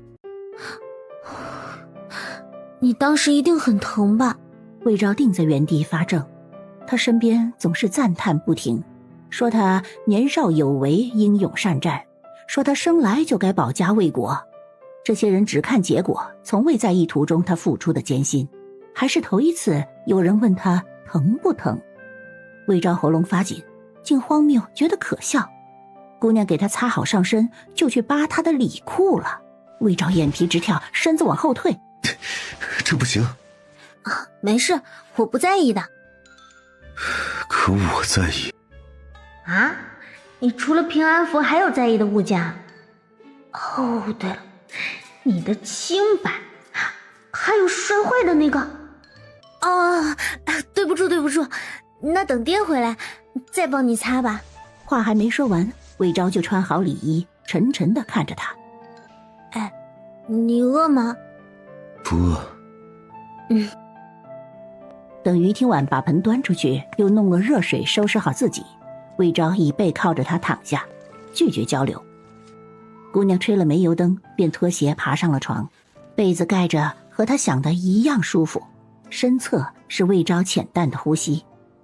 于听婉心里是从没有过的踏实。我能拉着你的手睡吗？我能拉着你的手睡吗？随着姑娘靠近，她身上淡淡的幽香萦绕鼻尖，很好闻。她那么穷，应该是买不起香粉的。魏昭闭着眼，冷冷出声：“不能。”那能帮我暖暖脚吗？阿娘还在时，总是要用小腿夹着她冷冰冰的小脚，给她捂热的。不能。再说话，你睡地上去。我为什么要睡地上？我有伤，你挨得太近了。于听完懂了，这的确得顾忌。他又一点一点往外退，拉开两人的距离。把他转过去。这又为什么？我对着你睡，又怎么碍着你了？哼，真是把你惯的。于听完打算不和他计较，细声细气的。那我睡在外侧，附近有什么事就喊我啊。要喝水我给你端来，要起夜我陪你去，照看着你，免得夜里黑你出了意外。怎么样？不怎么样。于听婉装作没有听到魏昭的话，继续说：你看，娶个媳妇儿还是很有必要的吧？没必要。放心，我睡相好，就分我一半的床，互不越界，我不会碰着你的。于听完眼睛亮亮的，里头好似撒了一片星辰，止不住畅想以后。哎，夫君，你以后就去镇上当说书先生吧，我听说可赚钱了。镇上有钱人会去消遣，听一次就得付2文呢。夫君就把先前和我说的那些一字不落说给他们听，你接着再胡编乱造，肯定有人愿意花钱捧场的。嘿，要是生意好的话，我和娘在边上支个摊子，卖茶，卖吃食馄饨，卖家里炒好的花生瓜子儿。这可比他去山上摘草药赚得多。于听婉越说越觉得此事可行，不过急不得，得等魏善好了再去考虑这些。翌日一早，于听婉早早就出了房门，身后跟着耷拉着眼皮的魏昭。整日躺多了也不好，你就该多出来走走的。这开了春，等河面没冰了，村里会放水，每家每户都要出人下河，撒网的撒网，捕鱼的捕鱼，抓上来的鱼就统一扔到岸边，再家家户户分上1-2条，到时候可热闹了。也不远，我带你去瞧瞧。别看他说的有声有色，实则他也就去过一回，还是刚来西林村的时候。没兴趣。夫君不想看吗？魏昭张了张嘴，还没发声，于听婉不想听。啊，你想看啊？嘿，那就好。于听婉拉着他去角落看养着的鸡。你看，昨儿杀了1只，我听娘的意思是想过年再杀1只，大过年的要是没肉不像话。哎，可都还能生蛋的呢。哎，回头我出趟门好了，看看谁家鸡老了不能生蛋了，我跟他们买。我上山逮1只，换你不再说话行不行？于听婉又拉着他去院子西边柿子树下。姑娘仰头去看那又红又大的柿子，她在隔壁的时候就垂涎了。这时候的柿子不算彻底成熟，可摘下来放上几天也就熟了。夫君，魏昭嫣嫣。于听婉抬脚踢了踢他的鞋。今儿起床没磨蹭，我决定奖励你1枚柿子。村里妇人就是这样哄孩子的。于听婉没有嫁过人，不知夫妻间该如何相处才会恩爱，可她总觉得魏甚娇滴滴柔弱不能自理，也许对她也适用。说干就干，于听婉在树下走了一圈，找到最矮的1枚柿子。姑娘伸手试了1次，没有摘到。她并不气馁，费劲踮脚，涨红了脸，指尖却只碰到光秃秃的枝干。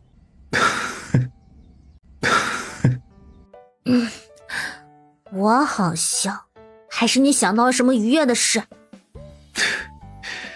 你好笑。很好嘛，一点不带犹豫的。你行你来。他努力保持平静，却掩盖不住身上的鲜活劲儿，那是魏昭没有的。也不知怎么了，魏昭鬼使神差走回去。他在于听婉身侧站定，抬手轻而易举将那枚柿子摘了下来。于听婉在他还没有来得及反应的时候夺了过去。魏昭看着空落落的手心也不在意，可就在这时，于听完又把柿子送回了他手里。那，送你了。你看看你像话吗？不知道还以为是你摘的。是的，于听完就很在意步骤仪式感。哎，娘，咱今儿是做糍粑吗？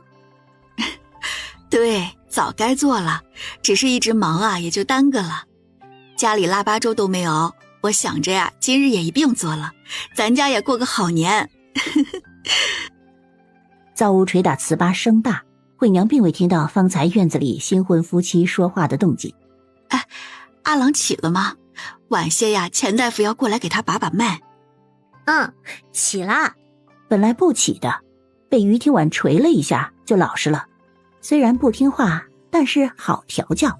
也不知他会不会把柿子扔了。虽说树上挂了不少，可也得珍惜粮食。哟，果然这娶了媳妇儿啊，人都稳重懂事多了。本来昨儿啊还请了钱大夫过来吃酒的，当初要不是他，阿郎就……可你也知道他脾气怪，说一群人闹哄哄的就是不肯来。你别看他上了年纪，那心思也算是细的。我猜啊，八成是说辞。之前有吃了他给的偏方，得了儿子的人家请他去喝酒，他不就去了吗？咱们村啊，也就他一个赤脚大夫，那傻姑落胎，他这几日进进出出得照顾。村里最怕忌讳，咱们家又是办的喜宴，他过来的确是不合适。惠娘便不强求，做的饭菜让魏守忠送了一碗过去。傻姑那边如何了？李正要他管好嘴，再拿半两银子出来。他肯了？哼，对付他，李正还是有这个本事的。这事儿没得商量，不管他肯不肯，也由不得他。婆媳两人说着话，钱老头正是这会儿过来的。钱老头一进院子，就看到了坐在屋门口的魏昭，垂着头，神色不明，看着手里捧着的柿子。这是给我准备的。虽然还不能吃，可到底是魏慎的一片心意，也不枉他这些时日费心劳神。行，我收下了。魏昭却拍开他伸过来的手。就没见过你这么小气的。你们家那么多柿子，给我一个怎么了？怎么，你手里的是金子做的？他俯下身子，左看右看。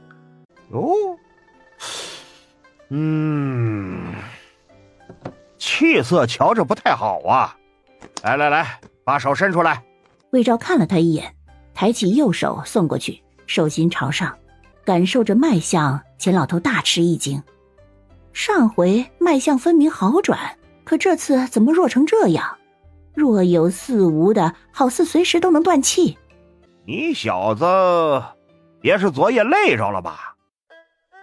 你这个年纪，新婚夜血气方刚我懂，可就不能再忍忍吗？你自己什么身子心里没数吗？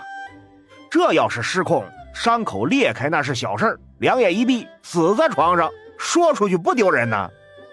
魏昭抬眸，神色冷冷。有那么一瞬间，钱老头被看得头皮发麻，后背生寒。可很快魏昭就挪开了视线。钱大夫，您招食吃了吗？于听完把粥放下，即便他对钱老头医术持有怀疑，可没去县城前还得让他看。夫君这几日伤口发炎，红肿的不行，咳血也严重了不少。他身子凉，便是烤火也难暖和起来。这是昨夜于听婉发现的，他趁着魏昭睡下，还是没有忍住朝他伸腿了。谁知道魏昭冷得跟冰块似的，明明被子那么厚。他还没胃口，吃多了就积食。对了，熄灯了之后，夫君应当视线模糊，不似白日。他还会幻听，而且他更是思虑过重，总是遐想自己在魏家军里头本事超群，还什么副将不副将的。他甚至以为自己是那将军魏昭。那将军都死了，尸体都发臭了，多不吉利啊！魏昭都要气笑了，要不是没力气，手里的柿子都要捏碎了。硬得这么厉害，他不会治啊！钱老头看着魏昭，你他欲言又止，最后一把扯过于听婉去角落说话。你说你嫁谁不好啊？你嫁他，图什么呀？啊，图他死得快，还是图他长得俊呢？他俊吗？一点儿也不粗犷魁梧。钱老头一梗，继续说：给他一把刀，他都能抹脖子，你就不怕他抹了自个儿，再拉上个你呀？说着，他把怀里的小陶瓶扔给于听婉。收好了啊，我昨儿个连夜做的。要是他哪天发病对你动手，你就……山上那会儿你不是向我讨毒药吗？要给你舅母用，你舅母用不了，但是你男人能用啊。钱老头说完这句话，就对上魏昭直勾勾的眼。虚弱的男人扯了扯嘴角，又平淡的挪开视线。要不是隔得远，他说话顾忌刻意压低，钱老头都要怀疑魏昭听见了。这年头世道乱，带着毒药倒也能防身。于听婉便收下了。老山参大补元气，之前夫君就是靠着他才救回半条命的。你那里还有吗？你有钱啊？有啊。惠娘可是给了他1两的聘礼钱。有钱也没用，我就那么一只老山参，还是之前从山上挖的，被你男人吃了半只，剩下的半只给傻妞入药了。啊，那可有别的补身子的药材？这山路迟迟不解封，我实在不踏实。十里八乡就我一个赤脚大夫，我手里没有，你也甭想着谁有。当年我摘那只老山参的时候，边上还有一只参，不过那时候年份太浅，就留下来了。那是能救命的。你男人这个脉象不但弱，还紊乱，毛病又一堆。山路一日不解封就得拖一日，可是我怕他身子熬不住啊。要是想救人，就得去山上找；要是不想救呢，那就只能准备棺材了。在哪个位置？深山吗？还没入深山。深山草药是多，可是猛兽也多呀。村里除了有本事的猎户，谁敢不要命的往里头闯？是在那个东南坡方向，具体在哪儿嘛？我要是能记得住，还能便宜了你。不过我丑话说在前头啊，我寻了好多回了，也没再见着。又过去那么长时间了，也不知道现如今还在不在。等他走后，于听婉站在原地又发了好一会儿的愣。明明穿得很暖和，怎么就突然冷了呢？两人的对话魏昭都听在耳里。生或死对他来说都不是解脱，不意外更不在意。可是有人在意。于听婉去灶屋把这事告诉了惠娘和魏守忠。爹娘，咱们要不要进山看看？惠娘眼睛通红，捂着脸哽咽。钱大夫说的对啊，等山路解封得等到什么时候？那是听天由命啊。能不能找到和去不去找到底是不一样的。你呢，就留在家里。钱大夫嘴里的参呢，咱们只怕是翻遍了也难寻的。与其浪费功夫，不如我进山看看。你姑娘家跟着不合适。他娘，你给我弄些干粮，我去彭家一趟。等等，也不急着一时，我煎几个糍粑，你端过去。魏守忠想想也是，人一走，于听婉就凑到惠娘身边。娘，爹是想跟着彭猎户一道进山吗？可彭猎户能答应吗？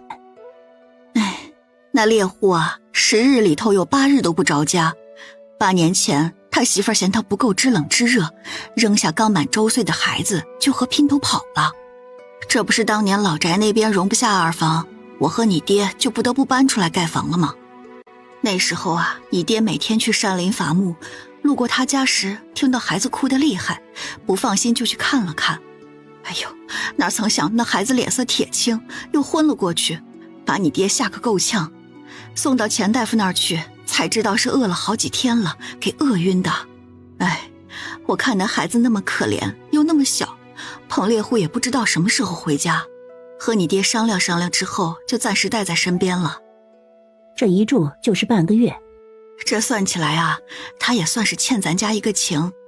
可要是不去请他，你爹去深山出了事儿也没个照应，咱们也算是携恩图报了。糍粑很快就做好了，表皮微微焦脆，外酥里嫩。惠娘想了想，取出2块装盘，让于听婉拿出去和魏昭分着吃。有人操心这些，又安排妥当，于听婉也乐得自在。她没吃独食，把糍粑分段切成了好几块，给公婆留了一半，就出去找魏昭了。夫君，这糍粑可好吃了，你快尝尝。怎么不说话？你在想什么？再算我还能活几天。哦，懂了，也许又犯病了，这会儿幻想自己是个神医了。啊，那还有几天啊？不过10天。啊，好啊，这人狠起来自己都皱。我会提前离开。那，你去哪儿啊？总不能真死在你们魏家。于听婉，趁着年轻，重新嫁人。都还没闭眼呢，就开始交代后事了。于听婉见他粥只喝了2口，还剩下大半，心下叹息。那夫君，你也帮我看看。魏昭拧眉，他不是很想，可眼看着姑娘催促过后，等不及又要捶他，魏昭不情不愿，把食指、中指落下，去探他的脉象。于听婉眼睛一弯，并不指望他会说些什么。张嘴，看看你的舌头。于听婉乐意配合他，他在对面坐着，也没有什么不好意思，温软的小舌探了出来。偶有四肢冰冷，胸闷气短。这倒是被他说准了。每次有零碎的记忆涌入脑海，都会搅动他的神经。前世的悲剧好像又经历了一遍，他总要缓很久。干预日久，邪热必恶。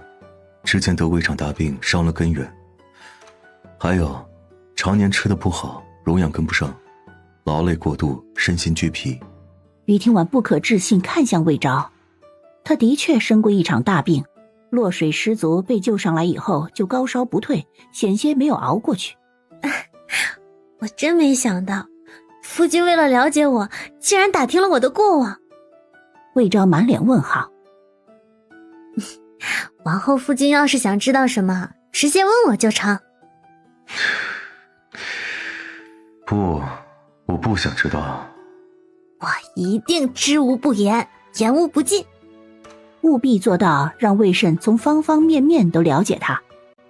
我不会治女儿家的毛病，不过从你的脉象上可以看出，月事不准，经血量少，腰膝酸软，小腹胀痛。啊，魏慎他不会真的通医术吧？可他一个男人，怎么能那么平静地说出这种私密事？饶是于听婉都有些耳根发热，他安抚自个儿，这没什么。魏慎是他夫君，也不算唐突。于听婉就是有一点点别扭，只有一点点。魏守忠是在1个时辰后回来的，听到动静，惠娘和于听婉从灶屋出来，没想到魏守忠怀里抱着孩子，边上站着人高马大的彭猎户。哎呀，我本想着呀，总不好大过年的让彭兄弟往外跑，便想着除夕过后再麻烦他。可他说没有必要耽搁，等会儿就出发。哎呀，实在是给你添麻烦了。嫂子，别说这话，我这一个大男人哪会做啥年夜饭呢？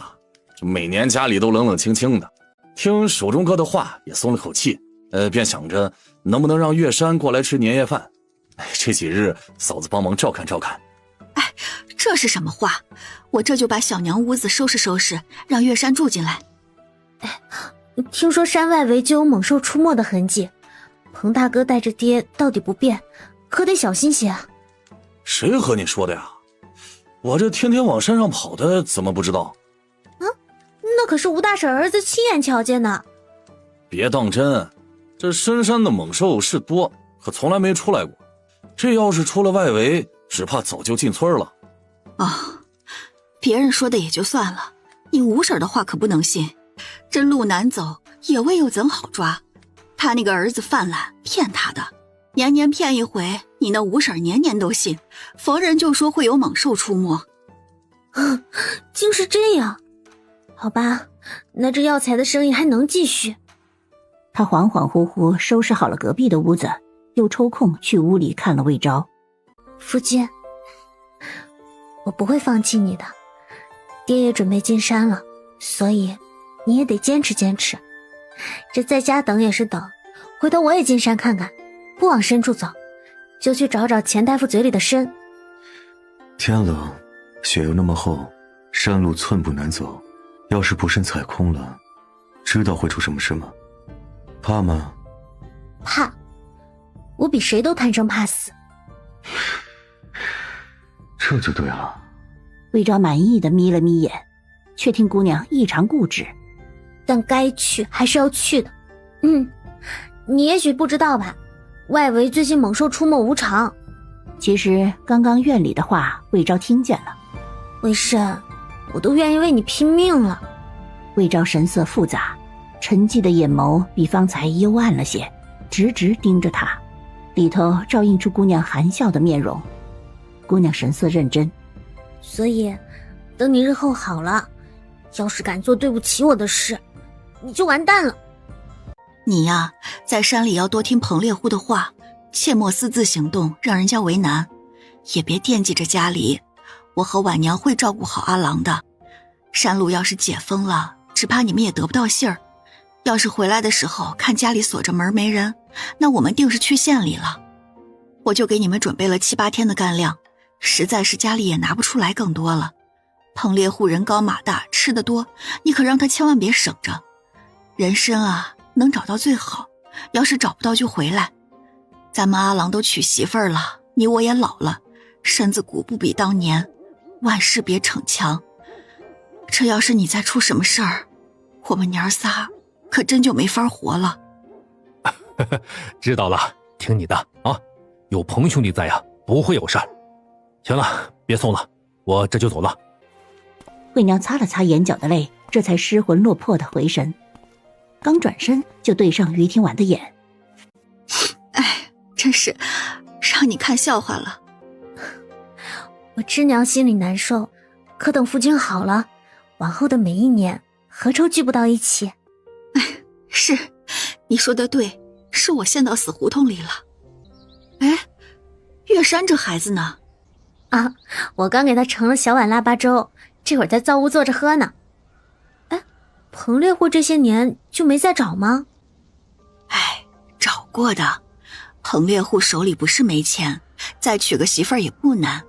起先后娶的那个婆娘呀，是不错，把家里头照顾得井井有条的，村里人都说好。可这才没过2年，他在孩子身上就看到了不少被打过的痕迹。哎，这不是亲生的，就算是不喜欢，你也不能虐待他呀。彭猎户一怒之下就把人给休了，许是这也怕了，就再也没找过。到底是别人家里的事，于庭婉没过多打听。夫君，那月山模样是不是很好？不觉得。我们以后的儿子要是能跟他一样不吵不闹，懂事就好了。两人都没有以后，魏昭自不可能和他探讨。于庭婉却是眼睛亮亮的，声音也柔柔期许。回头我能教他识字，也不求他考取功名，但至少不能做个睁眼瞎。要是咱们有本钱，就送他学武。这世道太乱了，穷苦人家还是得拳头硬才能生存。他说着话，可小动作没有停。于庭婉一不做二不休，插入他的指缝，强硬的十指相扣。放开！为什么要放啊？你习惯习惯，牵个手就受不了了，那以后亲个小嘴怎么办？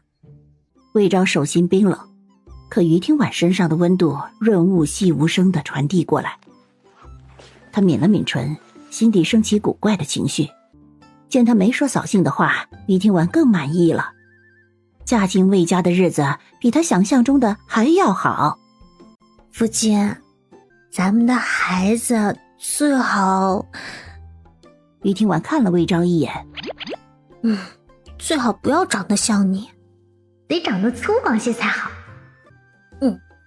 就彭烈虎那样的挺好的。魏昭都要气笑了。我儿子和别的男人长一张脸，你觉得像话吗？姑娘觉得有些阴阳怪气，可她继续畅想，读书都要启蒙的，练武也是必然的。前期扎马步什么的，夫君可以监督看着。等他年纪大些，你教不了了，咱们再去武场。我爹当年就是在武场凭着本事被镖局人相中的。我教不了。于听完瞅了魏昭两眼，他到现在都怀疑魏慎在魏家军是做炊事兵的，实在是男人身上没有半点久经战场的压迫感，只有浓烈的死感。魏昭那么虚，他一拳都能放倒，儿子跟着他能学什么？那武场里头的人都是练家子，那些送去征兵训练后被刷下来没被军营选上的人，大多都会进武场。这赌坊里头、镖局里头缺人，都会去那儿挑的。被刷下来，哪个军营不缺人？能被刷下来的是最没有资质的。那些被挑走的人也要能力出众，在一群新兵蛋子里头脱颖而出，才可能有机会被送到魏昭眼前。知道你在魏家军待过，但你自己几斤几两心里没数吗？你怎么好意思看不上别人啊？他们力气大着呢，个个都能一拳碎石，是极有本事的。这些年当了先生，教学也有经验。魏昭这回看都没看他，苍白的唇动了动，咽咽重复：被刷下来。行吧，其实我是不想让夫君太辛苦，你以后是要赚钱养家的，是分不出心神教他的。魏昭却一个字都没有听进去，他目光呆滞，喃喃道：被刷下来。这男人该死的争强好胜。月山啊，喜欢吃鸡肉吗？于听完也听到了惠娘的声音，姑娘把剥好的鸡蛋塞到魏昭手里，重重点了点头，她也爱吃。好烦啊！这几日于听晚天天盯着她吃，她想也不想就要扔了，可还没动就挨了一锤子。魏昭阴郁的眼眸看向于听晚，于听晚绷着唇无谓的看回去。是的，吃一枚鸡蛋，于听晚要捶他6下。年夜饭是晌午左右就要吃的，家里做好了饭，男人就得出门祭先祖。家里要是有孩子，会跟在身后帮忙提灯笼。你爹走前和我说了，祖先那儿呀，等他回来了再去赔罪，不用咱们过去。小娘那里呢，我一早上去上过香了，告诉他阿郎回来了，让他在天上一定多多庇佑这些。他絮絮叨叨说着话，想到了什么，神色一僵。娘，怎么了？回过年呀，家里做了菜都要给老宅端一盘去，是分了家不错，可该孝敬的还是得孝敬，要是突然不送了，难免落人口舌。每年还要给你奶养老钱，这白纸黑字立下字据的，是说好了除夕当日就给明年的。这几日事情忙，倒是让我给忘了。他有些犯愁，惠娘没少在魏老太和大房手下吃亏，他是有些怕去的。可要是推迟了，只怕魏老太又要出幺蛾子闹上门来。娘，我去吧。不成啊，你一个新媳妇儿去是要被刁难的。他哪里舍得让于听晚平白无故去受罪呀？谁刁难谁都说不准呢。在坚持下，于听晚晃晃悠悠提着钱端着菜就出了门。老大媳妇，你以为老娘躺着就收拾不了你了？哼，让你擦个身子，这是和谁甩脸色呢？哼，娘要是嫌我，那就搬去老二家里养。你2个媳妇里头，属惠娘最会伺候人。魏老太瞪大眼，气得够呛，拿起桌边凳子上的药碗就往庄梅身上砸。哎呀，行了，大过年的吵什么呀？你快给娘换好衣裳，一家人都等着吃饭呢。等换好衣服后，魏守才憋着气进来背魏老太去吃年夜饭。大过年的，总不能让他再在床上吃。大房人多，满满当当坐了一桌。于天晚就是这个时候进来的，他没有敲门，直接闯了进去。魏老太正生着气呢，打算在饭桌上给庄梅来个教训，一抬眼就瞧见了他。你个小贱人！我脾气不好，也不怎么尊老，嘴别那么臭，别逼我把碗扣你头上。哎，你上回的事我还没找你算账呢，你竟有脸追上我家来了！要不是伤着腿，他都要跳起来。魏老太恶狠狠瞪着于天晚，恨不得在他身上剥下一层皮。我娘上了年纪，说话是不好听了些，我不管你们之间有什么恩怨，可你大过年上门闹事，未免也太放肆了啊！别说他，庄梅也沉了脸。于天晚别是想进他们家门吧？庄梅见儿子都直勾勾地看着于天晚，心下窝火，他腾一下站起来。滚！别在这里碍眼！我知道你是胡大柱的外甥女，算起来王氏到底对你有养育之恩，你却和他闹翻，非要搬出去，就知道是个不念恩情的东西。怎么，没地儿可去了？想来我家里打秋风？长得骚里骚气，一看就不正经。你这样的狐狸精我见多了，把不该有的心思收收，也不想想你配不配。哼，这副嘴脸，难怪娘那么怕。哼，不知恩情，这点我的确比不得。之前你们口口声声说要把长子过继给二房，村里谁不说魏家大房夫妻大度，魏家老太太难得明事理，魏晴天定是对当年的事心怀亏欠，愿意给二叔二婶当儿子养老送终。可大晋律法，家中男丁稀薄是不用去征兵的，便是当年魏慎上了征兵年纪，他也不用去。如今魏慎回来了，计划落空，很难受吧？都说过继，要么寻年纪小还不曾记事的，要么就去远房亲戚家长，免得老是惦记着亲生父母，养出一个白眼狼来。你们心思挺毒的，我哪里比得过？魏晴天的心都在大房，真能孝敬叔婶吗？怕是过继过去，是榨干二房的血。于天晚去看魏晴天，模样是粗犷，可人品有问题，连夫君一根手指头都比不过。你是怎么做到心安理得让他代替，又在家里娶妻生子的？说起来，他那一身伤，本该落在你头上的。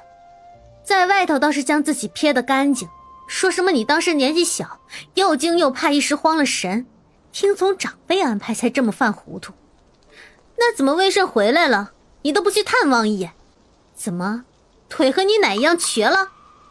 所有人都愣住了，哪里想到娇娇弱弱的姑娘张嘴就是一顿输出，偏偏人家还没说一个脏字。哎，你才瘸！他明明只是摔了一跤。哼，我家的事轮不到一个外人说三道四。就算胡耀祖有出息，以后能当秀才，我也不会看在他的面子上不打女人。